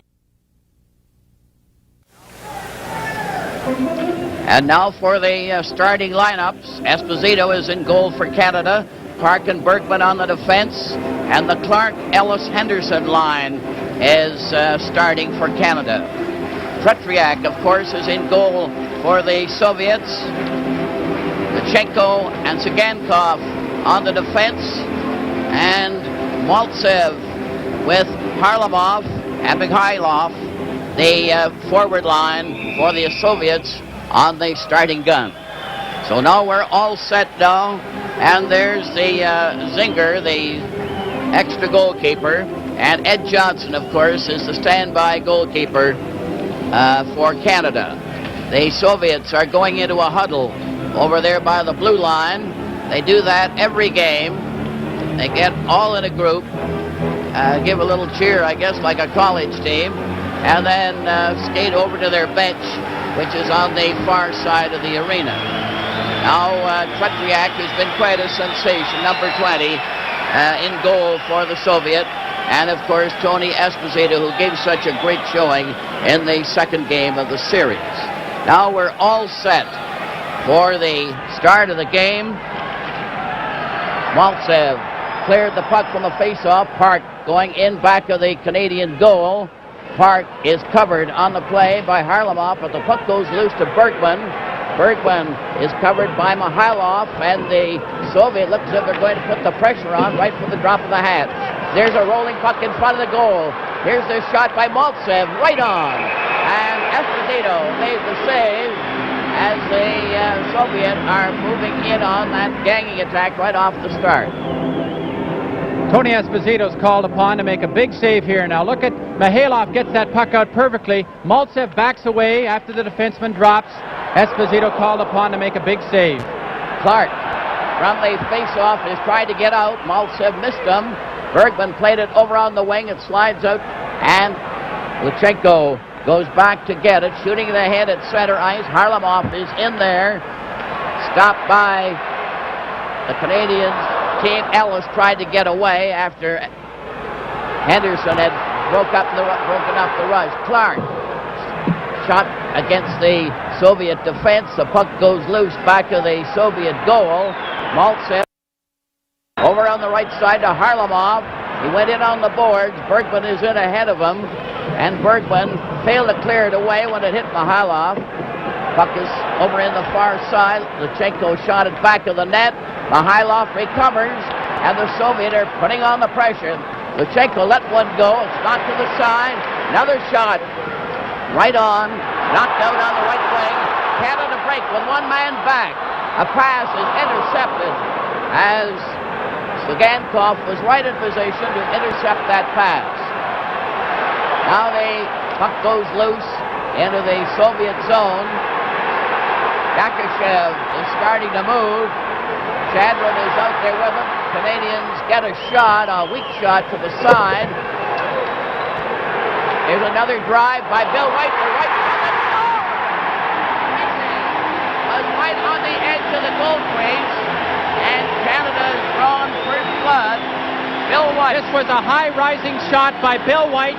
A perfect shot. Now Tretiak can't control the rebound. He juggles it. Parise, standing on the doorstep, bangs the puck in the far corner. Here's another angle. Tretiak cannot control a high-rising shot by White.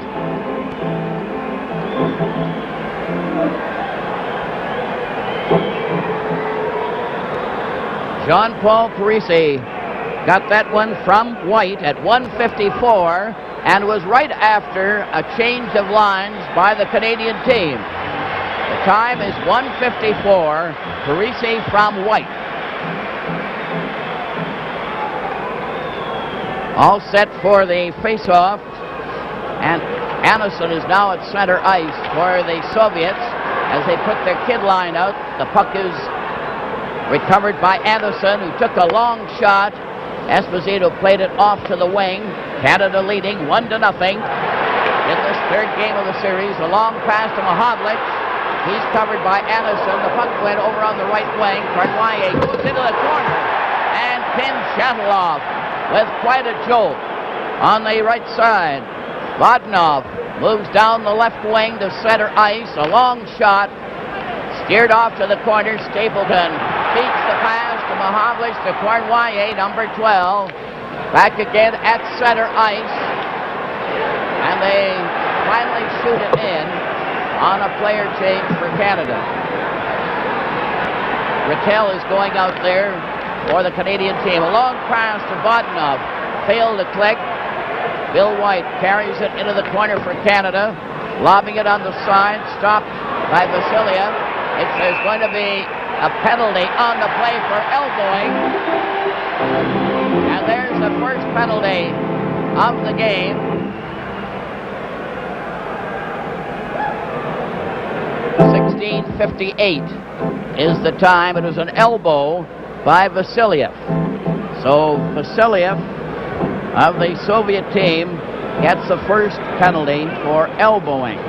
So it looks as if they might be going to clamp down a bit. The time is 3:02 of the first period. Canada leading the Soviets 1-0. A goal by Parisi from White at 1:54. Puck is back to Park. Cleared over at the blue line. Intercepted. Here's a long shot. He scores! A long shot from the right side by Petrov. Right from the face-off. 10 big careless passes around the blue line. Frank Mahovlich misses the pass here. Petrov walks right in. Now look at the triangle, the way Tony Esposito goes down. 3:16 is the time of Petrov's scoring play, and it came right after a change of players. Petrov got that draw and fired it. Now Canada trying to come up to the blue line. Lutsenko trying to knock it off to the wing. Here's Park getting a shot. Ooh, a sizzler. Puck is shot down the ice. Park is going ahead of Petrov, 16. And Lapointe is now returning for Canada on the far wing. Pulled away from Mishakov, centered in front, deflected to the blue line, but not out. Mahovlich, 27, getting his shot right on. Petriak stopped it. Back to Lapointe, who missed it. A break down the left side. Petrov keeps after it, goes right on. Esposito took him off into the corner, and Canada come back. The score is tied, 1-1. Cournoyer let a hot one go there. Petriak went high with his glove to knock it down from the corner. Cournoyer again trying his luck. Lutsenko partially stopped it the first time, and then it went to Kuskin. Puck is back at center ice. Bill White taking a long shot, and again frequent changes coming into the game. Lutsenko back to the net with Ellis after him. Henderson rushes over to stop him. Now Kuskin, number 4 for the Soviet, right onto Stapleton's stick. Up to Esposito, who couldn't carry it. Yakushev comes right back, driving it into the Canadian zone. The score is tied, 1-1. Parisi scoring for Canada. Petrov for the Soviet. Esposito to center ice. Lob one wide of the net. Gusev cleared it back to the goal. There goes the helmet of the Soviet player. Yakushev comes up, only Esposito stole the puck from him, and Clark is coming over the boards with Ellis and Henderson. A sliding pass goes to center ice. Yakushev broke it up. Clark drives it over the line into the Soviet zone to one side of the net. Gusev is covered by Clark. Henderson is trying to dig it out. It goes back to the Soviet goal.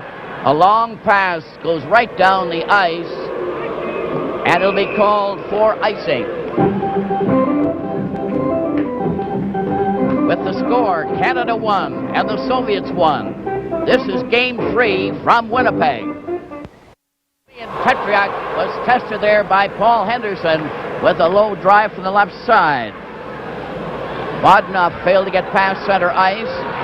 Vasiliev on the defense now was stopped, and Bill White, 17 for Canada, alone. tries to bull his way through. It's recovered by Vasiliev, who goes back to the net.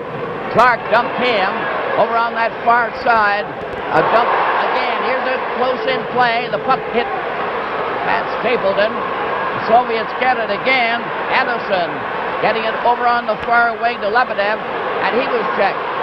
Canada on the attack to center ice. A hard check there by Puskin slowed the Canadian player down. It was Cashman. Cashman is out there now. There's a shot high over the Canadian goal. It's a 1-1 tie. Canada trying to get Savard. Savard is up to center ice. Savard comes up over on the right side.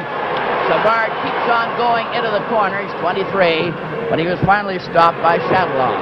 Into the corner for Anderson, and boy, was he bounced, and he left his helmet there. Play is called. This is a good, stiff body check. And Savard really takes Anderson out. Anderson, 21 years old. This is his first big test in international competition. That whole line of 22, 23, and 24 getting their first chance in international competition. From the face-off, Harlamov is over on the right wing, still going, and the puck got away from him.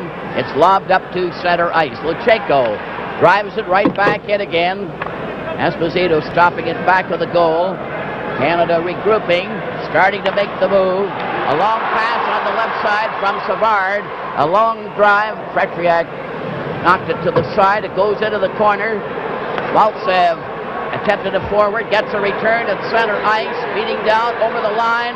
A drop pass is intercepted. Cashman cleared ahead to Esposito.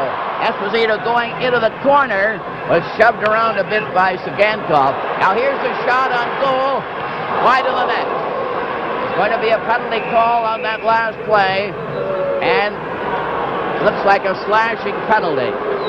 With the score, Canada won and the Soviets won. This is Game 3 from Winnipeg.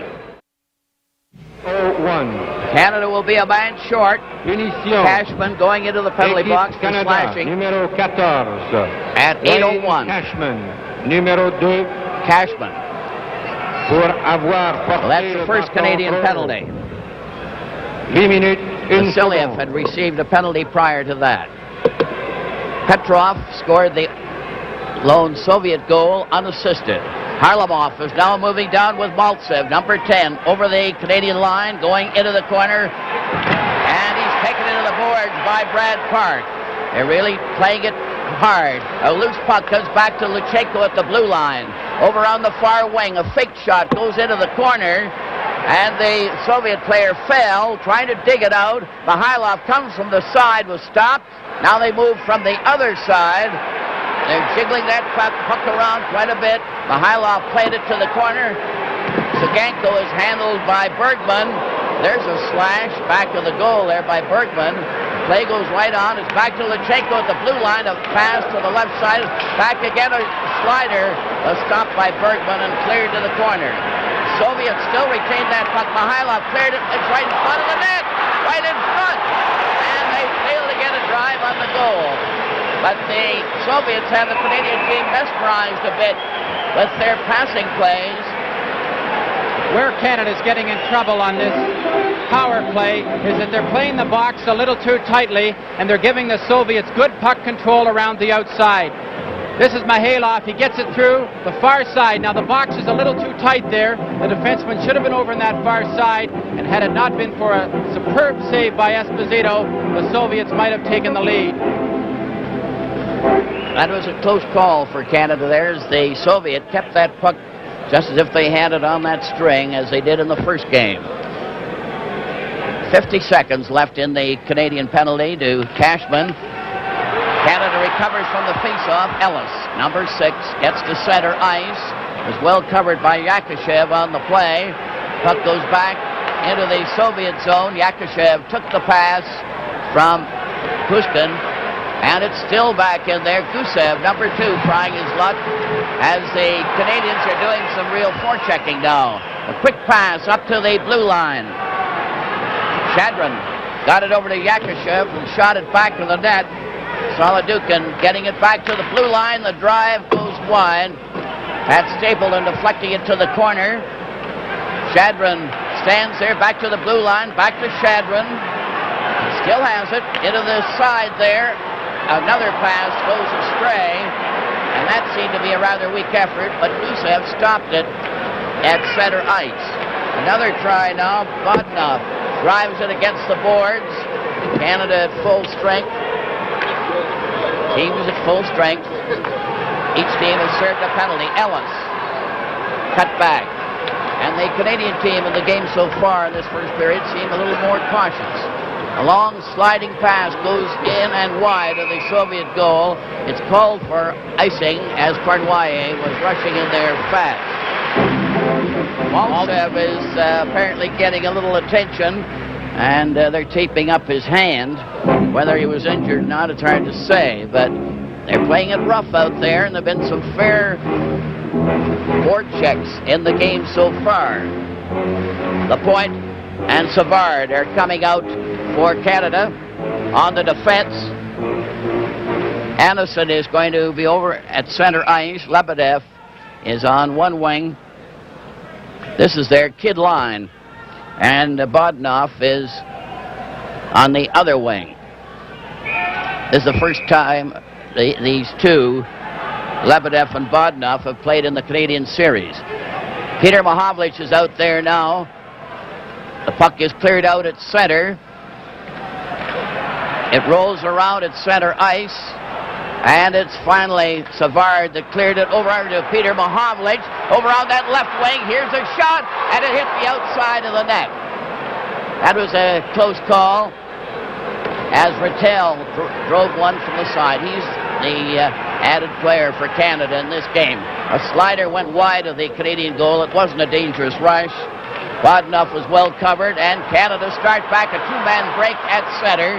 Over on the right side, Cournoyer tested Petriak there from close in on the wing, and the Soviet goalkeeper just closed his pads. That line of Bodnov, Anderson, and Lebedev, they're all 21 years old. Cournoyer breaks in from that right wing with that tremendous speed. Now watch him cut back towards the net. Tretiak right out, cuts down the angle, nothing to shoot at. Ready for the face-off. Esposito gets his shot. He's right in front of the net. And Parisi goes into the corner. Lachenko stopped him. It's up to Mihailov. Maltsev going down the right boards. He's number 10. It's recovered by Canada. Esposito getting it out to center ice. Cashman couldn't get a stick on it. Sagankov fell, and the puck goes to one side of the Soviet goal. 1-1 tie in this first period with 8:21 left. Canada recover. Cashman fighting for that puck, goes over on the wing to try to pass. Reese couldn't get a real shot. A three-man break for the Soviets. Coming down with a pass to Mihailov. The shot went wide, but they're walking right in there. Canada moving up on a three-man rush. Cashman gets it over the line, rolled it to the side. A pass back to Esposito. His shot went off the leg. Cashman squeezes Lachenko close to the boards there. With the score, Canada won and the Soviets won. This is Game 3 from Winnipeg. Jackie Getting all McLeod set now for the face-off. Shakashev. Shakashev has got the draw over onto that far side. Solidukin, Anderson, and a roller goes into the Canadian zone. A drive went off Park. He stopped it on his skate. Park cleared it out to Henderson. He wears the red helmet on that left wing. Puck bounces around to Ellis on this side. He's well covered by Sagankov. Shadron failed to get away on his try. Gusev played it over onto the wing. Yakashev, a rangy player, plays it over onto the far wing. Kuzmin played it ahead, and they drive it into the Canadian zone. The puck going to the opposite corner. Solidukin tried to center it out. Park blocked it and stayed right in the slot there. And Park, number 5, is trying to pull away from Shadron. Shadron had him covered. Then Bergman plays it over onto the right boards. And Ellis taps it down the ice. Cliston is going back. Goes over the line. He made no attempt. Of course, he didn't have to stop it. And it's called for icing. Cliston, number 4 for the Soviet. A very aggressive defense player. Both teams are playing it a lot more cautiously in this first period than they did in either Toronto or Montreal. With a score 1-all, both teams are trying to establish some sort of control before they take too many chances. Bill White and Pat Stapleton going on the defense to replace Park and Bergman. Kid line for the Soviet out there again. Anderson at center ice. Vasiliev takes over on the defense. Stan Mikita tried to break out. Pat Stapleton plays it over on the wing to Mahovlich. Cournoyer goes in to help him out. Cournoyer tried to dig it back to Mahovlich, who has it. Playing back of that net, centered out in front. Cournoyer couldn't get a whack at it. Mikita is the center. Now a 3-man break for the Soviet. Over the line, right in on goal. And a close one there as Bodnov had a shot. Canadian team roll that puck out, getting it out of their own territory. With Shataloff, number 14, playing his first game. Playing it ahead now to Anderson at center. The shot will stop. Only Evans clear to the corner, but Anderson gets it again, shooting it back to the net as the Soviet keep the pressure on the Canadian team. Bodnov was stopped. Pat Stapleton goes back to the goal. He's checked by Lebedev. Here's right in front of the goal. They're getting another shot. That just grazed the post on that drive. They keep getting extra shots on there as the Canadian team are not clearing too well. Bodnov got that puck back into the Canadian zone. Bill White over to Stapleton. Ahead at center to Esposito. Over on the right side. Cournoyer cleared in front. And it slides to the Soviet team of Mihailov. Coming back with Harlamov. Harlamov, 17, let a hard one go. He nearly cleared it right into his own net off his own teammate, but he was able to cover, and the puck goes to the left wing. Long clearing pass. Here's Cashman right in on goal. And Petriak went down low and covered. Harlamov coming back for the Soviet, weaving over on that right side, trying to center into Mihailov. Failed to click, it rolled in front of the net. The Canadian team are having a number of close calls as the Soviets worm right in close. And the defense don't seem to be able to knock them over. Up to center ice, Harlamov getting it over to Maltsev. Maltsev is jumped on the play. It's going to be a penalty. Greasy seemed to upset him with his skate. They're going to call it tripping likely. Yes, they're going to call a tripping penalty. With the score, Canada 1 and the Soviets 1. This is Game 3 from Winnipeg. Pour avoir fait trébucher à 15 minutes 47. This is an Academy Award winner, that penalty, Foster. Well, that's Parisi got the tripping penalty. The time is 15:47. And it looked at the time as if the Soviet player had just taken a sort of dive, but at the same time, he wasn't handled gently. Maltsev is now for the face-off. The Soviet having the advantage again in manpower for the second time in the game. Puck goes back to the Soviet blue line. They're regrouping with Chenko to Maharlov. Maharlov coming back at center. He's one of their stars. Back to Mihailov, the drive right on, and a good stop there by Esposito. Canadian team trying to break out on the right wing. Savard goes up over the line. Here's Peter Mahovlich going in on goal, and his drive was wide. Peter Mahovlich took that pass, went right in for the shot, but failed to drive it home. Soviet coming right back. Mihailov, 13. Savard stopped him. Savard with the point, shooting it away, and it's Sagankov for the Soviet to Lecheko, number 3, overskated the puck, and nearly left it there, as Phil Esposito was trying hard to get it. Puck is still loose in the Soviet zone. Canada still a man short. 53 seconds of the penalty. A pass to the boards. Peter Mahovlich digs it out to center ice. And the puck rolls back to the Soviet blue line, cleared back into the Canadian zone. Brad Park is going with a clearing shot down the ice. Tretiak having to stop it. Gusev, number 2 for the Soviet. Shot it to center ice. Bergman shot it right back. Nearly hit the referee. Len Gagnon and Gordon Lee are the 2 officials. And they're much stricter in this game so far. There's a trip or a bump there by Bergman, who really threw the hit, but allowed it was a good clean check there. It looked as if he might have got his skate in it, but he apparently got more hit. Now Yakushev was given the bounce as he tried to come down. And he was hit by Clark. Clark, 28, drives the puck down the ice. It's a bouncer wide of the Soviet goal. Another heavy check there by Ellis, and they're really hammering each other. Brad Park, 5, over on the left side. Henderson trying to come in as they change players on the go. It rolls right across the goal mouth. Gusev, number 2, playing it over on the right wing. Chadron was replaced, and now Lebedev is dumped by Henderson. Here's Canada coming in out of break. Right in that goal, right in, score! Right in front of the net, as Rattel went romping in on the pass, and it was home free. Team Canada takes control deep in their end. Now a good play by Yvan Cournoyer. Now look at Rattel control the puck, sees the opening in the top side, and beats Tretiak with a good, clean shot. Jean Rattel.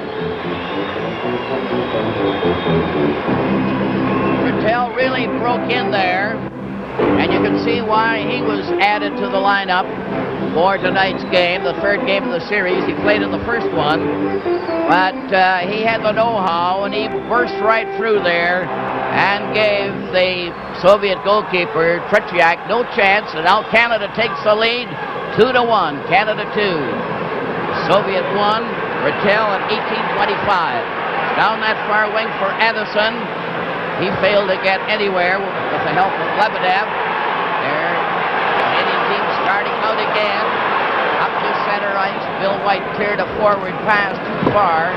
Goes into the corner. They center it out. Here's a shot by Mahovlich. Tretiak stopped that. They're all around the goal. Here's another chance.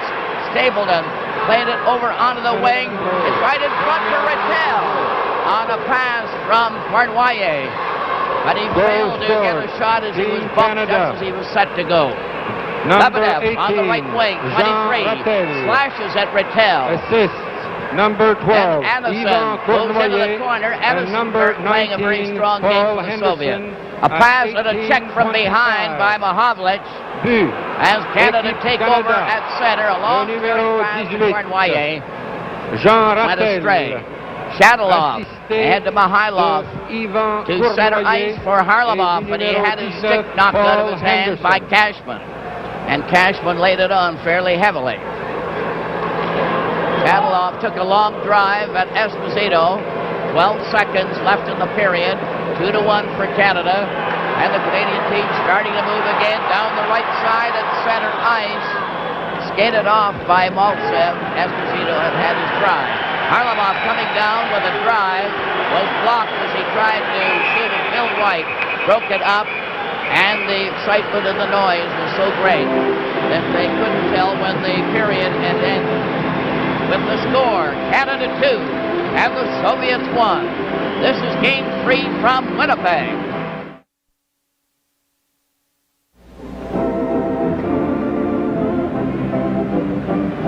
Recapping the first period at 1:54, Parisi scored for Canada from White and also Phil Esposito. At 3:16, Petrov scored an unassisted goal for the Soviet to tie it up. Then at 18:25, Rattel moved in to score from Bergman and Cournoyer. And the period ended with the score, Canada 2 the Soviet 1. There were 3 penalties. Vasiliev for elbowing for the Soviet, Cashman for slashing for Canada, and Parisi for tripping. The times 3:02, 8:01, and 15:47. So that Canada had 2 penalties and the Soviet 1. So teams get ready to go to the opening face-off. I have to remark, Foster, on the heavy hitting in that period. It was really fantastic to see both teams go into the corners. They were always looking for the checks, and some checks like Bergman, Bill White going into that corner, throwing the shoulder, and I think the game's going to be won in the corners tonight. All set for the face-off, and Shadron is at center ice, 19 for the Soviet, clearing it into the Canadian zone. Canada to the right, the Soviets in the white to the left. Sliding wheels a shot. What a save that was on Gusev. Another drive, hit a player, and Bergman is going in back of the net, and the Soviets seem to take advantage of making a quick thrust right at the beginning of the period. Here's a breakaway for Phil Esposito coming in on the right side. He got in the rebound. Oh, he just failed to get it by Pretriak, who had stopped it when the puck got loose. Puck is cleared out at center, and it's finally seen there, and the puck is over the line. Parisi was pushed around quite a bit on the play. Park intercepted that pass. Cashman is waiting for the pass. Goes to Esposito instead. Yakushev is down with Esposito. The two of them fell together. Cashman clears to Esposito to back of the net. He's trying to dig it out. Shoot it on the boards, down the ice, and sliding. It's going over the line. And they didn't call it.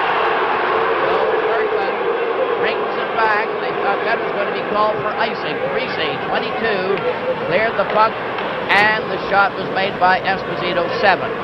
Puck is still in the corner. Canada in possession momentarily. Cashman recovered momentarily again by Lebedev. And here's another shot from the blue line by Pat Stapleton as they got it back to the Soviet player. Now there's a rough and tussle in there, and it nearly started something. Again, those heavy checks along the boards, and I'd have to believe the reason the Soviets changed that front line, bringing in the young kids and changing some of their defense, Foster, is to get a little more beef in the corners, because they know that Team Canada is going to play it very tough along the boards with Cashman, Parise, Henderson, Ellis, and if they're going to win this game, they know they're going to have to meet Canada pound for pound along the boards, and so far it's been almost a saw-off. Canada leading 2-1, and the puck is in the Soviet zone. They break out 3 abreast, coming over on the long pass on the right side.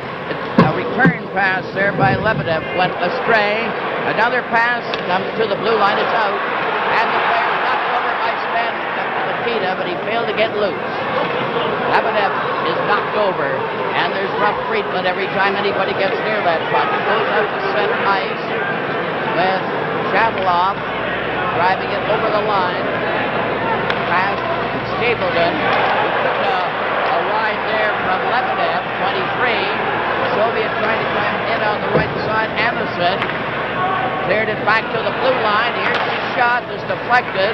Another shot hit a skate when Lebedev had a try. Jamming session on the boards in the Canadian zone, and the face-off in the Canada zone. The checking along the boards is very fierce, and the one thing that a lot of people have commented on is that it appears that Team Canada appears to be running quite a bit. But I'd have to say that having played against the Soviets, you mightn't notice their checking quite as much, but they have the stick, the elbow, the hand comes up in the face, and they come off the checks with the stick. And I'm sure that even though you don't notice it quite as much, that they're making that going just as rough. From the face-off, Canada gets it to Lapointe. Now on the defense with Savard. Up to center ice. A cleared pass on the left wing to Henderson out there with Ellis and Clark.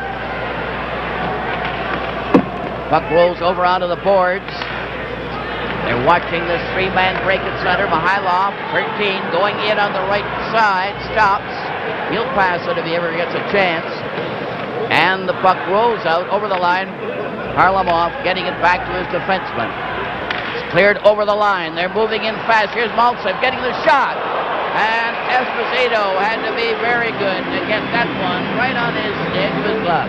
Esposito made a spectacular save here. A terrific shift coming down by number 10, Maltsev, and he passes that puck off quickly right here. Now Maltsev takes that pass, and Esposito almost gets caught trying to set up to cover the angle of Maltsev. Maltsev let that shot go the second he got it and almost caught Tony Esposito coming across the net.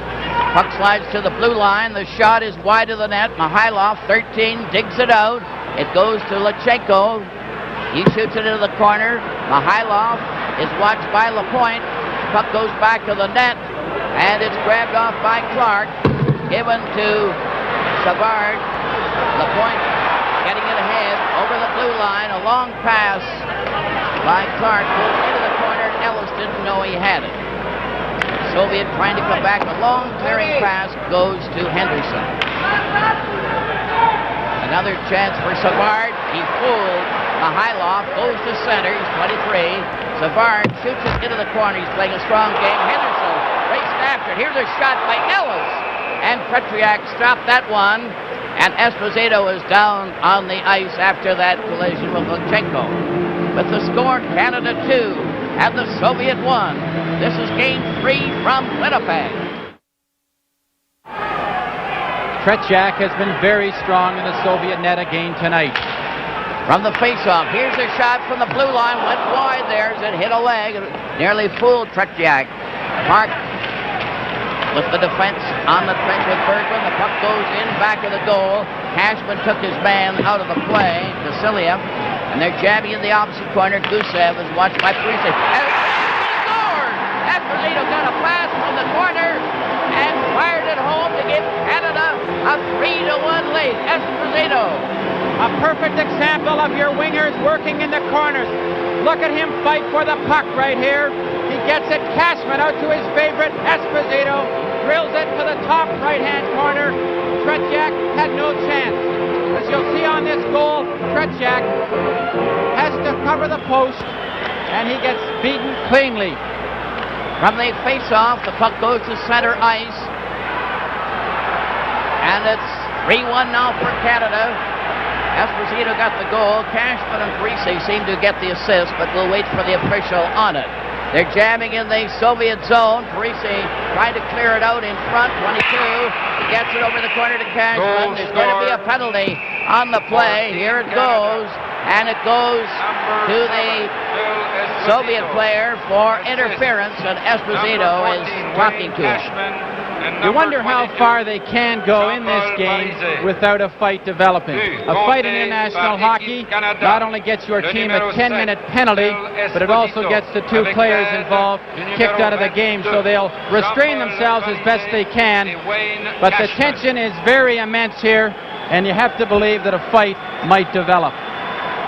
Well, when you get rather tight refereeing and it seems to irritate players and make them retaliate at times when they would show better judgment. But it's a hard-hitting game. There's no question about it. The checking is extremely hard. You couldn't say the officiating was lenient by any means, but they're calling just about everything they can. So far, I have to be impressed, Foster, with the man-to-man play that Team Canada has exhibited.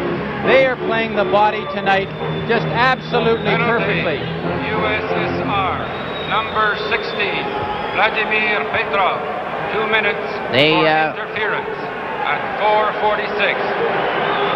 Punition, Union Soviétique, le numéro 16, Vladimir Petrov.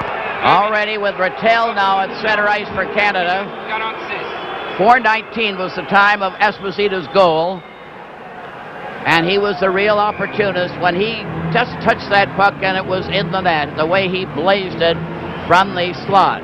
Mahovlich with Rattel at center this time, and Cornwallis. At the blue line, Brad Park to Cornwallis in the corner.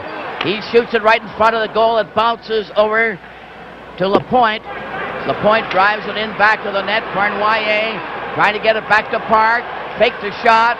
backhands it, and it's driven down the ice. Tony Esposito skates out to the corner, shoots it around on the boards. Frank Mahovlich, 27, goes in front of his own net. Shadron is trying to stop him. Mishakov missed him. The sliding pass goes into the corner. Rattel tried to dig it out, but couldn't. Mishakov, number 12, cleared ahead, and Shadron shot it down the ice. Canada turning again with a pass on the left wing. Peter Mahovlich let it slide out. Vasiliev cleared on that left wing, and the Soviet player Shadron was turned around. Now Vasiliev getting a shot, and it's wide of the net. Esposito's view was blocked on that one. Back comes Canada. Lapointe carrying it at center ice over the line, closing in right in front. Nearly got his stick on that one. That was a close call for the Soviets. As the puck comes out to center ice, Park, 5. Changing players again. Park at the blue line, failed to get by Mishakov. He's trying it again. Playing it KJ, 3-1 for Canada. A cleared pass on the right side to Esposito. And he's out there quite often. Lapointe to Peter Mahovlich and Cornwallier, who has it. Back to Peter Mahovlich, who tried to steer it, and it went wide of the net. And the Canadian team mixing up their lines now. Here's Lapointe getting a shot. It bounced off the Soviet player. A two-man break at center. Lapointe trying to stick with Mishakov. Park is given the bounce against the boards, and then he's bounced from behind there.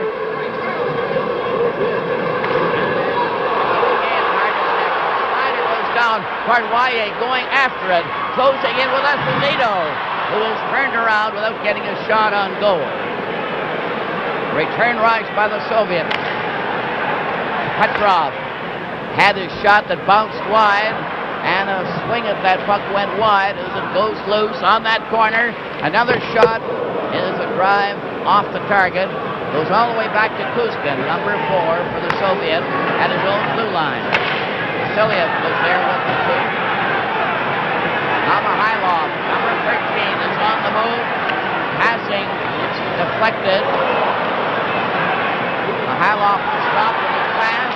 Here comes the center. Ellis and Henderson going up. Clark waiting after the shot was grabbed off by Tretiak. Ellis having the drive. With the score, Canada 3 and the Soviets 1. This is game 3 from Winnipeg. 12:09 left in the second period. 3-1 for Canada. Clark getting that puck coming in right in front of the goal. And he shot wide of the net. Ellis recovers by breaking up the drive. Here's Clark in front of Henderson. Ellis right on. Another close call for the Soviets. Bill White and Pat Stapleton on the Canadian defense.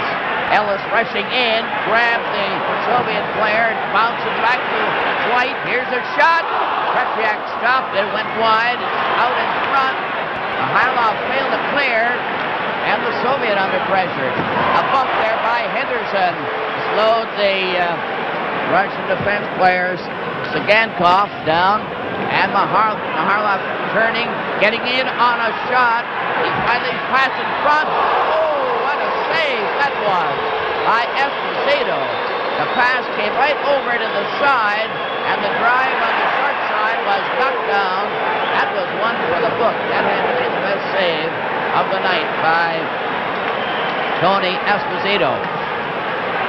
Puck is recovered at the blue line by Canada momentarily. Then it's knocked over the line. There's going to be a penalty call here, according to the official. Maltsev passed on the right wing. Goalkeepers don't make any attempt to move out. He held his hand up, possibly just for a possible offside. Soviet coming back on the right side. Harlamov going in with his shot. It hit a leg. Cashman, 14, clearing it back to the net. It's up with Esposito waiting for a long pass. Cashman goes into the corner. Sagankov in after him, stole the puck from him, lost it again to Cash, centered out. Esposito's drive was wide when he had a real shot there and hurried it. Canadian keep that puck in there. Candleoff is trying to come out with a long forward pass to Anderson. Stopped on the play by Savard. Puck to the center. Cashman hooked it ahead to Esposito. Two of them go over the line. The shot goes to the corner. Cashman takes a jolt, hangs on momentarily, then lost it, and it's a three-man rush for the Soviets up over the line for Anderson. The puck goes into the corner to Vodnov. Shot over onto the wing, and Mahavlich shot it out to center on a player change. Nikita is out there now with Frank Mahavlich as the puck goes bouncing back to the goal. Nikita with the red helmet dumped on the play by Lebedev. There'll be a penalty there. Here comes LaPointe closing in, centered in front. Noda's there. Another drive by Mahavlich. And Nikita tried to steer it home. Another try at the blue line. Here's the shot. Oh, Savard let it go. And it's finally called when the Soviet get it. And does Lebedev ever hit Stan Mikita right here? Mikita tries to avoid the check, but look at him get the stick between the legs. And goodbye, Stan.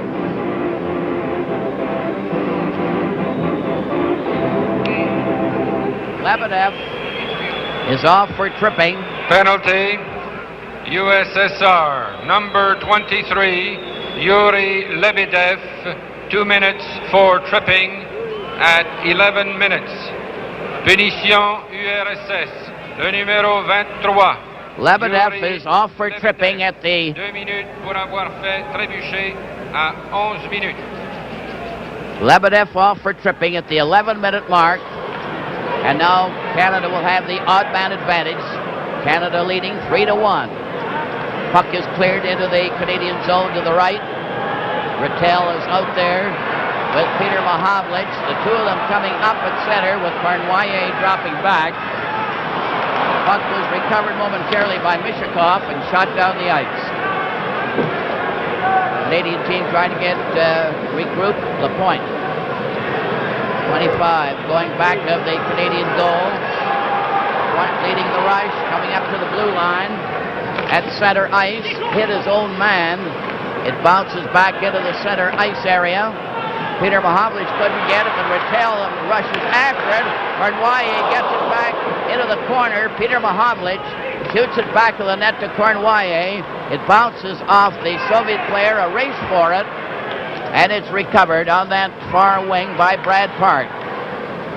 A clearing pass over to Frank Mahavlich, ahead to Rattel.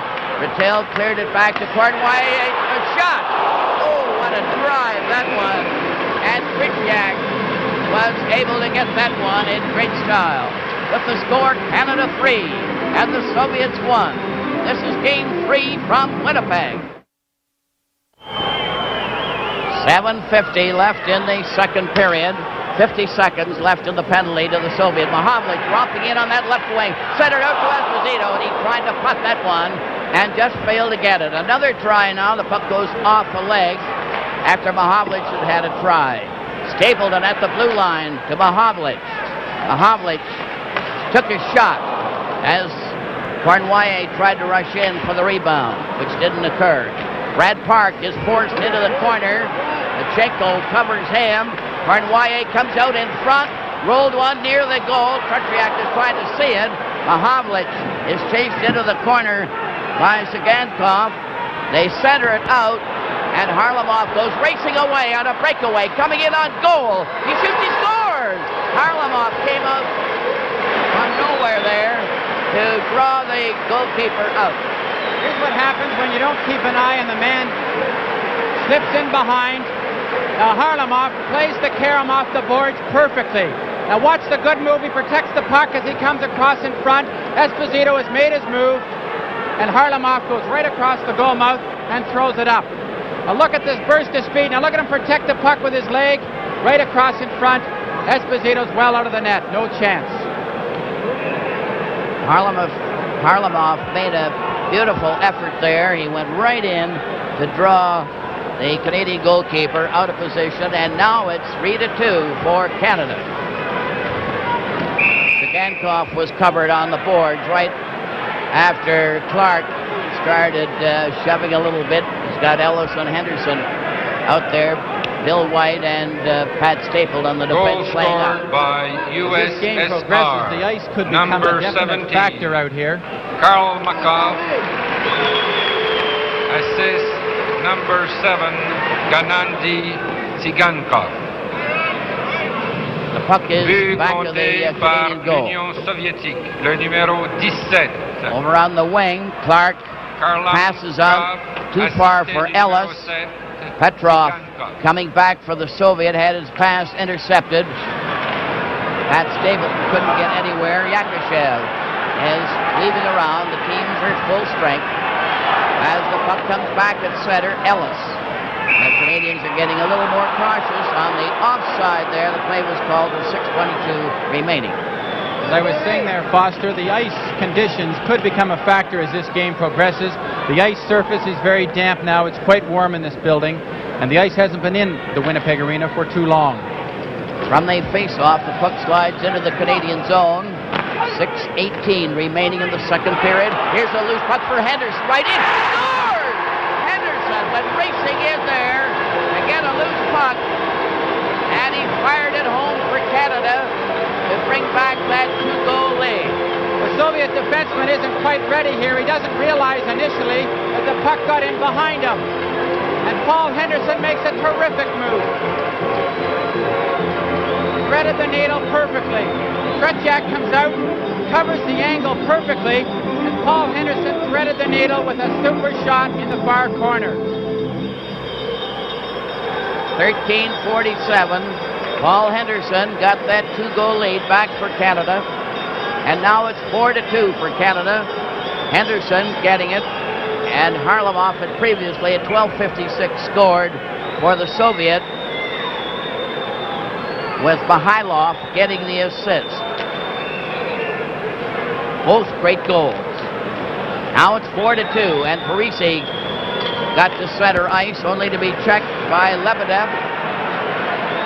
And the Canadian team still holding the whip hand here, but it's still close. Anything could happen yet. A cleared pass to Anderson. Goes astray. Anderson, 22, trying it again. Soviet had 6 new players in Team their lineup Canada. tonight. Goal scored by number 19, Paul Henderson. Assist number 6, Ron Ellis. And number 28, Bobby Clark. At 13:47. Henderson from Ellis and Clark. Canada, le numéro 19, Paul Henderson, avec l'aide du numéro 6, Ron Ellis, et du numéro 28, Bobby Clark. À 13 minutes 47 secondes. From the puck is cleared to center ice. Esposito going down, made the pass to Lapointe, tried to follow through for a loose puck, which didn't occur. Lebedev gets that puck out over the line, a squeeze play here, and Shatilov tried to bull his way through, but was squeezed out and didn't get a direct shot at the goal. Esposito covering his man. They're bumping there on the side. Lebedev, 23. Here's a shot. And he scores! A carom shot. Went from the blue line there. It was Vasiliev that fired from the blue line, and I believe it went off the Canadian player. This is a deflected goal. Tony Esposito really didn't have any chance in this. Vasiliev lets a good shot go. Tony Esposito makes his move in anticipation of where the puck was going. It deflects into the far corner. Valery Vasiliev, number 6.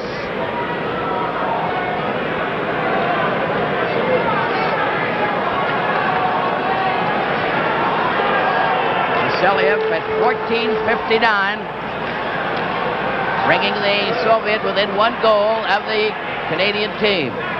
Now it's Rattel starting back with Frank Mahovlich, getting right in on goal, right in!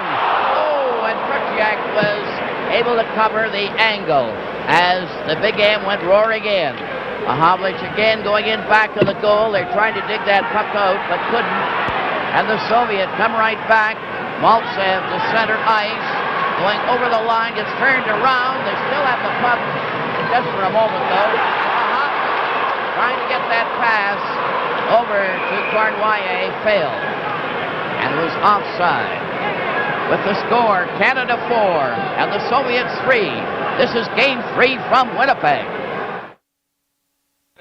Du numéro 6, Vassiliev, et du numéro All ready for the face-off at the Soviet zone. On that last scoring play, the shot was fired by Vassiliev from the blue line, but it hit apparently Lebedev and caromed into the net. Now then, the puck goes into the Soviet zone. Bergman took his shot wide of the net. So that scoring play at 14:59. Lebedev from Vassiliev for the Soviet, making it 4-3. The puck hit Lebedev instead of a Canadian player. They're all piled up in front of the net. Esposito had no chance. Mihailov getting it to Maltsev. Here's another chance, a shot, and that was a good save on the play as the Soviet are starting to move ahead a bit.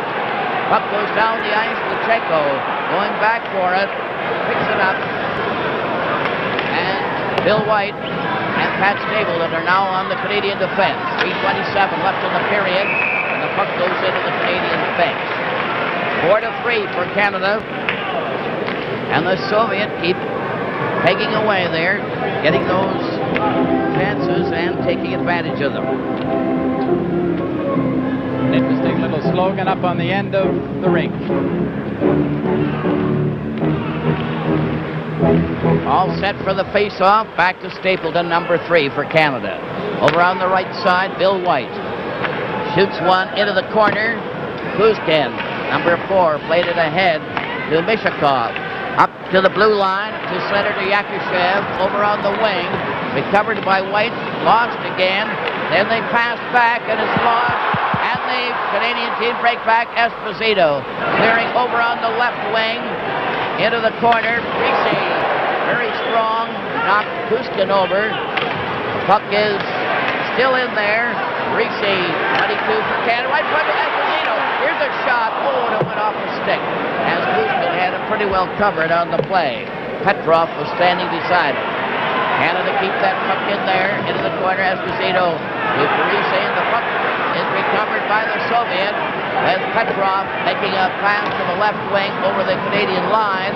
They're trying to center out into leg. Petrov had another try, took a shot instead. Carried in back of the goal. Bill White cleared it over the line. Yakushev has Greasy well shackled on the play. Esposito takes a flip shot. It's deflected, and Petriak was able to cover very neatly. The strength of Phil Esposito, when he gets a hold of that puck, they're running at him. They've got the sticks up. They're giving him the elbows. But Phil still manages to keep that puck up in front of him and always ready to make the play on goal. The face-off will be to the right of Petriak.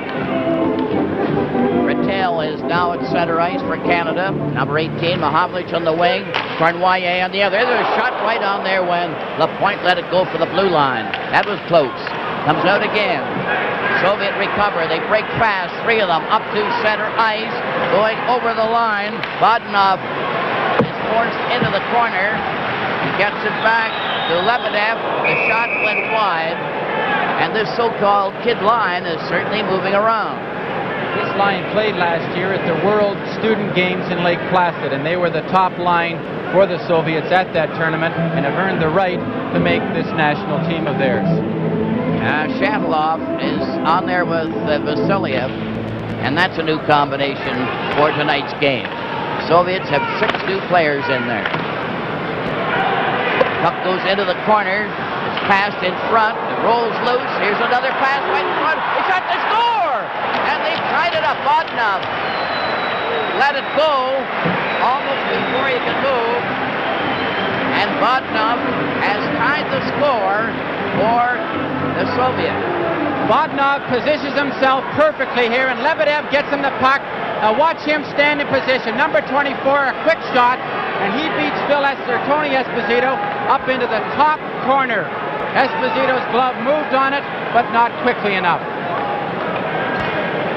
So now it's all tied up.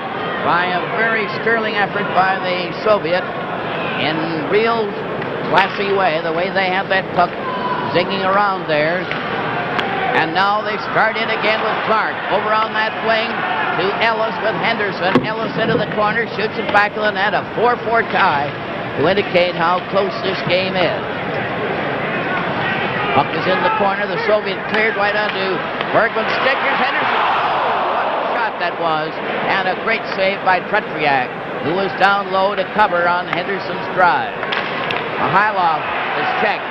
Clark tried to center it out. 1 minute of play remaining in the second goes period. back to the goal. Une minute Zagantkov à jouer dans la for the deuxième Soviet. période. Clears right onto Ellis' stick. Ellis Goal shoots it scored, in the corner. USSR. 50 seconds left in the Number second period. 24. Ellis had it Vodunov. momentarily. Clark shoots it into the corner. Number 22, Lechenko drives it to the Edison. side.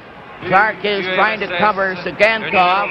They do mix it up there, and they stop the play for a face-off to the left of Tretriak with 35 seconds remaining in the second period of a terrifically hard-fought period in which the Canadian team seemed to have the edge and then faded in the latter part of this period.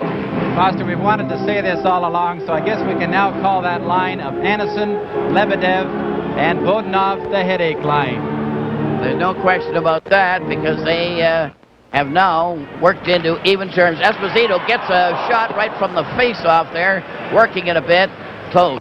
Parisi gets his pass into the corner. It's Cashman trying to dig it out. Cashman plays it out in front. Here's a weak shot that time as Zagantkov had Esposito covered. Another try with Cashman trying to dig that puck out. He's a master at that. The puck is knocked back into the corner. They jam there. The Soviets shoot it over on the far side. Yakushev couldn't reach it. Puck goes to center ice. Bergman fell, and Park shot it ahead. And that ends the second period with the score, Canada 4 and the Soviets 4. This is Game 3 from Winnipeg. Recapping the first two periods, Parisi opened the scoring for Canada from White and Esposito at 1:54. Petrov tied it up for the Soviet at 3:16. And at 18:25, Rattel put Canada one up with Bergman and Cournoyer. The shots on goal, Canada 15 and the Soviet 9. In the second period, Esposito scored for Canada at 4:19 from Cashman and Parisi. At 12:56, Harlamov scored for the Soviet from Zagantkov and Mihailov. At 13:47, Paul Henderson for Canada and Ellis and Clark. At 14:59, the Soviet Lebedev from Vasiliev. And at 18:28, Vodunov from Edison to make it a 4-4 tie. Canada outshot the Soviet 16-8 in the second period.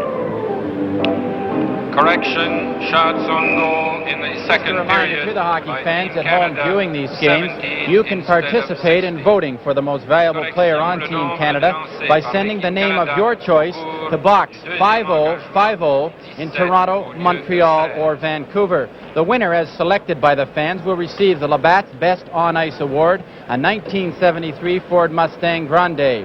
Ballots are available from any Labatt representative or Ford dealer in Canada. This third period will be in two 10-minute sections under international rules, and they will change ends at the end of the first 10 minutes. Two teams are getting ready for the struggle here in this last period. They're going into the third period, 4-4 tie. They'll play 10 minutes, then change ends.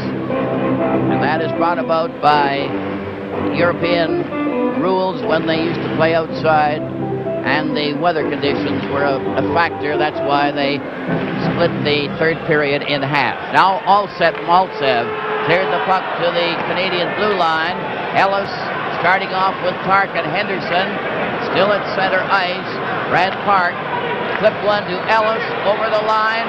Clark going in right in front of Henderson, and his drive was off the target. Here's to Ellis in front, a shot, and Petriak stopped that one, and Harlamov coming racing back in center. A big burst speed. Going into the corner, centered it, and it went right to the opposite corner.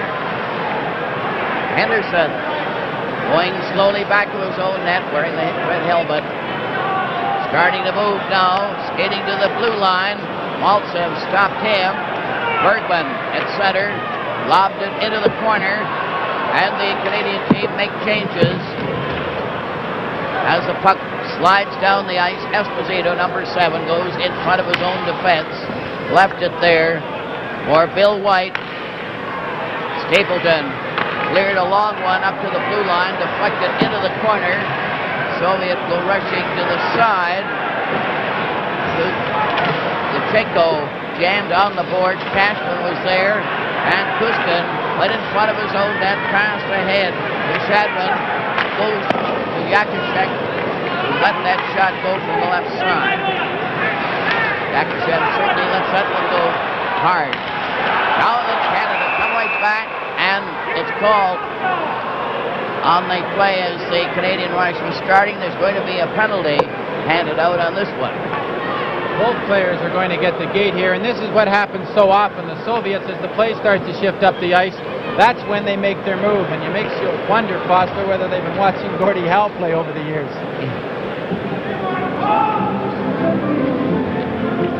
Looks like Mishakov, number 12, is getting the gate for the Soviets.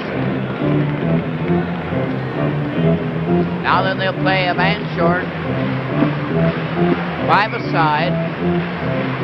8:27 left in the first half of the third period. It's a 4-4 tie. Checking still very close and hard. Penalties. USSR, number 12. Mishakov, 2 minutes for slashing. Canada, number 17. Bill White, 2 minutes for slashing at 1 minute and 33 seconds. Punition. 1:33. White and Mishakov off together, and the puck is in the Canadian zone. Puck is back with a goal over to Stapleton, number 3. Very cautious, shoots it down the ice. It's going into the corner, back of the net. Lutsenko shot it over the wing. Here's a drive by Peter Mahovlich that went off the side. Up to center ice. Cleared over the line into the corner. Yakushev is stopped by Savard. A clearing pass goes to that far wing. Yakushev into the corner, trying to wiggle his way out from the side. Cleared to Petrov in the corner. He shut it around on the play by Savard, who went down low to cover.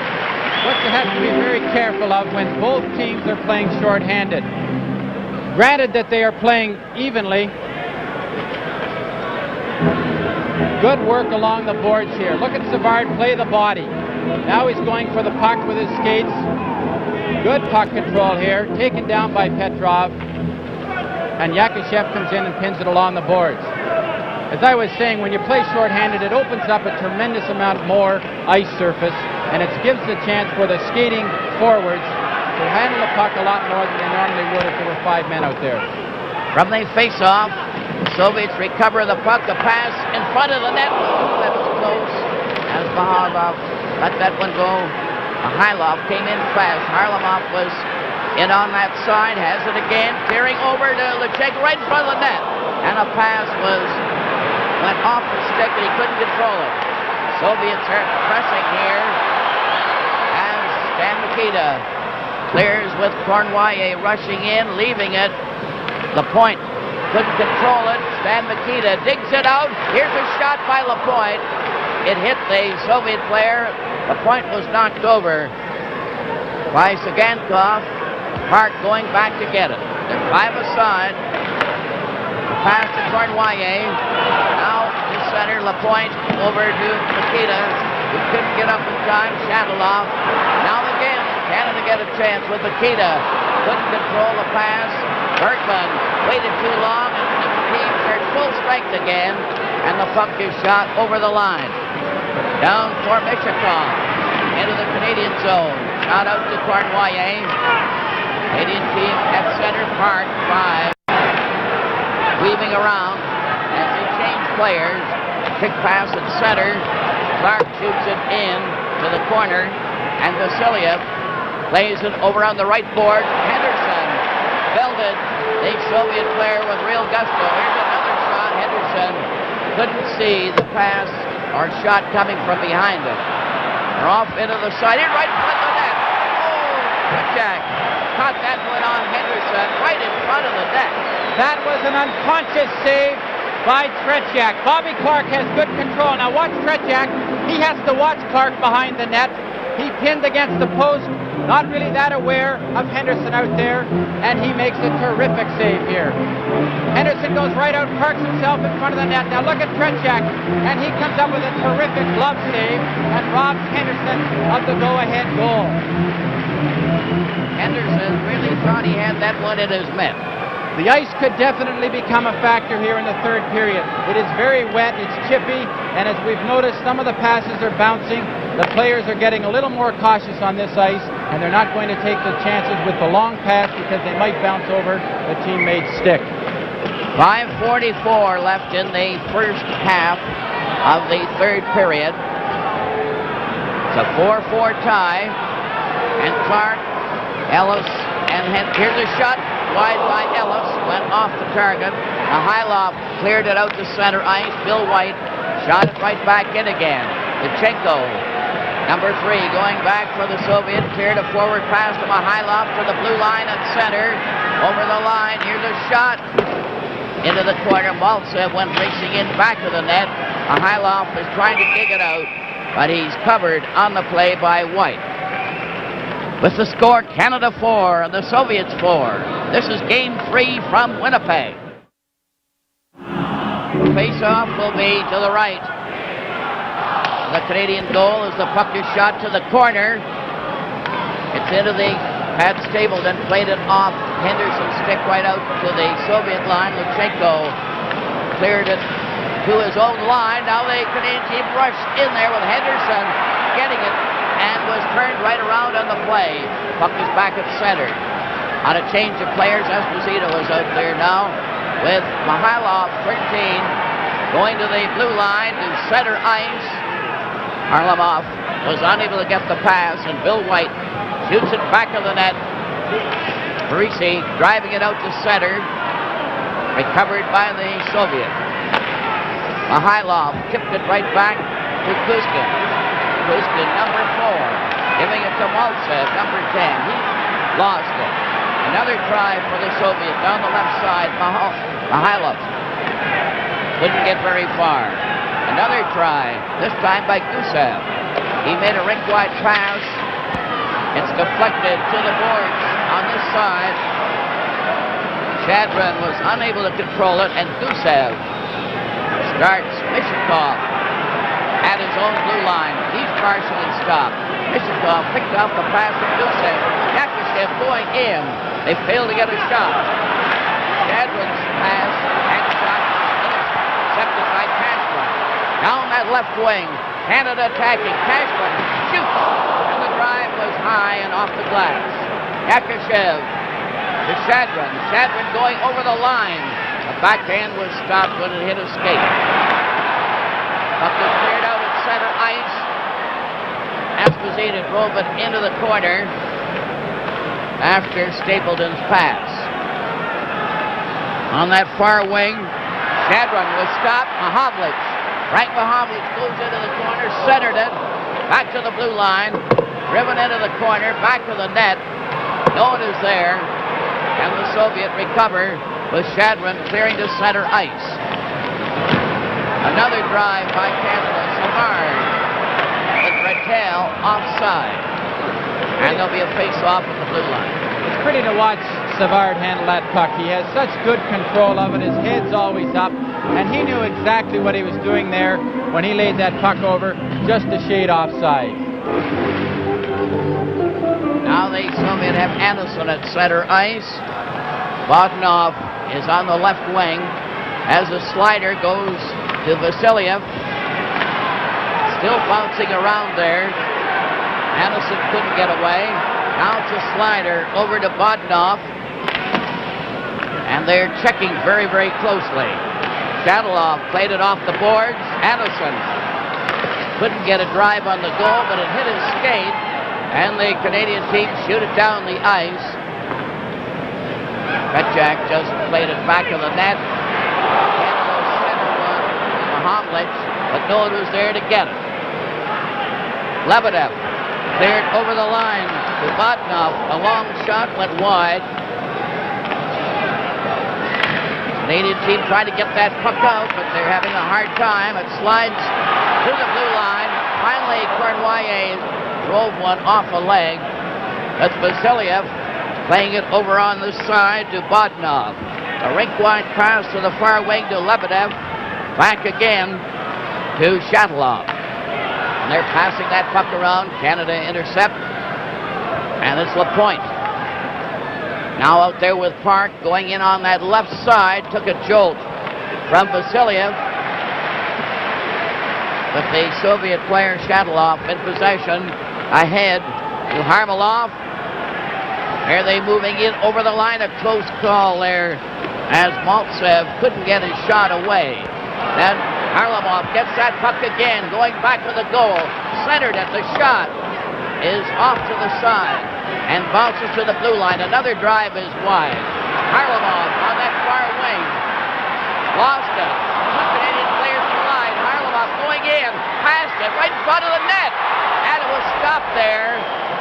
Oh, that was close as Park got in behind the goalkeeper to make that save. Harlamov makes a fantastic move at the blue line here. Deking to the inside there. Now look at this play as he goes in. This is a sure goal, and out of nowhere comes Brad Park and takes it right out of the Canadians' net. Tony Esposito was beaten there on a good play. Brad Park saved the goal. 1:02 left in the first 10 minutes of the third period. A 4-4 tie. Canada on the attack. Cashman is going in back of the goal. To the opposite side. 47 seconds remaining in the first half. Parisi is jammed against the boards. The pass came in front of the goal but was not effective. Harlamov going down fast with Mikhailov. Mikhailov is stopped by Park and knocked down. The puck is to the blue line from Lachenko to Maltsev. Into the corner. Bergman is trying to squeeze him out. Mikhailov rushes over, centers it. No one is there. And Canada cleared out Cashman, driving it off the boards, down the ice. And it's called for icing. Any coach will tell you when you're not sure about where to pass the puck, it never hurts to ice it or trap it along the boards and take that extra whistle. It's a lot better than making a bad pass and possibly costing your team a goal. Wayne Cashman tried to hit Parise, but wasn't that upset when it went to full length for icing. Soviet playing every man up here. Teams are at full strength. 13 seconds remaining in the first half of the third period. A 4-4 tie. Petrov is going to move in on the circle with Yakashev and Mishakov. Puck slides in front of the goal. Pat Stapleton is on the move. Played it off the boards. Cournoyer tried to move in there fast, but didn't get that puck. Soviet cleared right back. Bill White going back, and it's icing, and it's called. With the score, Canada 4 and the Soviets 4. This is Game 3 from Winnipeg. They have changed ends. The Soviet to our left now, Canada to the right, and they're coming in with Yakashev shooting one wide. Petrov tried to get the rebound off the boards. Bertel lost it. It's centered back to Gusev at the blue line. The shot hit Bill White's skate, and he played it to the side. Mahovlich tearing it back to Stapleton. Canada sent every man up now. Stapleton at the blue line. Played it ahead. Bertel was in there with Cournoyer, but it was offside. Foster, it's going to be tough tonight to pick the most valuable player from each team because this game has been as close as the score, and I really don't know who they're going to pick because I wouldn't want to have that problem. Well, it's certainly been a team game all the way through. Both teams have been relying on team effort rather than individual effort. That Petchak has certainly been putting on a great show there. 3 or 4 times Canadian players were in close, but he always seemed to be able to grab that puck. Now Esposito at center gets it back to Stapleton. Over on the right side to White. And Cashman was given a jolt there, and I'm sure there'll be a receipt on that. Cashman going in with a backhand. Patriak was tapping on that. Then Parisi jams the Soviet player. Here's Parisi and Vasiliev mixing it up a bit. They haven't hit anybody, but it was close. Shadalov really gave Wayne Cashman a good check. There's a look at Bobby Hull sitting up there with Mr. Benny Haskins to his left. The Canadians are getting a little incensed here. Phil Esposito has been given, I believe, Foster, a misconduct penalty, and this could hurt Canada very much this stage of the game. Wayne Cashman, it was inevitable that Cashman would come back at number 14, Shadalov, gave him a good stiff check. Unfortunately, the referee was standing right behind him. And as so often happens, it's not the initial check that the referees see, it's often the retaliation. In this case, Wayne Cashman will pay the price. He's gone to the dressing room, too. So we'll see just what is the official on this, whether... Punition, Équipe Canada. Penalty, Team Canada, Wayne Cashman, number 14, 2 minutes for slashing, 10-minute misconduct at 10:44. Punition, Équipe Canada, le numéro 14, Wayne Cashman, 2 minutes pour avoir cinglé et 10 minutes de mauvaise conduite à 10 minutes 44.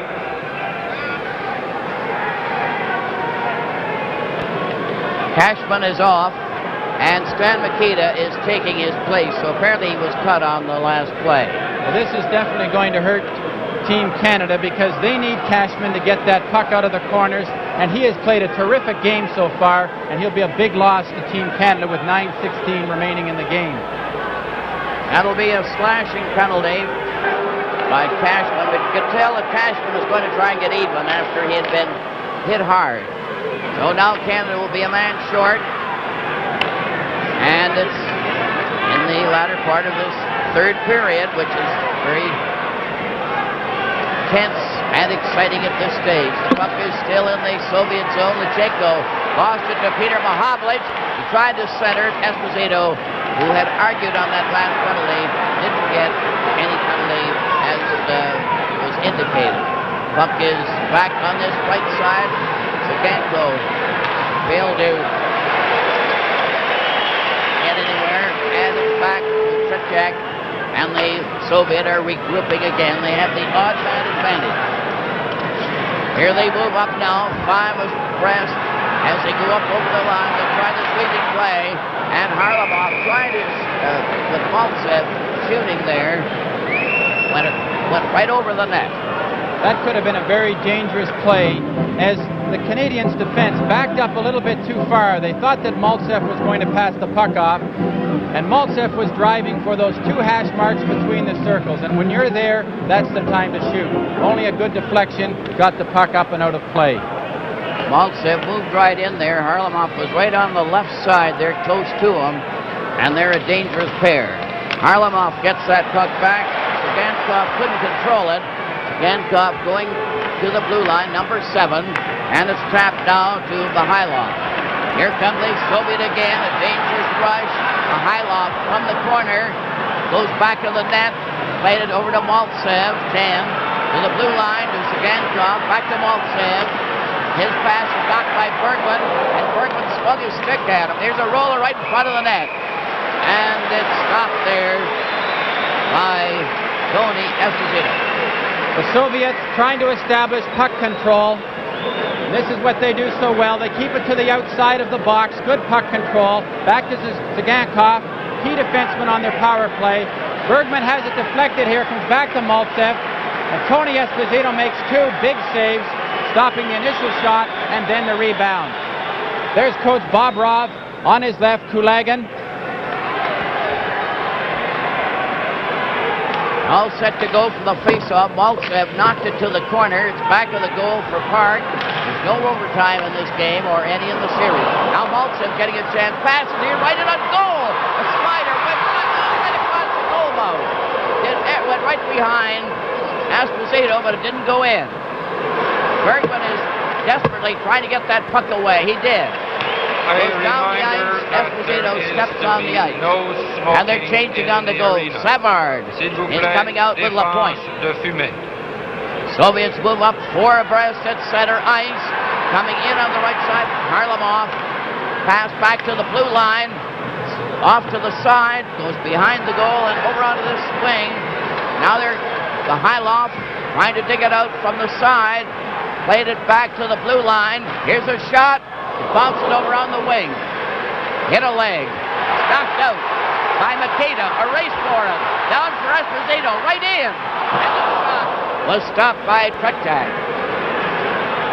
Again, the Soviets come back with Maltsev at center. Over the line. He stops. Now they're going to try that pattern play. Intercepted by Cornwallis. Going down low. Around on that side. Into the corner. Centered it out. But couldn't deflect it. And the puck is shot down the ice. And it's rolled, they say. Foster, you just couldn't see better hockey anywhere in the world than we're seeing right here. The people in Winnipeg have seen a lot of top international hockey, and I'm sure this is the greatest game that any of these fans at this game have ever seen. And reminding you, with 6:29 left in regulation play, there's no overtime. Brett Bertel gets a draw, fired a shot. That was close. Now the Soviet break out again at center ice. Teams at full strength.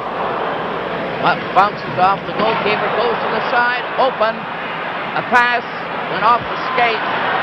Cleared out on the right wing. And Lebedev trying to clear the hit line out there for the Soviet. And they're offside with Vodnov going in ahead of the play. This is one of the few lines of the Soviets. Of course, this is their first game in this series, but they played all last year together as a unit, and it definitely shows out here. They know exactly what each member of the line can do and will do at a particular moment. Anderson, Lebedev, 23, and Vodnov, 24. Out there for the Soviet, Frank Mahavlich with Bertel at center, Cornwallis on the other wing. Stapleton goes back to the Canadian goal.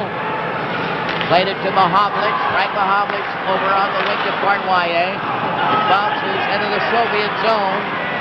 Shadalov on the defense, and it's called as the icing call.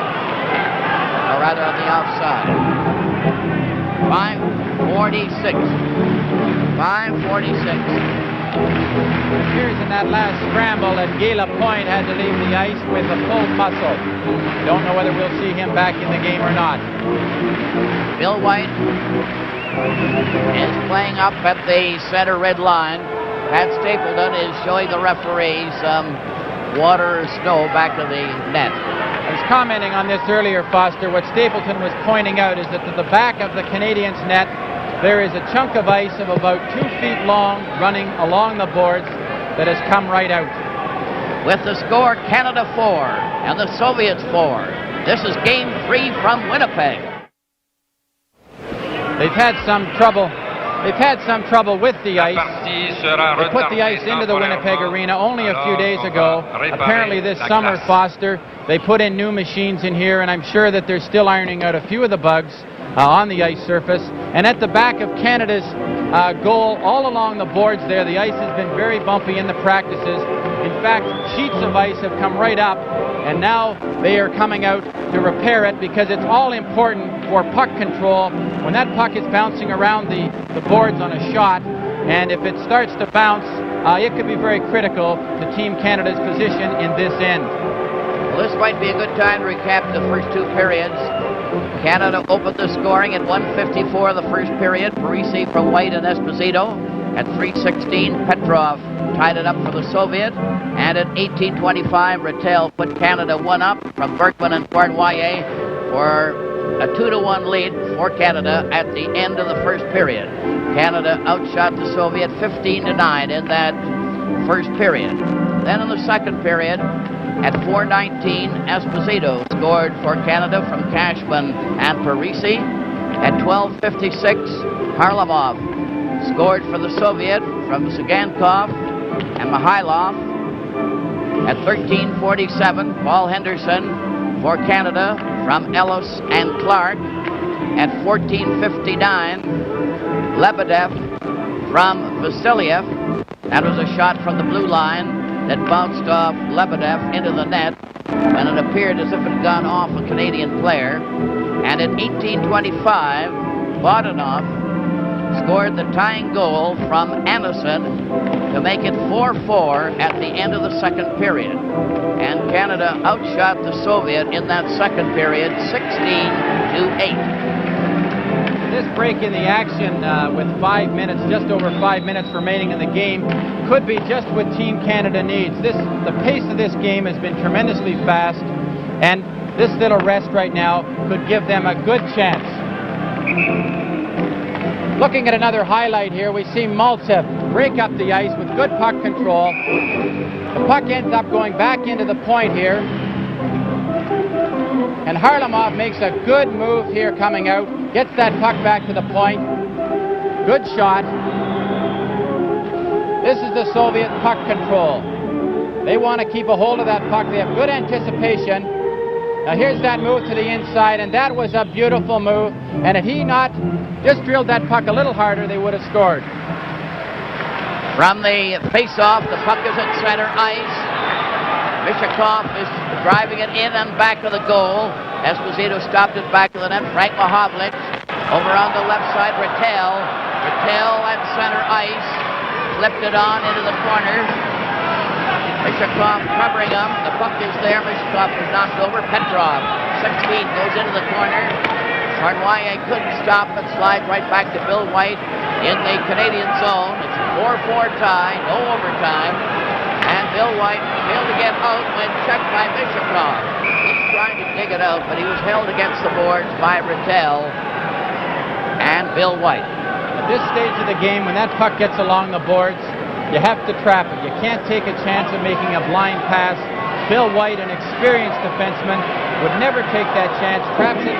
Now it does set up a face-off in your end, but it's a lot better than making an errant pass out into that center zone. Esposito going out there for center for Canada. Peter Mahovlich is on one wing, and Parisi is on the other. Petrov, 16, at center for the Soviet. Kuskin cleared it back of the net. Soviets still have it, center it, and it's blocked by Esposito, who's on the move. He was up to the blue line, still going. And it's recovered by Mishakov. Coming back at center. Mishakov cleared on the left wing. The pass is deflected. Berkman rushes back on a three-man drive with Esposito, who takes the pass. Going up with Park on the far side. The shot hit the side of the net.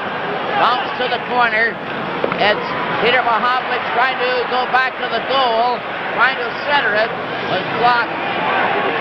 Mishakov fights for that puck.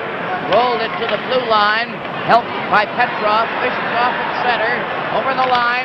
The shot bounded off Park, cleared over onto the left wing. Not out though. Yakushev failed to get a chance.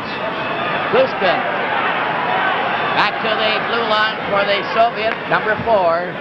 Makes a rink-wide pass, starting to weave a bit. Harlamov got it over to Maltsev. Maltsev into the corner. Berkman failed to stop him. Pass comes out to Park. On the left side, Parisi couldn't go through. And the Canadian team are changing on the go. Another rush by Harlamov. Down the right side. He's closing in. Made the pass against the boards. A long shot. And the shot was up there by Esposito by line. Right in front of the net. Harlamov makes another one of those classic moves, and I have to give him, in my mind, after this move, he has been the best player for the Soviets tonight. He has a shift that is almost unbeatable. He comes down that ice. He put a move on Pat Stapleton that Stapleton was just lunging at him after he'd gone by him. 3:28 left in the game. 4-4 tie. The puck goes to the blue line. Soviet taker shot was stopped by Esposito. Stapleton cleared it out at center. Lechenko lost it. It goes over the line. Clark tried to follow and missed it. A return rush by the Soviets coming up over the line. Hylov drive high. Went off the boards. Partially intercepted by Henderson. Goes to Maltsev. It's cleared off to the corner to Savard. Clark's pass blocked at center ice by Shagankov. Shagankov couldn't get his shot away and bumped into the board. Savard for Canada lobbed it out to center. Henderson getting in on breakaway. Right in. And his drive went wide. Henderson had a quick chance there. Now another chance for Lewis. He waited too long. Mihailov gets it in center ice. They're going in. Harlamov fell, but gets it to Maltsev. Stopped and cleared to the wing. Still trying to get that puck out. It bounced out to center ice. 2:15 left in the game. Pat Stapleton leads the rush. Going down alone, trying to go through the defense. Knocked Shagankov over. Soviets come racing back with a long shot. Intercepted at center. Clark goes right back. Clears the drive off Yakovlev's leg. Vasiliev tried to clear. It's in the corner. Marnoyer couldn't cover his man, and the puck was shot down the ice. Berglund was back first and beat Mishakov to it. Canadian team clear out, went out, and he tried to go knock it back in. 1:33 left in the game. 4-4 tie. There'll be no overtime with the tie score. Valery Vasiliev, a 23-year-old defenseman who has played a tremendous game tonight for the Soviets. Going back into his end to pick up a helmet, which had been knocked off him earlier. It was the youth movement for the Soviets in this game tonight that seems to pick the Soviet team up. Marnoyer trying to get going, passed it right on to Mishakov's stick, but he couldn't get anywhere. Back for Vasiliev. The Soviets start right back at center ice, and Mishakov will stop.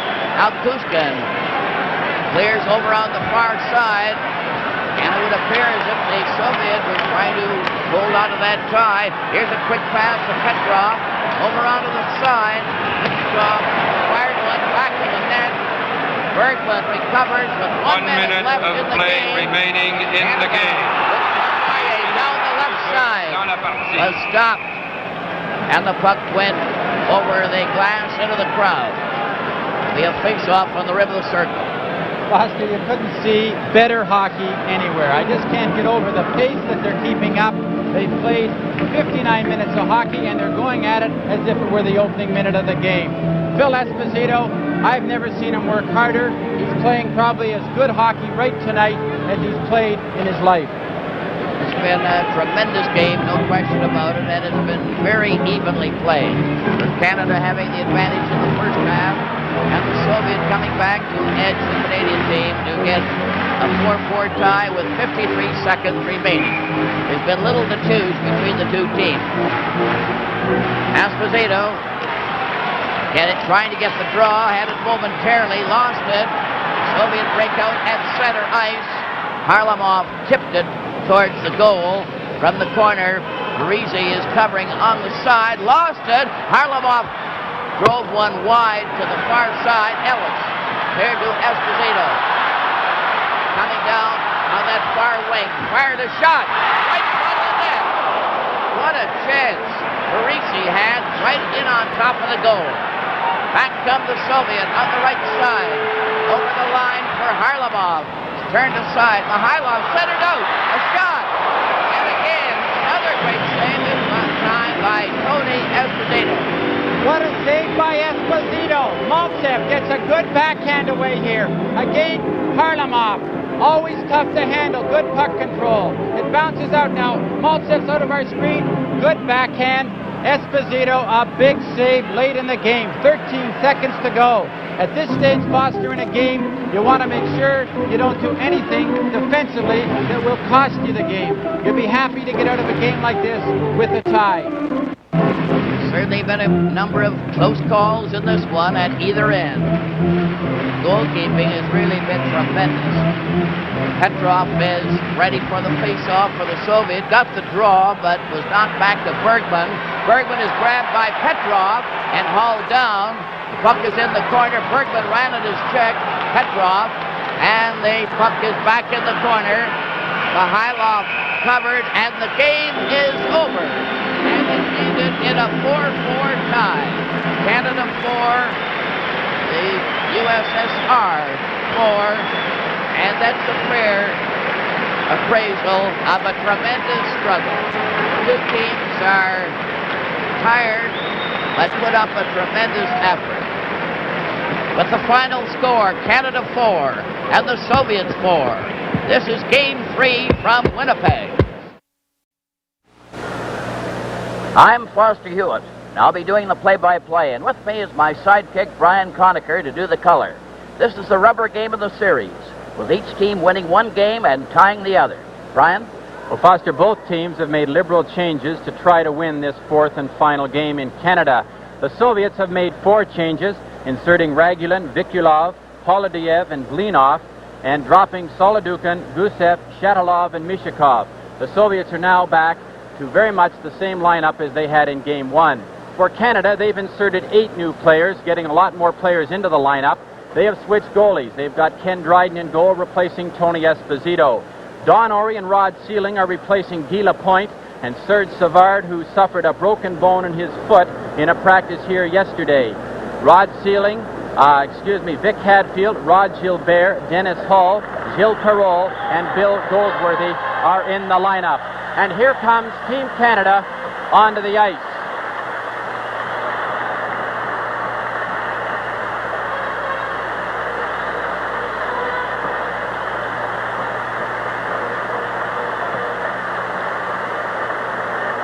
And rounding out their roster, the Canadians have also dropped Peter Mahovlich, Jean Rattel, Stan Makita, Wayne Cashman, and Jean-Paul Parise. And to our right, the Soviets skate onto the ice.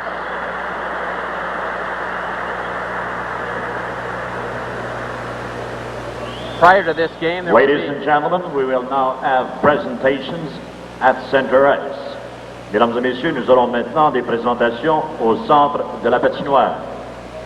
First, we would like to welcome the Deputy Chief of the Soviet delegation, Mr. Romensky, who will present a Troishika Gadol to the Mr. Bill Hay, President of Hockey Canada. Monsieur Romensky, le chef de la délégation russe, fera maintenant une présentation de ces fameuses poupées russes à Monsieur Bill Hay, de Hockey Canada. These are traditional Soviet dolls, and there are several dolls within the one big doll. You take off the head, and another little doll comes out, and you go right down to the minutest little doll. The Russian team leader, Mr. Andrei Starovoitov, will make a presentation to Mr. Joe Kriska, President of the Canadian Amateur Hockey Association. Une présentation est faite à M. Joe Kriska, le président de l'Association amateur de hockey du Canada, par M. Andrei Starovoitov. Now, the International Secretary of the Russian Ice Hockey Federation, Mr. Viktor Kotoshkin, will present to Mr. Alan Eagleson of the National Hockey League Players Association. Présentation à Monsieur Alan Eagleson. Now the coach of the Russian team will present to the Canadian coach, Harry Sinden. Ladies and gentlemen, Mr. Vilodov Bobrov.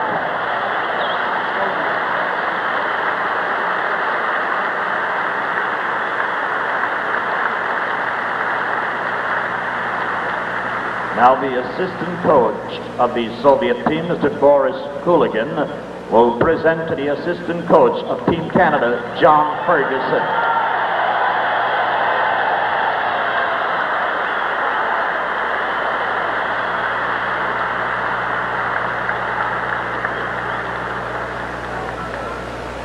Now for the team presentations. Maintenant pour la présentation des deux équipes en présence ce soir. Pour l'équipe de l'Union soviétique, for the Soviet Union team, le numéro 1, number 1, Victor Zinger.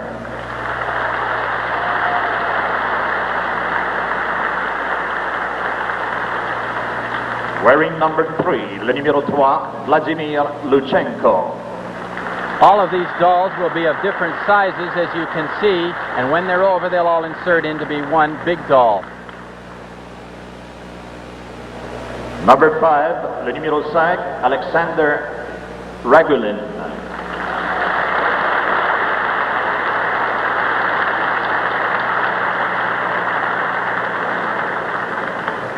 Le numéro 6, number 6, Valery Vasiliev. Canadians, in turn, are presenting the Soviet team with a medal. Le numéro 7, number 7, Gennady Tikankov.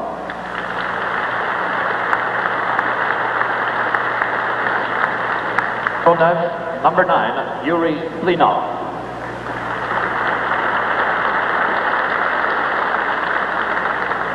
Le numéro 10, number 10, Alexander Maltsev.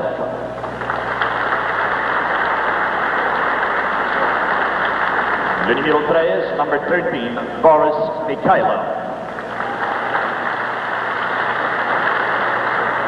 Le numéro 15, number 15, Alexander Yakushev.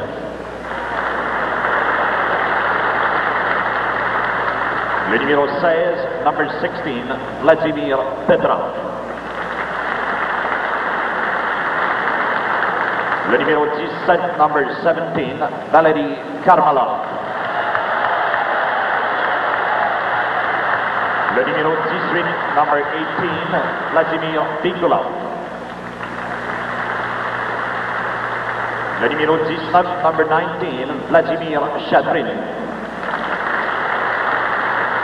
Le numéro 20, number 20, Vyacheslav Treshyak. Le numéro 22, number 22, Vyacheslav Anisin.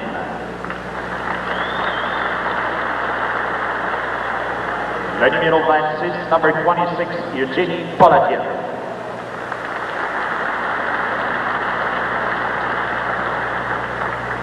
Le numéro 23, number 23, Yuri Lebedev.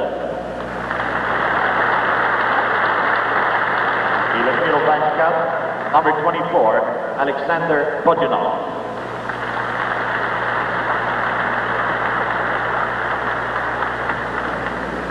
And now the captain of the Soviet Union team, Viktor Kuskin, will present a doll to the captain of the Canadian team for the non-playing Canadians player.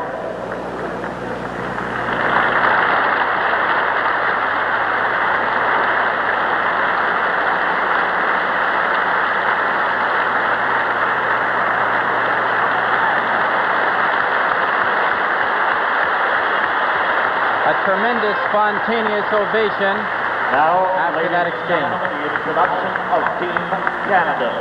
La présentation des joueurs de l'équipe Canada. Number 1, le numéro 1, Ed Johnston. Le numéro 2, number 2, Gary Bergman. Le numéro 3, number 3, Pat Stapleton. Number 5, le numéro 5, Brad Park. Number 6, le numéro 6, Ron Ellis. Number 7, numéro 7, Phil Esposito. Number 8, le numéro 8, Rod Gilbert. Le numéro 9, number 9, Bill Goldsworthy. Number 10, le numéro 10, Dennis Hull. Number 11, numéro 11, Vic Atfield. Number 12, numéro 12, Yvan Cournoyer.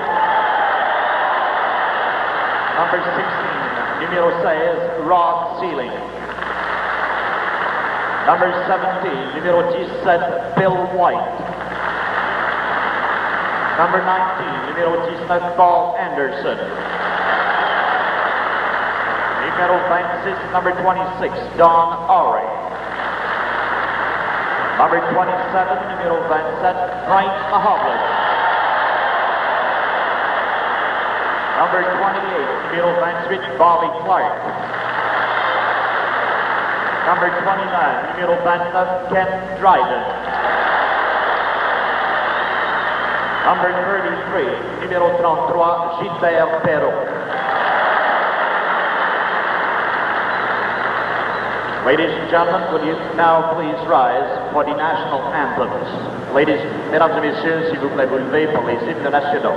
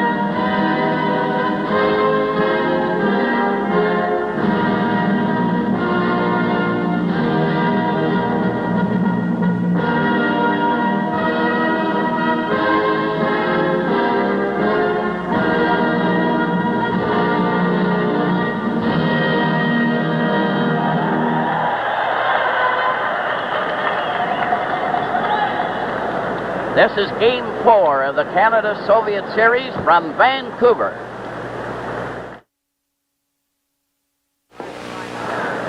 Now for the starting lineups, and Bergman and Brad Park on the Canadian defense. Clark is center ice, Paul Henderson and Ellis on the wings, and Ken Dryden in goal. Going back to the first game of the series. Now for the Soviets, Raglan is out there with Sagankov. Mihailov, Maltsev, and Harlamov are the forward line. Tretiak in goal, continuing his great performance. Len Gagnon and Gordon Lee are the two officials, and the Soviet team are in a huddle as usual, right in front of their own bench, and now they're all set to go. Foster, it'd be a good time to mention what the CCCP means on the front of the Soviets' jerseys. It, of course, is in the Russian alphabet, means the USSR, or the Union of Soviet Socialist Republics. The Soviets are to our right, Canada to the left. Maltsev got the draw momentarily. Canada recovers, shoots it up over the line. Clark driving it in. Ellis going after it. It's shot on the boards. Harlamov getting it at the blue line. 17. Harlamov over to Vikolov. And Vikolov couldn't recover as Clark is skating him off. Number 5. Ellis goes in to help. Back to the goal. Left it. A loose puck. It's back to the net for Maltsev. They're great opportunists. Another roller over on the side. Henderson covered his man. Henderson wearing the red helmet. Comes in front of his own goal over to Ellis.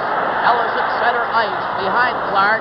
Recovered by the Soviet. And it's Vikolov over the line with Harlamov, who went in too far. Clark is covered by Maltsev, who has the puck. He's bumped. Here's a shot by Sagankov that went wide of the net. Bergman plays to Paul Henderson. Henderson up to center ice. Raglan took Canadian player out. Henderson still going. Stopped as he went to one side of the net. Center right in front of Clark. Here's a shot. And the drive went wide. Soviet come right back with a pass. Mihailov failing to get it. Mihailov 13. Petrov making the pass. And they're changing on the goal. Now Blinov was given a jolt on the boards. Petrov failed. Blinov going in. Number 9 is knocked over by Goldsworthy. And he gives him the elbow again. Mihailov took it on the head. And Goldsworthy will get the first penalty of the game for Canada. Of course, Foster, Goldsworthy has been waiting a long time to get in this series. He got in briefly in one of the other games, but the Canadians are so intense, they want to get into this game so badly that a few chippy penalties are inevitable to come. 1 minute 24 seconds. La punition de l'équipe du Canada au numéro 9, Bill Goldsworthy. 2 minutes pour double échec à 1 minute 24 secondes. 1:24, Goldsworthy for cross-checking.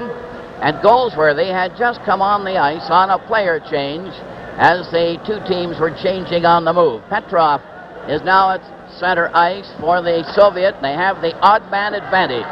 So Canada under a disadvantage right off the bat. Bill White goes back to the net. Mahovlich couldn't recover the puck. Kuskin to Mihailov, 13. The pass goes loose. Bill White lobbed it down the ice. And Tretiak will have to stop it. Luchenko takes it back to the goal. Number 3, watched by Mahovlich. He's out there with Bill Esposito trying to kill off the penalty. From the corner, the puck is shot to the blue line, recovered by Blinov. Up to center to Petrov. Over the line, he stops. They're getting that passing play here. Luchenko's drive. Scores! A long shot by Luchenko.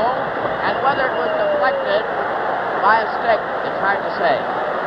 Again, good puck control by the Soviets. They cross the blue line with good puck control. Now Luchenko moves into the prime scoring area. Mihailov has parked himself on the left of the net. And I don't know whether he actually tipped it or not, but he distracted Dryden as he tried to come across the net and stop the deflection. Good slap shot, low in a good place for a deflection. And Mihailov is right on the corner of Dryden's pad and tips it up into the net.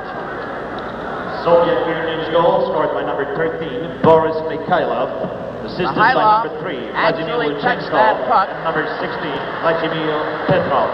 At 2 minutes, Luchenko and Petrov will get assists on that play. Mihailov was able to touch that puck. He made a scoop at it, as you noticed, and there was a question whether he touched it or not, but apparently it went right up off the toe of his stick and beat Dryden cleanly at 2:01. Just another example of how costly penalties can be. That goal was scored with Goldsworthy in the penalty box. So it's now USSR 1, Canada no score. Goldsworthy struck. back on the right side, and the puck was kicked at the time. It's offside at the Soviet line. Teams are at full strength. Now it's the kid line out there for the Anderson at center ice. Vodunov on one wing and Lebedev on the other. Lebedev is 23. This is the young line that played in the University Series last year at Lake Placid. So they're all 20 years old, showing how hockey is improving and coming along in Russia. Puck is shot right down the ice and cleared down into the Canadian zone, so it's an icing call. A good first intermission coming up with a look in the Soviet dressing room in Winnipeg. Bill Good will have some fan reaction again, and there'll be an interview with Joe Kriska, the president of the CAHA. Of course, Howie Meeker will be along with the highlights. Vikulov is over on the right wing for the Soviet. He failed to get out. Kent gets it with Harlamov on his left. Maltsev on the right. As the puck goes, Ori goes in. Back of that, he's out there with Sealing for Canada. Now then, a long pass to Hadfield goes astray. Gankov bringing it back with Vikulov and Harbalov. A shot stopped by Don Ori. Cleared back again by Phil Esposito. They jam against the board. Raglan hangs on to that puck.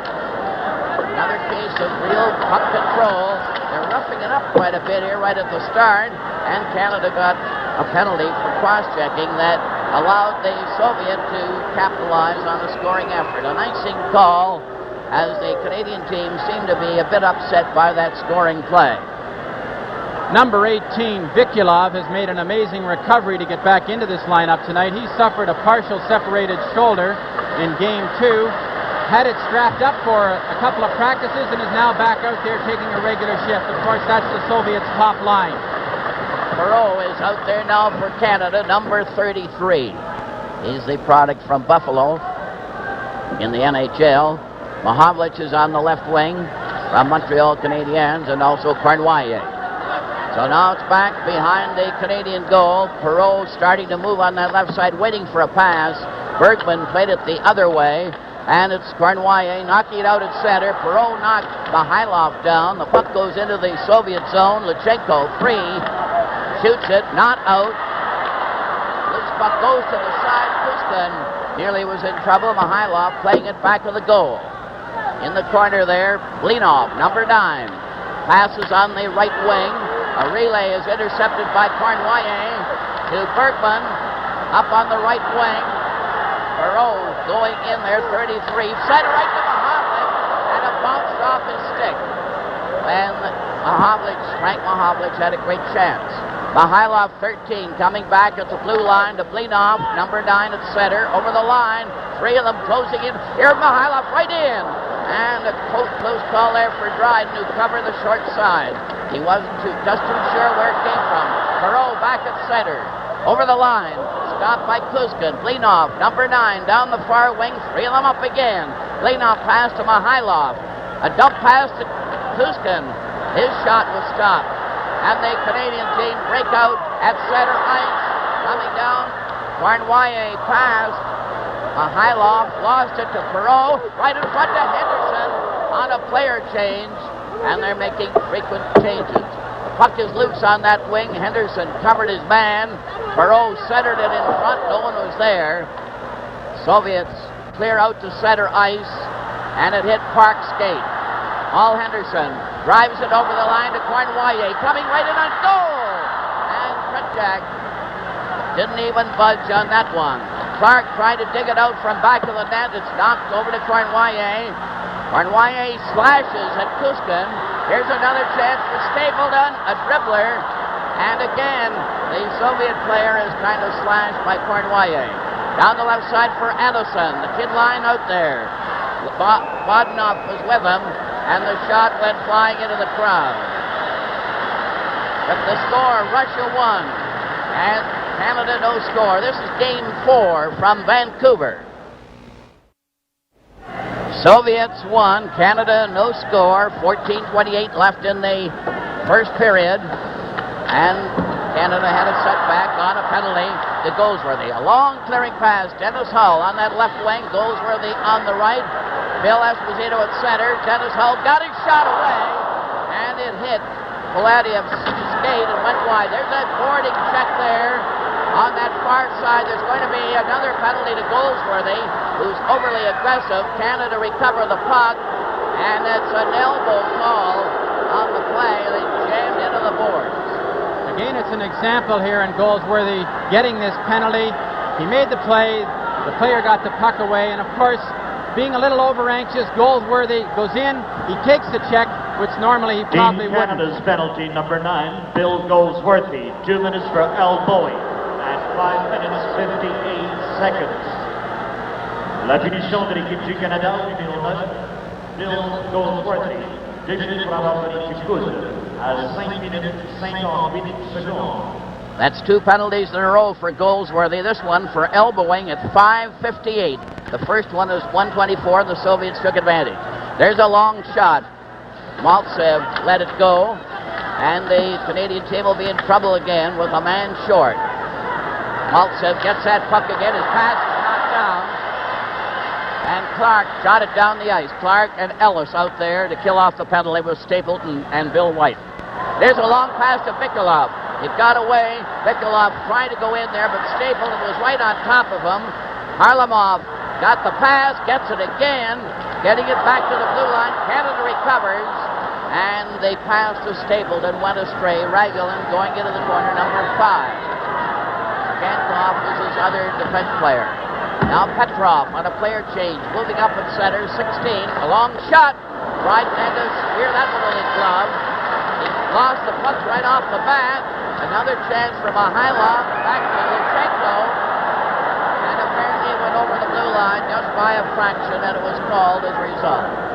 Dryden still looks just a little bit shaky on some of these shots. I don't think he, in his mind, has adjusted yet to how hard the Soviets can shoot the puck. Petrov let a slap shot go there that Dryden made a good save on, but he didn't look like he was right on top of the puck. All set now for the face-off near the Canadian blue line. 1-0 for the Soviets. Clark got the draw.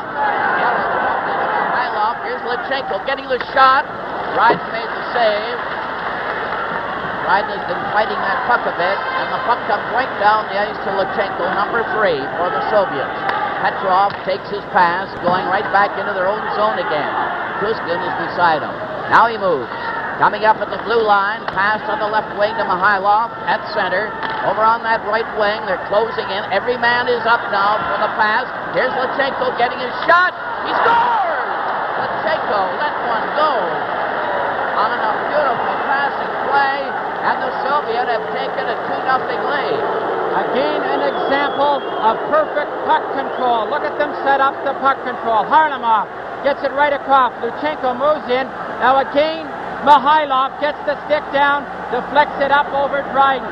Dryden really had no chance on that. But again, it's an example. The Soviet power play is devastating.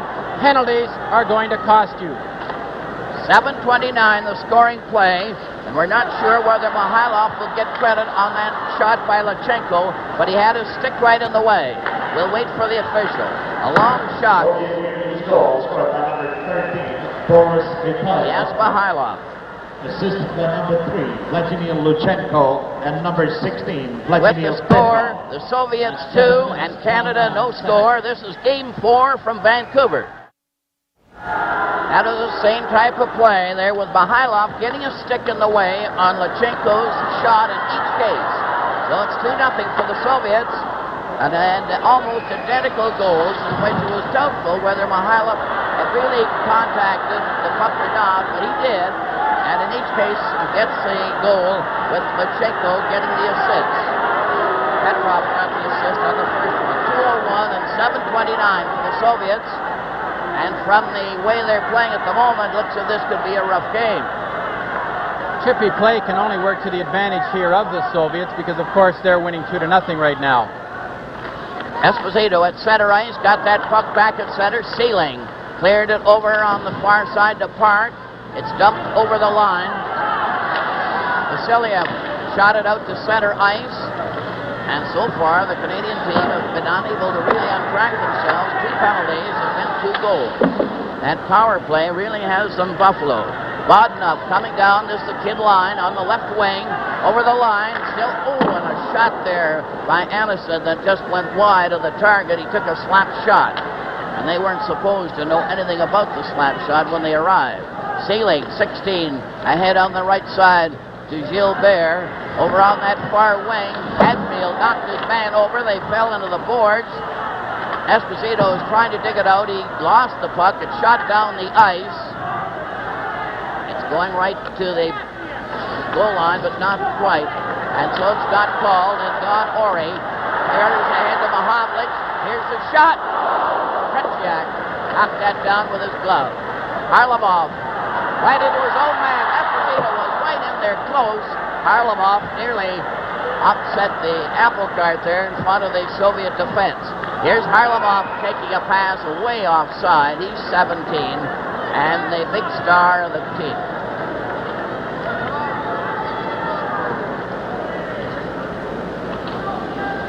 Here's a good look at the play from the low angle. You can see Tretiak moving around in that net to set up continually. From the face-off, Perot out there now in center with Cournoyer and Frank Mahovlich. Harlamov out there with Mikulak and Maltsev. And a icing call, and the face-off is going to be in the Soviet zone to the left of Tretiak. One thing that has been causing Team Canada a little bit of trouble in this first period is their defense are backing in a little bit, and they're giving the Soviets good puck control. In the face-off, the Soviets get the draw, lose it again on the boards, only to recover. Harlamov playing it to Maltsev, over to Mikulak. Over the Canadian blue line, then Harlamov missed it. Mike Mahovlich coming back with Perot, the two of them over the line. Mahovlich cleared it one front to Perot. Perot failed to get a shot, and it's checking by the Soviets very close. Skankov over to Mikulak. Here's Maltsev, uncovered, right in on goal. And his backhand just failed to click. But they're walking right in on that Canadian defense. Cournoyer passes back. Here's a shot by Perot. Went off the skate. A Hylov with Harlamov coming right back at center on a player change. A Hylov, who's been the big opportunist, deflecting 2 shots. Had a good chance there. Cournoyer to Mahovlich. To Perot. Perot over the line. Houston's got him number 4, head to Mihailov, and Mihailov, incidentally, wears 13, so you can see what a gallant soul he has to be. And he's had the 2 goals, and in each case, deflections. And hard to tell. Now Ellis, down the right wing, here's a shot. Tretiak covered that angle perfectly. 2-0 for the Soviets. Mihailov, 13, passing ahead, just getting rid of it, really. Bill White took it at center ice, shot it right back in again. And the Canadian team are trying to turn the tide by putting pressure on. A pass, Henderson, but rolling in front and couldn't get a shot on goal. He's given a jolt against the boards. Klinov cuts back as they started out. Now he's turning. Petrov is waiting for him. Mihailov with him at center ice. He was thrown off balance. Petrov, 16 for the Soviet. Clears right back to Mihailov. They have a man in position almost every time, regardless of the circumstances. Mihailov made a Rick-wide pass. Henderson got over there too late. Pat Stapleton gets a long shot away, and that was 5 for Tretiak. Quick pass by Vasilyev. Up ahead at center ice, the kid line coming in here. Lebedev is forced into the corner. Bodnoff couldn't get it. Anderson from the corner shoots one behind the net. Stapleton failed to clear, and the Soviets are getting that puck in the corner, which is always dangerous. Puck comes over on the right side. Goldsworthy, who's had 2 penalties, played it over on the far wing to Bill Esposito, who got rid of it. Puck was in the Soviet zone. Failed to get away. Esposito intercepted a pass. And Dennis Howell, who could really blast and failed to get a hard drive. Bill White keeps it in. The Goldsworthy, who flipped one high, and it goes over the glass into the crowd. With the score, the Soviets 2 and Canada no score. This is Game 4 from Vancouver. Hatfield sitting there pondering what has happened.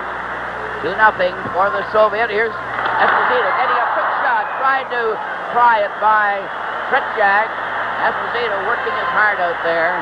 Had a good chance, but he couldn't force it through. Esposito's great strength. Of course, he can fight anybody off in the face-off. Gets a good backhand. Tretiak covers up. From the face-off, it's back to Bill White, whose backhand rolled wide. Dennis Hull center to Esposito, who's well covered by Raglan. Soviet coming out 3 abreast. Stopped by Goldsworthy and given to Bill White. Played it to Pat Stable and nearly cleared it onto his stick. Goldsworthy is watched by Mikulik, who steals the puck and knocks it to the corner. Bill White covered up with Maltsev, number 10, standing by. A little bit of confusion there in Canada's end, and of course Bill White, with his experience, realizes that the best thing to do is trap the puck and let Coach Harry Sinden sort things out from behind the bench. Sinden has to be a little concerned. Of course, it's early in the game, but he is behind by 2 goals. From the face-off, Raglan gets it at the blue line, takes a long shot that's stopped. Perreault had a whack at it. Harlamov played it over on the far wing. Jankov shoots it into the Canadian zone. Mahovlich failed to get it out. Maltsev nearly cleared one onto his own player's stick as Sealing goes into the corner, and the passing by the Canadian team in their own end is very ragged and leaving openings. The forechecking by the Soviets right now is excellent. They're sending the first man in. He's playing the body. He's taking the man up against the boards. With his feet, he's trying to kick the puck back to one of his own teammates. And, of course, Team Canada right now is scrambling a little bit to try and get untracked and get back into this game. It would appear to me that the Canadian team are playing back to that first game in Montreal. They just aren't sure of themselves. A long shot. Ori is going back to the net. Ori is now on the move for Canada, the blue line. On the right side, cleared it in. He ran into Lecheko. Kuskin cleared into the corner. Cornwallis going in back to the net. Tried to dig it out. He did. Mahovlich couldn't get it. Cornwallis shoots. And they all ducked, and it went into the crowd. Kuskin was down on his knees. Petrov beside there, and Mihailov. You saw Kuskin, a perfect example of how well they use their feet in front of the net. Of course, he had lost track of the puck with his eyes, but he kept his feet moving, and he eventually got down on the puck. It got pushed away. Cornwallis tried to blast the puck right back through the whole maze and hoped that it would go right through. Of course, it deflected and went up out of play. Hadfield on the left wing, Gilbert on the right, Perreault at center ice. Lecheko has had 2 assists. Both his shots deflected by Mihailov for scoring plays. Lecheko shoots it out at center. He's checked by Bledoff, and the puck goes flying over the glass into the crowd. 6 minutes and 4 seconds remaining in the first period. 2-0 for the USSR. There's Coach Bobrov. Of course, they don't show a tremendous amount of emotion, but he has to be a little more relaxed with a 2-goal lead than Coach Sinden on the other side of the rink. Canadians get the puck. Here's Hadfield having it hop over his stick from the corner. Hadfield trying to get it back to Perreault, to the blue line to Sealing. It bounced off the Soviet player. It still bounced off the second time, and they're certainly making it tough in the Soviet zone when they're checking. Petrov, 16 at center. Bledoff on his right, Mihailov on the left. In the corner. This is where the Canadian team are falling out. The Soviets recover that puck, sent right in front. Roller was stopped on that play by Perreault. But again, the Canadian team are failing to recover that puck in the corners, and that's a disaster, especially in their own zone. Puck goes in back of the Soviet goal. They're trying to dig that puck out in front. Esposito trying to backhand. Tretiak handle it with ease. Mihailov couldn't get past center. Ori draws his check ahead to Hadfield at center, 11 for Canada, to Esposito. A long shot wide of the net. The Canadian team haven't been able to break in on that defense with any real direct drive. It's down the far side. Lebedev going in on with Bodnoff. The pass comes to the Canadian team. It's over on Dennis Hull, getting his shot away and missed by about 10 feet. Ellis from the corner couldn't recover. It's back again for the Soviets. Lebedev in front of the net as Bodnoff tried, while sliding on the ice, to deflect it. Canada tried to get that puck out of their own zone, and it's been hard. Esposito at center with Ellis on his right. Back to Dennis Hull. A shot. Pritchak made that save. Puck bounces all the way back at center ice. Brad Park, as they're changing on the go, ran into Anderson. Here they come again. Lebedev with Anderson getting in front to Harlamov. Then a deflection. Another shot. And Dryden will stop that one with Lebedev right at the doorstep. With the score, the Soviets 2 and Canada no score. This is Game 4 from Vancouver. What the Soviets have been doing so well is playing their positions. Team Canada are having a tendency to chase the puck a little too much. Maltsev knocked the puck to the boards on that face-off. Bill White lobbed it into Pat Stapleton, who was skating up to get it to the blue line at center. The pass didn't reach Ellis. Raglan shooting it down the ice. Bill White, 17 for Canada. A long pass to Paul Henderson failed to click. Soviet take over at center ice. Nikoluk, 18, takes a shot high, but they always seem to get a shot when they feel that they have the opportunity, but they never shoot until they feel they have a good chance. I can't emphasize how important it is to play your position in this type of hockey. The Soviets are doing it exceptionally well. Bill White from the face-off goes with a pass over to Henderson, who's blocked there. Now Stapleton trying to help him out, knocked it back to Dryden. And Dryden made sure there was no monkey business by going down low to cover. In a close checking game, if you do play your positions or close to your man, you have a 50-50 chance of getting that puck every time it's passed. 3:15 left in the first period. Soviets leading 2-0.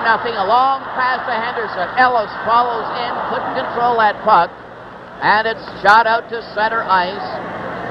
Pat Stapleton backing up. 3 minutes left. Now on that left side, Henderson in front. Pritchak caught that with his glove as Clark let one go. Pritchak has an amazingly quick hand, because he there looked like he was a little too close to the post and he was right back into the net, but the big glove came up and took that shot of Bobby Clark's. Petrov is going out to center ice. There's Bobrov, the coach. He seems to be even more active in this game tonight than others. From the face-off, here's a chance. There's Frank Mahovlich, hit a skate. Blinov, 9.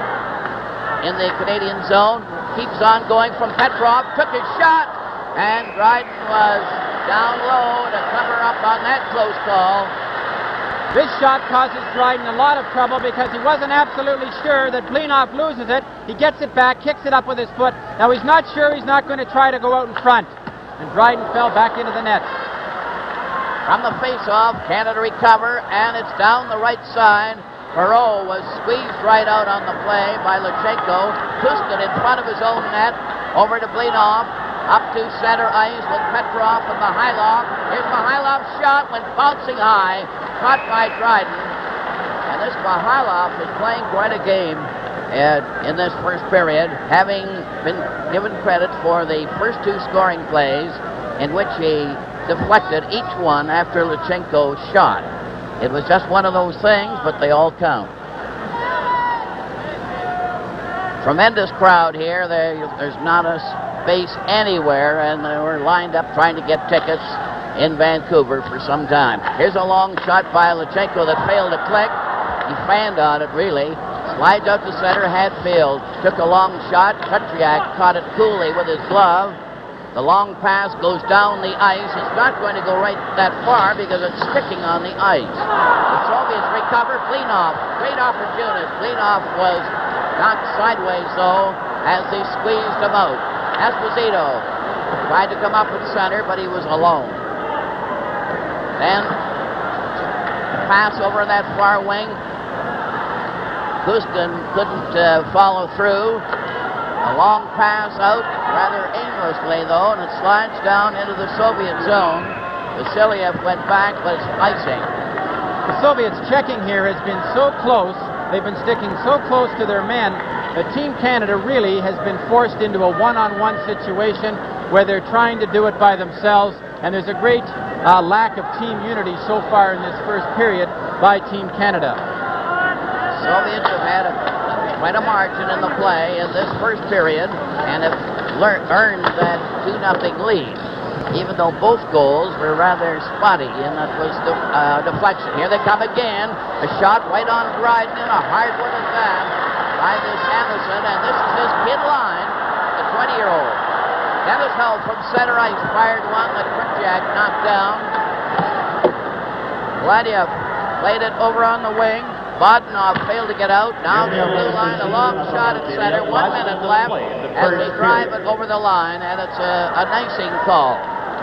But the defensive work of the Soviets has really been outstanding in this game so far. Not only have they been back-checking exceptionally well, but they are not afraid to come up the ice, and if the pattern isn't set up properly, they turn back into their end, and this seems to be causing Team Canada some confusion as to who they should actually check when the Soviets turn back into their end. Esposito out there with Dennis Hull and Goldsworthy, number 9. He's had 2 penalties, and they've cost the Canadian team 2 goals. So you can't play men short against this Soviet team. They jam against the boards. Dennis Hull was reached against the boards there by Sagankov, so they know how to bump. Then Harlamov was knocked over by Esposito, a trip. Esposito will get a tripping penalty, so that's 3 Canadian penalties in a row. This is one of the hardest penalties to give. Watch Harlamov. He cuts back to the inside. He actually trips himself a bit. Penalty number 7. Of course, when you try to jump over the stick, Esposito was trying to check him. He goes down. A 2-minute penalty. Let's hope it's not a costly one. Au numéro 7, Phil Esposito. 2 minutes pour avoir fait trébucher. À 19 minutes 29 secondes. All set for the face-off, with the Soviets still showing great power out there. Clark is now at center with Ellis.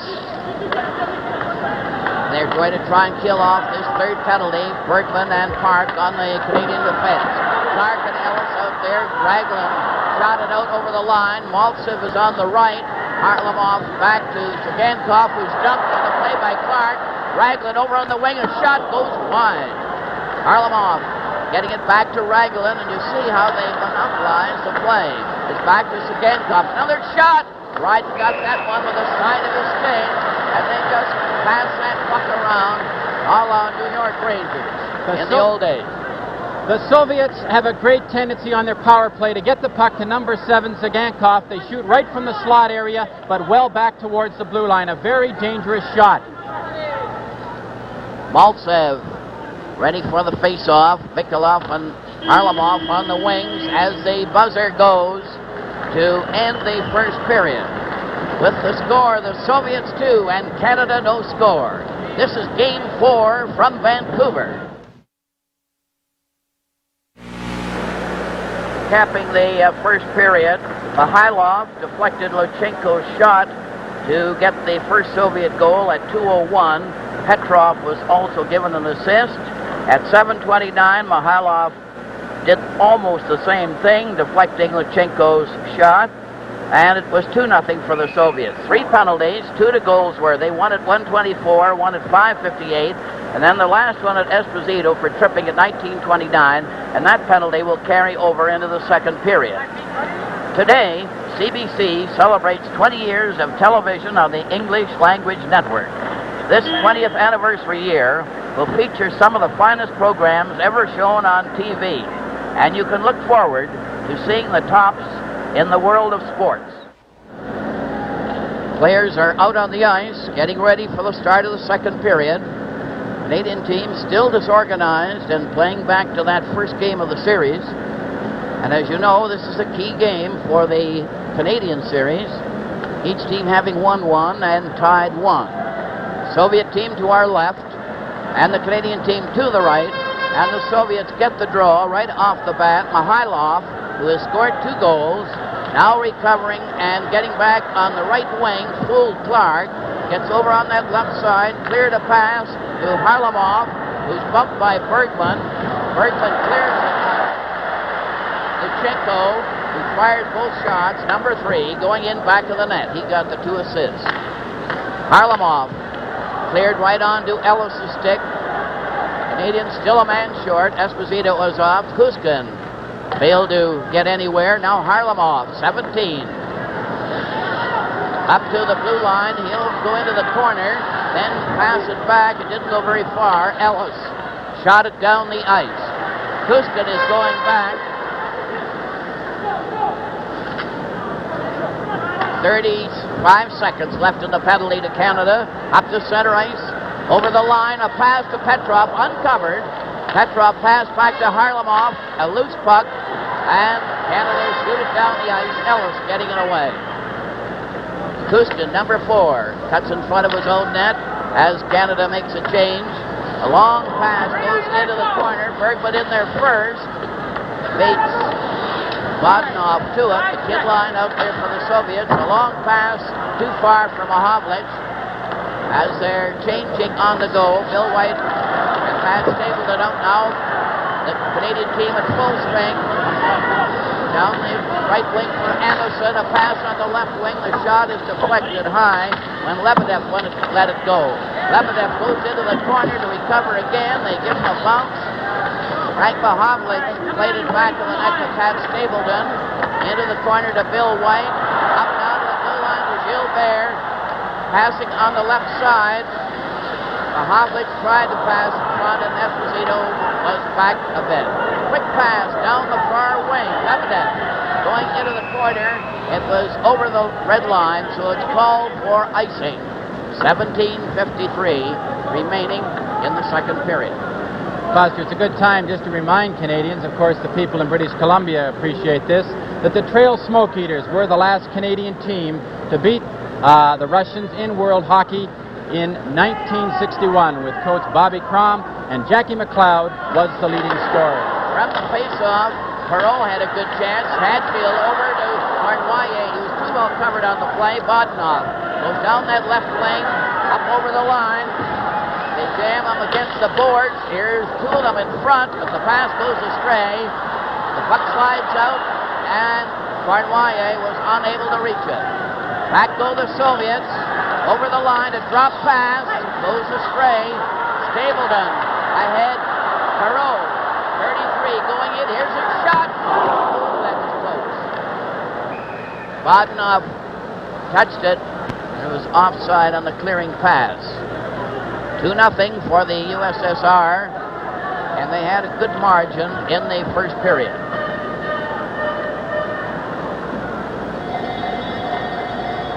Another change of players. Hadfield is coming out with Esposito. Esposito's going back again. They're not too sure. Looks like the Clark line. Clark, Ellis, and Henderson. Clark 28, Ellis 6, Henderson 19, wearing the red helmet. From the face-off, the Soviet get that draw. They're getting it quite often. Maltsev. Now another tries to Gankov, the defense player, going in with Henderson covering him, but he got that pass over just the same, and it's flipped out to center ice. Maltsev recovering for the Soviet, number 10. He got rid of it, and Raglan cleared out. Vikolov was right there to take it. Maltsev going in on the right. The pass didn't reach him. A long pass to Ellis failed to click. Soviet take it over the line. Raglan took an easy shot at Dryden. Maltsev couldn't break up the rush. Henderson is squeezed out, and Gankov did the heavy checking. Vikolov, 18 for the Soviet, passed right onto Henderson's stick and bounced away. Harlamov over to his defenseman, Raglan, to Maltsev. Maltsev going to center ice, number 10, over the line, missed Bill White's check. On the drive, that was a real shot that went wide. Seemed to have Dryden beaten if it was on. From the corner, Henderson, 19, is squeezed out, and the Soviets, if you'll notice, and it's hard to notice it, are hitting quite hard. with the Soviets 2 and Canada no score. This is Game 4 from Vancouver. Kuskin was speaking to the coach Bobrov. Here's some more strategy. Here's a shot. Dryden stopped it. Right to the line. Oh, that was close. Dryden stopped that one with his hand in the air, dropped right on the goal line. Watch this. Dryden is definitely shaky tonight. This was not an exceptionally hard shot. He gets it away quickly. Dryden gloves it, now drops it. Now the defenseman very alertly. This puck is going in the net. And the defenseman, number 16, Sealing, stops the goal. They're underway. It goes where they left that puck there. And the Canadian team are having a hard time attacking themselves. The Soviets stole the puck only to lose it again. A long shot goes into the corner. Goes where they're going back to the net. Out there with Esposito and Dennis Hull. Hull is 10. Esposito keeps it in. The puck goes around back to the net. Kuskin, number 4, after it. It's a deflection out to center ice. Sealing on the defense with Ori. Kuskin shot it on the boards. Maltsev clears out at center ice. It's blocked by Ori ahead to Dennis Hull. Dennis Hull 10, shoots it in, but really no system. Luchenko rushes over to get a loose puck at center ice, only to be stopped. Petrov ahead to Blinov alone, one man back. Blinov cruising in, left a pass. Mihailov's drive was wide, but they always make that play. Here's Mihailov shooting from the Petrov shooting from the side. Back to the blue line to Kuskin, and Dryden had to grab that one with Mihailov right on top of them as the Soviets really are outplaying them. The Soviet pressure here is intense. Dryden under tremendous pressure right in front of the goal mouth, gets his glove down on top of the puck. Foster, I can't say enough the way the Soviets are forcing Team Canada to play scrambly hockey. It's not like they're doing it intensely by any means. The Soviets forechecking and their back-checking is so relentless that they are forcing Team Canada to make all sorts of mistakes. The Soviets are really playing their best game of the series. That's the difference. Now, Perot coming up at center ice, over the line, showing a burst of speed, going right in, centered it, I believe the Soviet player knocked it into his own net. It looks like Raglan, who hit the puck. Perot gets credit. A tremendous individual effort by Gilles Perot. The length of the ice, good work here. Now Vasiliev trying to stop it. It hits his skate and up into the top corner off the Soviet defenseman. Again, a beautiful effort by Gilles Perot. A good burst of speed, but the Soviet deflected into the net. Le but de l'équipe Canada, compté par le numéro 23, Gilbert Perrault, sans aide. Harlamov tested Dryden with a long shot after the face-off. Now Canada back in the race here, 2-1. Perrault coming through, unassisted. Here's Harlamov going in front of the goal, right in front of the net. And Dryden was down, out of the play, with Maltsev standing right on the corner. So you'll see how they work in here. Here's an example. If Harlamov had shot the puck and let Maltsev standing on the corner play the rebound, they would have had a better opportunity to score instead of passing off and nullifying the play by Dryden. Perrault getting a great hand for an individual effort. A scoring play for Canada at 5:37. So now it's the Soviets 2, Canada 1.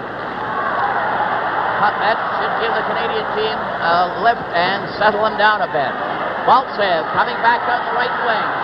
Failed to get past the defense. Able to pass. Sagankov cleared to the open wing. And every time the Soviets pass that, into Ellis, right in with a backhand. Oh, it's a loose in front of the net. Tretiak was beaten on the play, but Henderson couldn't get there in time. Tretiak was beaten here. Ronnie Ellis goes to the outside. A good backhand. Stays on top of the puck. Tretiak loses it. Of course, the Soviet defensemen scramble in front of the net. Sagankov and Ragulin stop Bobby Clark from bouncing it into the open net. A fine effort all the way around, Foster. Yes, it looks to me as if this Canadian team will get a big lift out of that scoring play by Perrault, primarily by the way he did it. Here's Henderson getting his shot. Tretiak stopped that one. And that was a close call again. So the Canadian team is getting fired up and getting what they've lacked so far is confidence in themselves. Throw and assistant. All set now for the face-off. 13:35 left in the second period. Henderson back to Stapleton. It's blocked by Petrov. A team-on-one. Bill White back. White shot a shot. It's goal! Right from that left wing. A perfect play by Blinoff. And the Soviet have got that one back very quickly. That is going to hurt Team Canada. A perfect pass under the defenseman's stick. Blinoff makes no mistake. A hard drive right between Dryden's legs. What you'll see here now, watch Petrov put it inside White's stick and his leg. That's the perfect place to play the pass. Soviet Union's goal scored by number 9, Yuri Blinov, assisted by number 16, Vladimir Petrov, and number 13, Boris Mikhailov, at 6 minutes 34 seconds. Le but de l'Union soviétique compté par le numéro 9, Yuri Blinov. Scoring play, Blinov at 6:34. Petrov and Mikhailov getting the assist, so that's 3 points for Mikhailov. Here the Soviet in front of the Canadian goal, but they failed to get a shot on the net. So the score is now 3-1 for the USSR.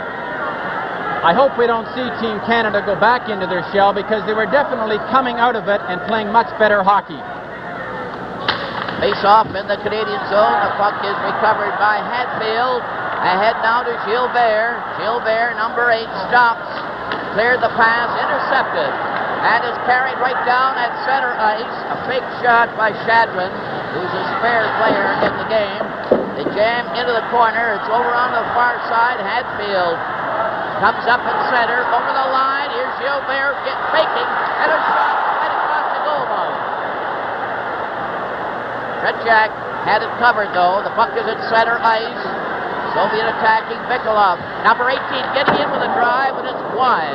But how they get these shots? The Canadian defense backing up almost on every occasion. There's a collision. Hatfield bumped into Paladiev right at the Soviet line. Quick pass on the left wing. The Soviets cruising in. Bikolov had a shot blocked on the fence. Esposito knocks it around back of the net to Sealing. Cornwallis is on that far wing. A long pass. Cornwallis right through. Oh, he went right through. And a great save there by Tretiak. Return rush by the Soviets. A drop pass and a drive. Right. Deflected that with his glove. Gancroft checked it. On one. A pass again to Cornwallis going right in the goal. And he went in the net and the puck stayed out. Esposito had set him up. That's 2 in a row that Cornwallis unable to cash in on. But he made a great effort.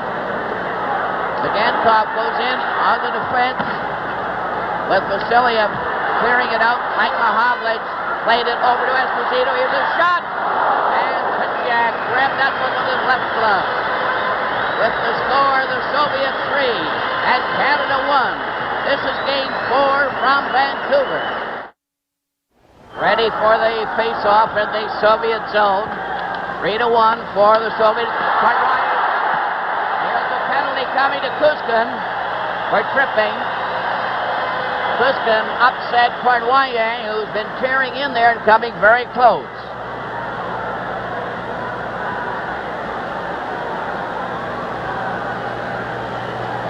That's Kuzkin going over to the penalty box, number 4. Soviet Union's penalty, number 4, Hector Kuzkin. 2 minutes for tripping at 8 minutes 39 seconds. La punition de l'Union soviétique au numéro 4, Hector Kuzkin, 2 minutes pour avoir fait trébucher à 8 minutes 30 secondes. Canada will have the first chance with the Soviets shorthanded, and you can see the tenseness in the faces of the tremendous throng here in Vancouver. Mahavlich passed that puck, it's intercepted, and Mikhailov, who's been a standout in the game for the Soviets, 2 goals, no assists, and Dryden caught that one with a little derision from the fans. On the corner, Petrov covers up, and Gilles Perreault couldn't get that puck loose. Cornwallis is over on the right wing there. Bergman is a defense player with Brad Park. Esposito coming out. Mahovlich stepping on. Here comes Sealing. And Bergman is coming over to the Canadian bench. Bobroff is doing a little directing of traffic as well. Petrov and Mihailov are trying to kill off the penalty for the Soviets. 16 and 13. Mahovlich couldn't get up there in time. Urchenko broke it up. Esposito goes over the line. A drop pass to Cornwallis. He's checked. Brad Park knocks it into the side. Dragulin had his pass partially blocked. Frank Mahovlich standing there, over to Parker, the shot! Oh, it went over the top corner with Esposito doing his best there to hustle Tretiak out of position. Had that shot by Park been a little lower, it could have caused Tretiak a lot of trouble because he was backed up right in the net. He left a lot to shoot at.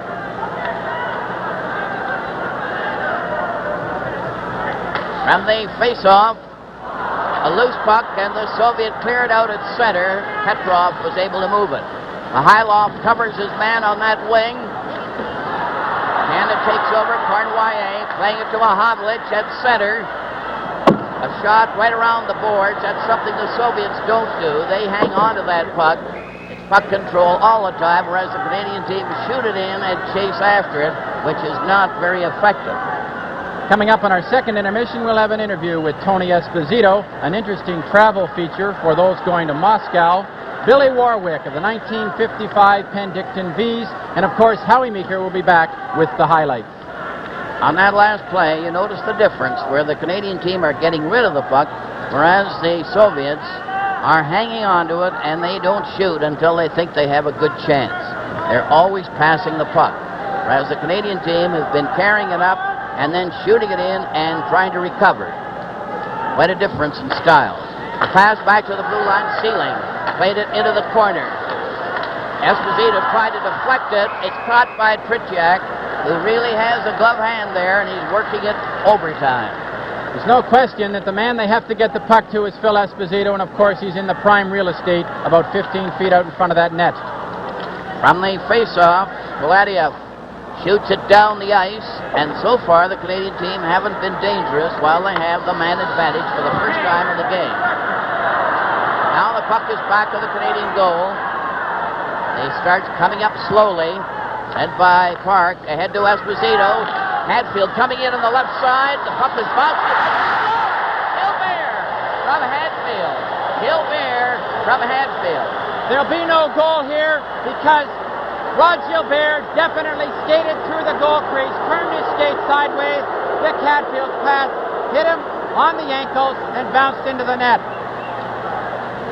A good play by Vic Hadfield, fighting the puck a little bit, but he gets it out. Gilbert skates,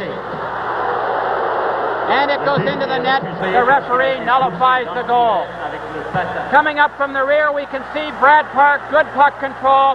Gets it through. Gilbert, Esposito goes to Hadfield. Now, Gilbert comes into your picture, turns sideways, hits his skate, and in the net. No goal. Gilbert didn't appear to kick it, but it went in off his skate. Now, of course, the Canadian team are claiming that the only attempt was made to kick it, that it should count because it just bounced off his skate. But the officials decide otherwise, and they have the last say. I must say, Foster, that the official was standing right on the goal line. He had good concentration on the puck. So it's still 3-1 for the Soviets. Canada take that over the line. Park couldn't control it with his glove. Down the right side for Mihailov. A drive right on. Tried to stop that. He didn't know where to go to. It just bounced wide of the net. Dryden is a little shaky in there, up the center ice, over the line. A long shot was wide of the goal. Now the Soviets are at full strength, and Kuskin is on, number 4. Seelig stopped him. Luchenko shoots it down the ice. Brad Park going back on the icing call. And that last, what appeared to be a scoring play by Gilbert from Hadfield, was disallowed because it was kicked in by the ruling of the official. Harry Sinden pacing behind the net, and his anxieties have to be growing at this stage. Face-off is going to be in the Soviet zone. Petrov, 16, is at center ice. The Clark line out there for Canada. Clark, Henderson, and Ellis. Yakushev now out there for the first time in the game. Cleared over onto the right side. He's mixing up the young ones. Here's a loose puck there. And Chandran, these are the two extra players for the Soviet. They're getting their first try. If that puck hadn't have been deflected, Chandran was sitting all alone there, and it was only a scramble by one of the defensemen that got back in time to deflect that puck over the boards. Vladiev, 26, is standing at the blue line, so look out for squalls here as here's a shot. Over the top is Dryden ducked. Soviets get Anderson getting it back, but Vladiev missed it. Vladiev plays it over on the far wing. Chandran had to bounce off his stick. They carry over the line. Yakushev with Anderson, and they fail to go through. Shot right back on the defense to Vasiliev. Over on the right side, Vladiev will stop. Cleared over the line. Ellis tearing in there on that wing with Vasiliev covering him. Petrov ahead to Yakushev. Up to the blue line, a three-man break for the Soviet. Yakushev drops the pass back. The shot is wide. It's into the corner where the Soviets seem to always recover. They still have it there. Yakushev's shot hit Stapleton. He gets it again, took his shot, and it's stopped on the play there by Dryden. And the puck rolls out to Clark. Pat Stapleton goes right down over the line to Henderson. Henderson's pass was knocked down by Chandran. Chandran is partially stopped. Henderson getting it back. And then Stapleton cleared it right back to Dryden. And the Canadian team are having their troubles. Cleared pass by Stapleton to Dennis Howell over on the far side to goals where the Yakushev was hit by Dennis Howell on that last play. And the puck is now again at center ice. Vasiliev over to Mikolov. He failed to go through, but Maltsev followed, but they were offside. With the score, the Soviets 3 and Canada 1. This is Game 4 from Vancouver. All ready for the face-off. Raglan is returning a helmet to the Soviet bench. 3-1 for the USSR. 7:10 left in the second period. Here's a loose puck. Harlamov wormed his way through. Got it again. Gets a pass in front of the net. Mikolov lost it. Harlamov backs this to Gankov. And the drive was about 3 feet wide. Sealing played it back to Ori, who shot it on the boards out to center ice. Another chance goes to center ice. Esposito shooting it into the corner. Raglan covers his man, and the Soviet recovered with Esposito stopping him. Gankov shot it out on the right wing. Ori going back to recover. Harlamov is after him. Mikolov trying to get him too. Dennis Howell scooped it back to the Canadian goal. Sealing into the corner with Mikolov after him. Sealing still trying to get that puck out of there. Maltsev took it from him. Harlamov turning, getting a backhand right foot. He scores! Mikolov from Harlamov. Mikolov firing it in, and it all looks so easy. This is an example. Now 3 Canadians go into the corner. Of course, the 3 of them are in the corner, the opening in front of the net. Harlamov, good puck control. Mikolov sweeps it in the short side. He caught Dryden going down, and he put it up over his pad. 13-52. Soviet Union's goal scored by number 18, Vladimir Mikulov, assisted by number 17, Valery Karmalov, and number 10, Alexander Maltsev, at 13 minutes, 52 seconds. 13-52. Mikolov from Harlamov. They were the two main ones in. Now Blinov comes in over the line, and the pass goes astray. 5:49 remaining now in the second period with the Soviets leading 4-1 and have had a big margin in the play. Petriak is being held on that last play by Mahovlich, who stuck right with him. Petriak couldn't even get up, and he must have held him out there for about 10 seconds.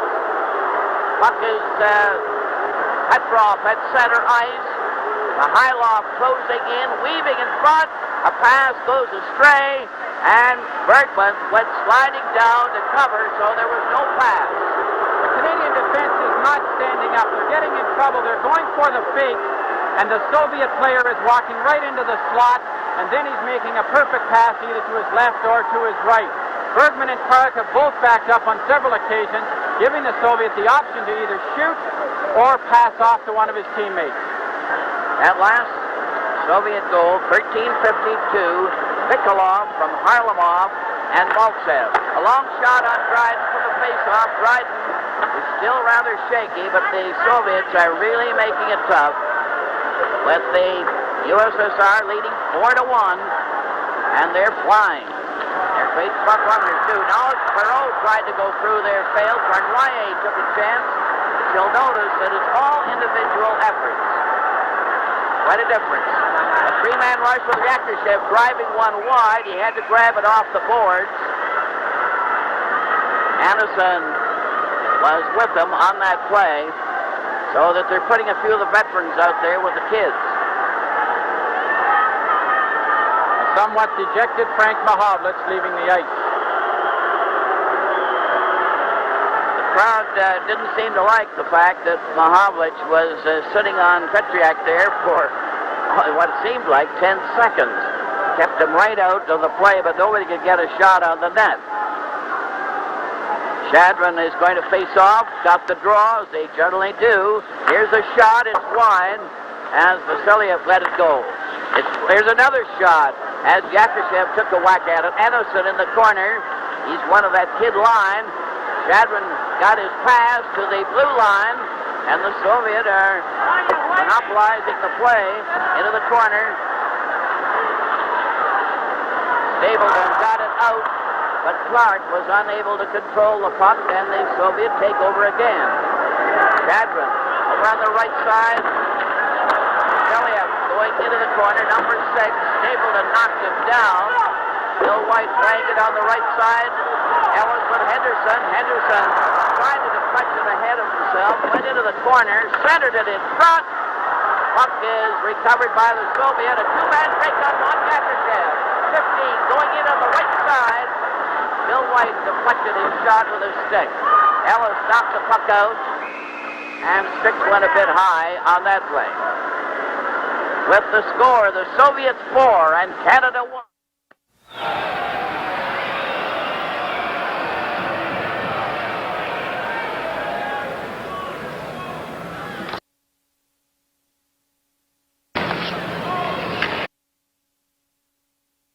Dryden steered that one to the side. He's been hard-pressed in this game. Canadian team knocking over the line, passing back at center ice. Ragulin shoots it over the line. Pat Stapleton played it out. Maltsev passed to Mikolov. Mikolov goes right back to get it. He's number 18. He scored the last goal. And they're showing some nifty moves. Bill White to Pat Stapleton. Ahead at center, the Canadian team can't get away. Here's a quick break for the Soviets. A bad pass that time to Henderson, who cleared it out at center. Ragulin 5, going back to get it. This appears to be the Soviets' best effort of the series, and they're flying. Maltsev at center ice, going up to Harlamov on his right here. Harlamov right in. And his drive and a terrific speed was just off the target. Bouncing back into the Soviet zone. They're coming again. They keep control of that puck all the time. Harlamov weaving over on that far wing. Made the pass. Lutsenko just stepped up and couldn't get there in time. And the Canadian team seemed to be tiring under this terrific pressure. Mihailov, 13, goes all the way back into his own zone, but boy, they can stick handle. And they don't let lose that puck for a moment until they're sure. There's Mihailov going right in again, and the shot let off Dryden skate just wide. Petrov couldn't keep it in, but it was shot there by Ragland with Bill White going back to the net. And the Canadian team are bottled right up. Hadfield now to Bill White. He shot. A three-man break. Here's Mihailov going in, a drop pass. Petrov fired it wide. And how they pour in there. Puck rolls to center ice. Hadfield golfs one. Retchak finally had to stop one as the Soviet monopolized the play. Corey is going back on that icing call.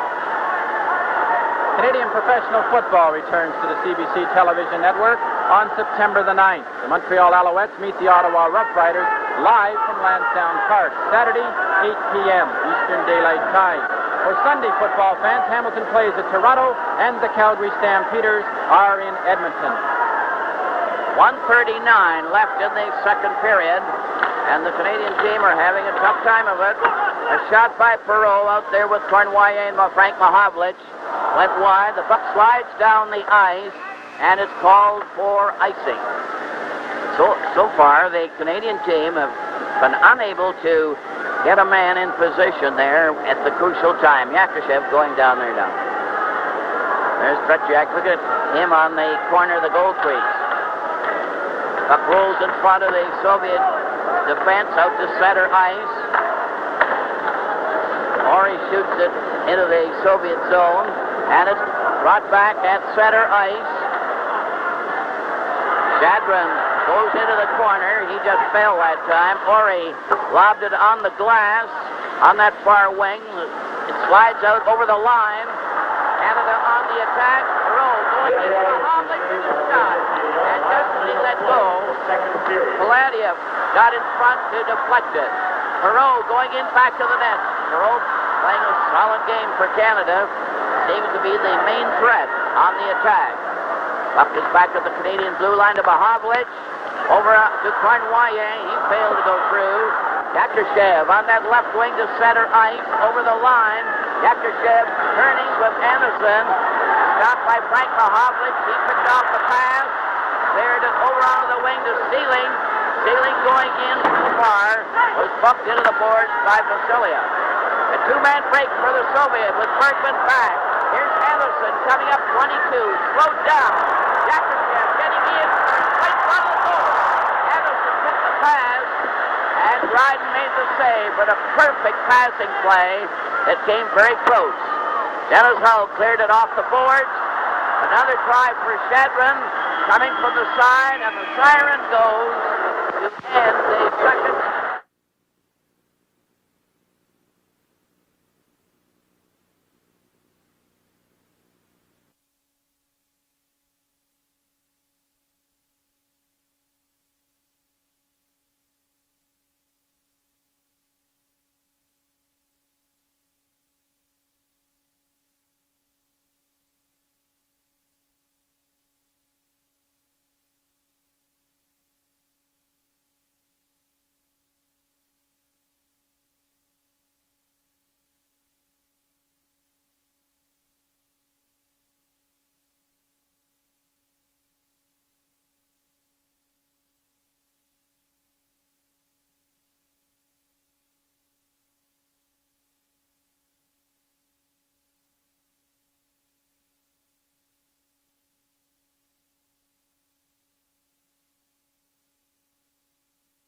Has won a game, they tied one.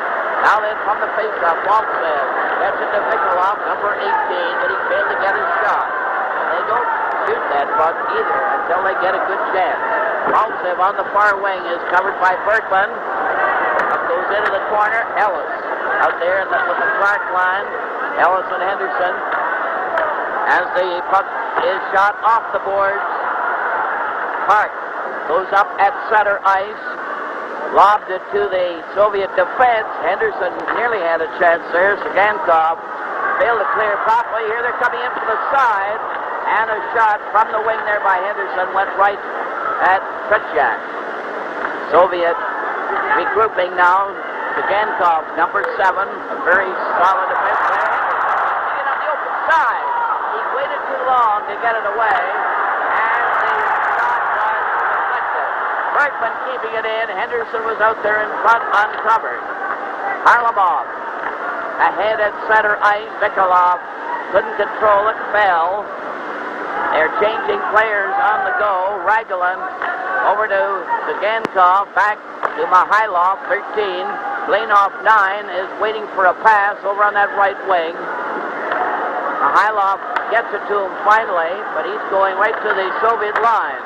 Now they find a man open. Mihailov going in on the defense, went by Park, but Bergman stopped him. Luchenko to Petrov, 16. Petrov lobbed it ahead. Mihailov was over the red line, and it's offside. When Team Canada is getting the puck, instead of establishing control initially, it appears that they're just passing the puck off somewhat in desperation. 8:23 left in the first half of the third period, and then at the 10-minute mark they will change ends. 4-1 for the USSR over Canada, and they've had a definite margin in the play in every department. Bill White getting in for a shot, but it was hurried and wide. Dennis Howell out there on the left wing. Esposito's at center, number 7. Esposito cleared on the right side to Goldsworthy. Goldsworthy to Esposito, but he was squeezed out, and they're really checked. There's a grab there. There'll be a penalty. Esposito was grabbed on the play. The Soviet player just held out his hands and said, well, what can you do? And he had a real hold. Petrov put the big bear hug on Phil Esposito, taking him down from behind the net. With a man as dangerous as Esposito, what can you do? Petrov, 2 minutes holding, and 2 minutes, 1 second. 2:01, the penalty to Petrov for holding.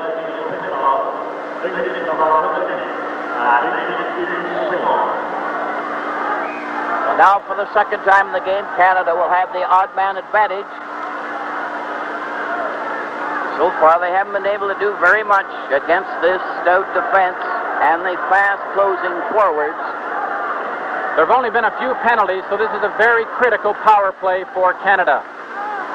From the face-off, Cornwallis to Mahavlich to the blue line, over to there's a pass. Gilbert passed it, and it was intercepted, brought down by Mihailov to center ice. Shadron is with him, waiting. He still has it on that wing, and then let it go with Park recovering. Park played it over to Esposito on the right wing. A drop pass to Gilbert. Gilbert cruising in on the right side was stopped by Raglan, with Shadron shooting it out to center. Cornwallis, number 12, cleared it and intercepted by Luchenko and knocked back. And here's the difference on the passing plays. Watch it. Esposito up on the forward pass, closing in, right in on goal. And it bounced off Kutchak. Raglan forced him to the corner. Luchenko recovers the puck, shot it off Gilbert's stick down the ice, and Park is back of the net. Mahavlich going the wrong way, turns into the corner in front of the net. Frank Mahavlich to the blue line at center ice. Every man up over the line. Partially checked. Back again to the blue line. Cornwallis couldn't get a shot. Park lets one go. It stopped. Mahavlich couldn't head on his skate a scramble around the goal, but no one could get a real shot on the net. Shot down the ice. Mihailov going down with Dryden clearing it on the boards. Hadfield steps out the ceiling. Up to center ice. Cornwallis going in on the offside. He laced one at Kutchak. And Bobrov was greatly excited about that one. That was a beautiful pass by Vic Hadfield to Ivan Cornwallis, who was breaking in there, but Tretiak just came out and very coolly handled that sizzling shot by Ivan Cornwallis. Face-off will be marked at center ice, 4-1 for the Soviets. In this last period, 6:19 in the first half. Puck is back into the Soviet zone. Harlamov was bowled over when he collided with Cornwallis. Now the Canadian team attack. Perot is out there with Hadfield, who grabbed the Soviet player Harlamov. A one-man break. Here's a shot by Maltsev that went wide. Bounces off the board to Cornwallis. Down the right side past Kustin, but he couldn't get his shot. Zagankov drove it right down the ice. An interesting thing there, Maltsev had a one-on-one situation, lets a terrific shot go, and if you notice, it was also Maltsev who came back and checked Ivan Cournoyer going the other way. Their pursuit is absolutely fantastic. The face-off is going to be to the left of the Soviet goal. Goldsworthy is coming out on the right wing as the Canadian team make a change. Soviet weathered that penalty without too much difficulty. They had the Canadian team pressing too hard. Perreault is now at center, number 33. And he's been one of the main threats for Canada, along with Cournoyer, who's been showing lots of speed, but not too accurate around the net. Yakushev cleared it over to Anderson. Anderson weaves in there, back to Shadron. Shadron's pass to Anderson, right for the net. Oh, that was close, a perfect play. Shadron getting the return pass. Now a roller in front of the net there as with the score, the Soviets 4 and Canada 1. This is game 4 from Vancouver.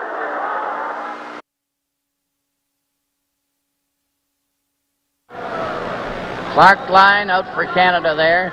Face off in the Canadian zone. Shadron is facing off for the Soviet. Yakushev, 15, is on the rim of the circle. As the puck is dropped, this is the strongest effort of the Soviet team this game tonight in Vancouver. Over on the right wing, Pat Stape was given quite a jolt on the boards. Anderson races after a loose puck. Bill White lobbed it back, and it's a return rush. Clark with Henderson and Ellis closing in. Ellis right in! Oh, another save there by Tretiak when Ellis was right in on top of him. Puck is shot down the ice. This is the kind of goalkeeping that keeps you on the go. That was definitely Team Canada's best offensive chance. A perfect 3-on-2 break. Ronnie Ellis cutting in there sharply from his right wing. He got a good shot. The deflection almost went in the net, but not quite. As they come up the ice now, they set up perfectly on a 3-on-2. Now Ellis is in there. A good save. From the face-off, the puck goes to the far wing. Stapleton couldn't get there in time. Kuskin cleared it off his own teammate down the ice to Bill White. Blinoff is trying to check him. Clearing pass as Blinoff grabbed that one off the board. Going pass on the wing back to Blinoff. And Petrov touched it but couldn't control the puck. They have the passing making the Canadian team a bit dizzy at times. Henderson couldn't get past center. Blinoff was checked from behind. Henderson turning with Clark and Ellis, and a long shot from center ice by Henderson. Tretiak made sure there was no dropping of the puck. Canada doesn't seem to be able to get any offensive flow. The pursuit by the Russians is so intense that when the Canadians do get the puck, they don't seem to have the ability to get all going in the same direction with some flow and some unity. 4:15 remaining in the first 10 minutes of the third period. The Soviets having a commanding lead, 4-1, and it's not just the score, it's the way they're doing it. Puck is off the boards. Esposito got it back to Dennis Hull, who's trying his sharpshooting there, but it was way high and hit the glass. Just a reminder to the hockey fans at home viewing these games, you can participate in voting for the most valuable player on Team Canada by sending the name of your choice to Box 5050 in Toronto, Montreal, or Vancouver. Puck is at the Soviet line. They're still in possession. Harlamov, 17. Their big star going down the right wing. Flipped it in front there. Vikolov couldn't control it as he was smothered. Goldsworthy going back to his own net. Pass to Park. Park cleared it on the left wing, but not out. The Soviets shoot it into the corner. Bergman drives it around on the boards. Goldsworthy clears it. Esposito racing after it. Picks it up. Goes in. A pass right in front. And Bergman deflected up, and Tretiak made a beautiful save on a great rush by Canada. That one really was brilliant. All round. Another try. A long pass. Goldsworthy couldn't get up in time. Vikolov passes over. Here's Maltsev breaking right in on Park. He went right in and fired one off Dryden's pass. He went right past Park there. Now another Esposito scores with his long shot. Esposito. Bill Goldsworthy fortunately came in behind to make sure. A good play. Now he drops it back to Esposito in the slot, and a terrific high-rising shot by Esposito hits the crossbar. Goldsworthy comes in and buries it for the second time. He drops it in the slot here, and Esposito rips a shot off the top of the crossbar, and Bill Goldsworthy follows the puck up and buries it. Team Canada's goal, scored by number 7, Phil Esposito. Esposito gets credit on the goal. Assisted by number 2, Gary Bergman. Bergman and number assists. 5, Brad Park. At 6 minutes, 54 seconds. 6:54, Esposito from Bergman and Park. And it's 4-2 for the USSR. Frank Mahovlich on the move is watched on the play by Vladiev. It's shot out to center ice. Goes over into the Canadian zone. Shot right back. Yakushev was way outside, so they cleared it all the way back to their own blue line. Vasiliev passes at center. Went astray. Mahovlich shot one in over the line, and it's called for icing. It'll be brought back for a face-off in the Canadian zone. On that goal, obviously, Phil Esposito's shot must have gone right up under the roof of the net and dropped back down, because it did look like Bill Goldsworthy definitely shot it back into the net, but it obviously had been in the first time. It was a perfect shot by Esposito, who's deadly around the nets. 6:54 was the time of the goal from Bergman and Park. And it's now 4-2 for the Soviets. Petrov is going to face off for the Soviets. He knocked it wide of the Canadian goal. Sealing goes after it. He's chased back behind the net. Blinov failed to stop him. It's scooped out over the line. Mihailov to Kustin, intercepted. Here's Cornoyer coming in on the right side, right in on goal. And he shot and missed it. Now another try. Gets right in front of the net. He fought hard. Mahovlich shoots, and he missed. And the Canadian team really showed some real spark there. Mihailov down the left wing is covered on the play by Sealing. It rolls over on the far side. Perot chased into the side. Mahovlich trying to dig it out. Petrov played it off the boards to center ice. Sealing covers up. Sealing 16 at center, shoots it in. Wide of the target, Cornoyer after it. Drives it back to the net. Mahovlich trapped it on the right boards, took his shot, hit a skate. Another try by Perot, centered right across the goal mouth. Mahovlich from the corner, center right front, and Perot took a slash at it, and it went off the side of his stick. Mahovlich gets another try, and Petyak came up with that screen shot with the puck in his glove with a sensational save. That is definitely Canada's best effort in the game so far as far as putting pressure. Frank Mahovlich made an absolutely beautiful play fighting off the check, but again Tretiak, following the puck right to the very end, gets his glove on it and makes a fantastic save off Frank Mahovlich. Tretiak is giving the goalkeeping that you have to win a championship. Puck goes into the corner, centered, and it goes right down the ice. 59 seconds left in the first half of the third period, divided into two 10-minute periods. Quick pass to center ice. Clark coming up with Ellison. Henderson couldn't get through that Soviet defense. Slides all the way back to Bill White. Over to Stapleton, to Henderson, covered by Vikuluk. Now Ellis intercepts one going in. Here's a shot deflected high into the crowd as Raglan was watching him very closely along with Maltsev.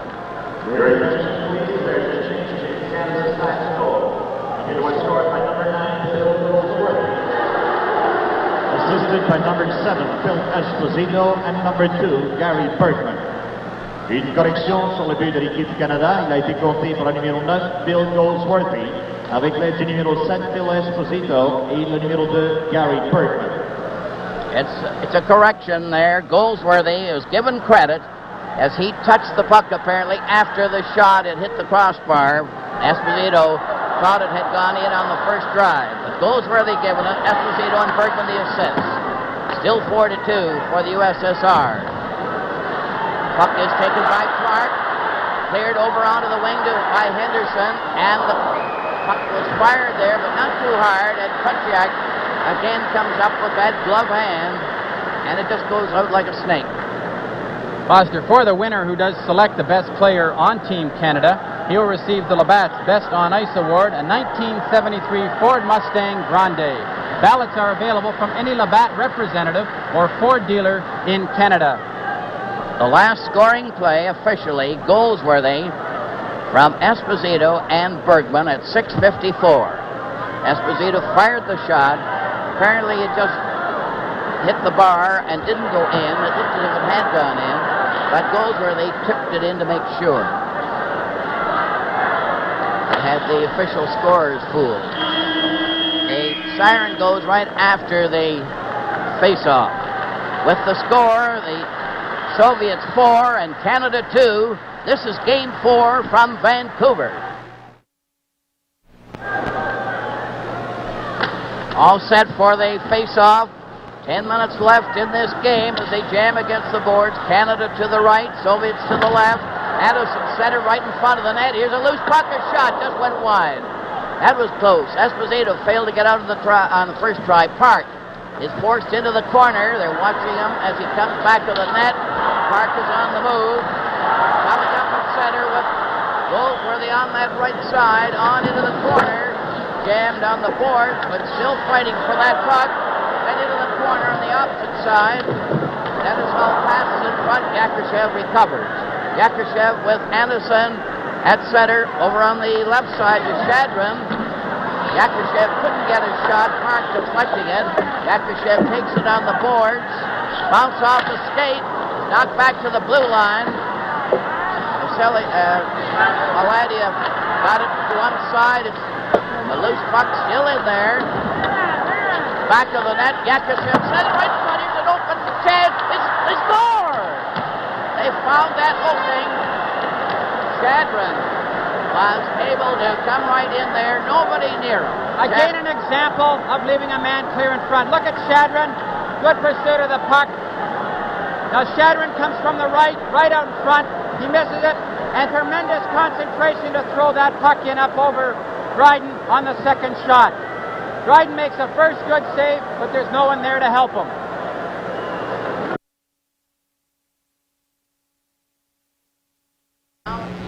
USSR 5, Canada 2.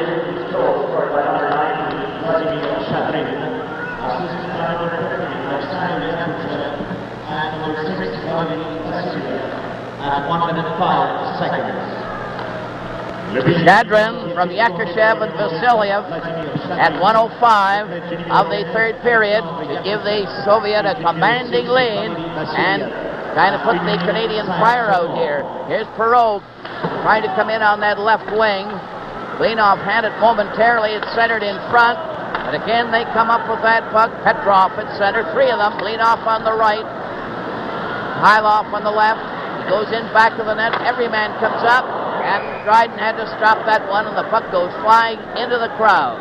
And they get that shot on it. The Canadians certainly haven't given up by any means, Foster, but there's no question the Soviets have had the ability to score when they've had to score. Whenever they've been pressed, they've managed to get that goal and protect that lead. But I'm impressed with the way Canada has come back. Bill Goldsworthy in particular has made up for those early penalties with some fine efforts in this latter part of the game. Soviet are making more changes, but they seem quite fresh out there. Harlamov is taking over on the left wing. Vikolov on the right. Maltsev at center. Ori on the defense now for Canada, 26. Failed to get the pass over. It's taken by Perot, back of the net. Hadfield is on the left wing waiting for a pass. Sealing cleared it nearly onto Vikolov's stick. And the Canadian team trying to get underway. Ori is chased back by Vikolov. Pulled around back of the net. Passed on the right wing. And the Soviets intercept. Back with a forward pass. Harlamov was beaten to it by Ori. The Canadian player Sealing gets it ahead to Hadfield. Hadfield going in with a drive right in front of the net. And the Soviets come up with it, shooting it out to center ice where Ori tried to drive it back. Harlamov at his own blue line having difficulty getting away from the Canadian checking at this stage. Hadfield went after him. Pass comes to Maltsev. Mikulov at the Canadian line. Mikulov passed behind. No one was there. Hadfield over on the left side. And a shot by Clark goes into the corner. Stapleton and Bill White going back on the Canadian defense. Soviet in control of the puck, cleared back at their own blue line. Take a good look, Raglan. Over on that left wing, back to Raglan again to Maltsev. Then back to Shagankov. Over on the far side. Now Maltsev breaks out to center ice with Harlamov. Maltsev shoots. It's deflected high into the crowd. That was a perfect example of the Soviets continually breaking into the open areas. They had everybody standing still. Maltsev sees the opportunity in behind the Canadians' defense, and he will break right out here. The Soviets just control the play. Now watch Maltsev from your left. He'll break right into the opening. He sees a chance to go, and he'll break right up the middle. From the face-off, the Soviets had one shot there, but not on the net. It goes over to Ellis, who's out there with Henderson and Clark. Henderson has it, playing it back. Here's White getting a shot. It was wide. Ellis back to the blue line. Bill White couldn't control it, but shot it into the Soviet zone. Clark is trying to stop his man. They were able to get onside. The officials, Len Gagnon and Gordon Lee. That's Stapleton had a good drive at Tretiak, but he's almost unbeatable. Puck is taken by Shadron on that wing. Ellis broke it up. Shadron again goes back to shoot it down the ice this time. It'll be called for icing. It's interesting to watch this game at this stage because the Soviets have shown that they have the ability to play hockey any way you want to play it. If you want to play it rough and tough, if you want to throw a lot of checks, they'll play it that way. Right now, the body work, although it is heavy along the boards, it's not the key emphasis in this game. It's been puck control, and the Soviets have dominated the puck whenever they've needed to. The Soviets are threatening to take the lead in the series. They lead 5-2, but their performance on the ice has more than justified the score. Puck is back at center ice. Dennis Hull was going in there with Esposito. Offside. With the score, the Soviets 5 and Canada 2. This is Game 4 from Vancouver. 5:31 left in the game. The puck is at center ice and goes where they with Esposito and Dennis Hull attacking for Canada. Puck is knocked to the blue line. Esposito coming in the goal for the on the right. Here's a shot. And Tretiak again saved the day. Petrov coming up was knocked down. Dennis Hull returns. Number 10 over the line to Esposito. The shot dribbled right to the goal. Kuskin into the corner for the Soviet. Bergman keeps it in there, and the Canadian defense playing every man up. A quick shot by Dennis Hull, but Tretiak just nursed that one around back of the net, and he wasn't going to drop it because he hadn't made a safe catch. Tretiak has shown a tremendous ability here to concentrate on the puck and follow it very carefully because the puck was scrambling there. Dennis Hull got a quick little flip shot, but Tretiak came up and played it in the top part of his body. Right from the drop of the hat, there has been much doubt about which is the better team in this game tonight in Vancouver. Soviets have been outplaying the Canadian team in every department. A quick pass comes over on the right side. Mikulov couldn't get it. Still left there. Maltsev goes off stride. Frank Mahovlich couldn't recover. Dankov let Perot come back there when he didn't go after the puck. He works in there, right in on goal, and Perot has been sparkling for Canada with some of his moves. He's really tricky. A shot is wide of the Soviet goal. Canada coming in front of the net. Marnoyer tried his left there. Perot was in front. Frank Mahovlich right there too. Puck is shot out to center ice by Skankov. Mahovlich in again with Perot. Couldn't reach the pass. Raglan takes it back to the net. 4:10 left in the game. two-man break. Harlamov tried to go in on the defense. Couldn't fool him. With Mikulov, and he failed to get a shot. Canada was sealing, clearing on the right side to Perreault. Perreault going in on the wing, pass behind him, and the Soviets recover. It's Mikulov to center ice, over the line with Harlamov trailing. Sealing played it safely to one side, and the Soviets are watching their checks very closely. Clark now passes to Henderson, going up with his shot. It bounced off Sagankov's arm, and it's out to center ice. 3:28 left in the game. 5-2 for the Soviets, and they seem to have complete control of the game. Harlamov is forced back, not taking any chances. Finally breaks out in center with a burst of speed. Here's his shot, and it's wide of the target. Bounces off the glass, goes into the corner. Pat Stapleton going back to the net, falls, trying to get it away, is covered by Anderson. Back to the blue line, here's a shot, went wide as Vasiliev had it try. They're coming right in front again, and the pass is deflected to the blue line. Vladiev drove it back to the net. Dryden passed it to Bill White, and the Canadians are having a hard time getting it out. Finally, they shoot it down the ice. Tretiak has to stop it, and that's one of the few times they've had a weak shot on goal. Clearing pass on the right side. Anderson moving up. Yakushev on that far side. The drive was stopped by Bill White, who went down on his knees. Foster, the second half of this series will resume in Moscow, September the 22nd, the 24th, the 26th, and the 28th. Team Canada will go to Stockholm, Sweden first to play 2 games there before moving on to Moscow. And of course, we will bring you all 4 games from the Soviet Union. 2:29 left in the game. Soviets still in command, leading 5-2. Petrov is up there for the face-off with Esposito. Dennis Hull on the left wing, number 10. It's Mikhailov who really set the pace in the early part of the game for the Soviets. Which he got 2 deflected goals, and both on penalties. That just seemed to kill the Canadians right at that spot. They've given everything they have, but it seemed to unnerve them. Esposito turning with Bergman. Bergman plays it ahead over to Dennis Hull, who couldn't get anywhere on the try. Goldsworthy had passed to him. Now Esposito at 7 to Goldsworthy. Went behind him. Lechenko playing it to Blinov, who missed a board check by Goldsworthy. Goldsworthy is really stirring things up when he can. Puck slides out at center ice. Bergman to Dennis Hull. Dennis Hull turning, then gets a long shot. Tretiak stopped it with ease. Esposito keeps it in. 1:42 left in the game. 5-2 for the Soviets. Bergman at center ice. Now they're going back in their own zone.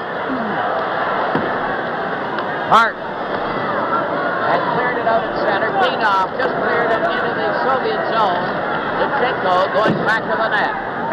Intercepted by Dennis Hull, who just passed without looking. Mikhailov, 13 for the Soviets.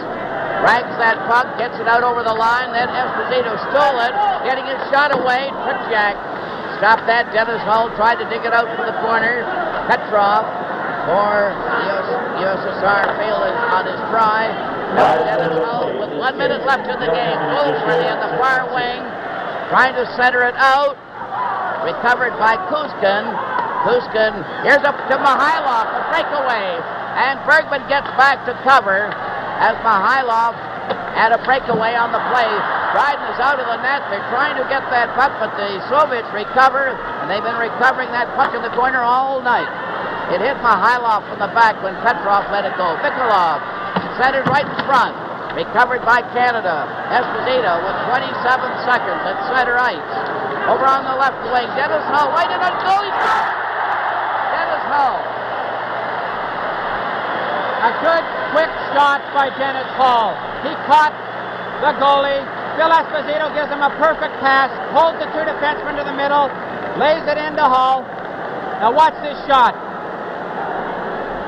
He gets Tretiak backing up into the net and throws it right up top. Good shot by Dennis Hull. Team Canada's goal 8:38 scored is by the number time. 10, Dennis Hull.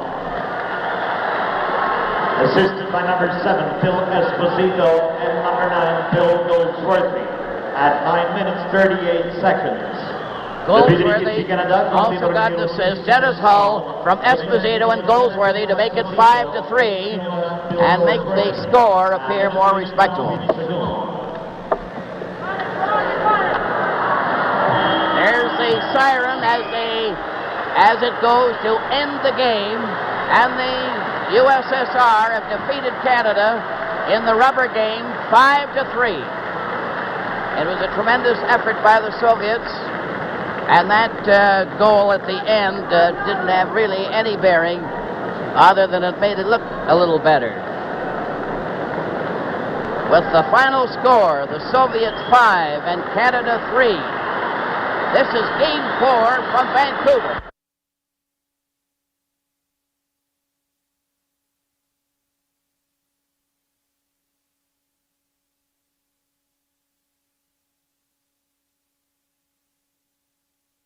For the people across Canada, we tried. We did our best. And for the people that boo us, geez, all of us guys are really disheartened, and we're disillusioned, and we're disappointed in some of the people. We cannot believe the bad press we've got, the booing we've gotten in our own buildings. And if the Russians boo their players, if the Russians boo their players like some of the Canadian fans, I'm not saying all of them, some of them booed us, then I'll come back and I'll apologize to each one of the Canadians. But I don't think they will. I'm really disappointed. I am completely disappointed. I cannot believe it. Some of our guys are really down in the dumps. We know we're trying. What the hell? I mean, we're doing the best we can, and they got a good team. And let's face facts. But it doesn't mean that we're not giving it our 150%, because we certainly are. Well, I think, Phil, the disappointment is a natural thing, because the whole thing was an unexpected thing. We all live with the National Hockey League. We have all been so proud over the years how great they are. It's unexpected because of the press said that we were so good. Not one of us guys ever said we were good. No. This is the thing. This is the thing that I'm, on behalf of the fans, I must say that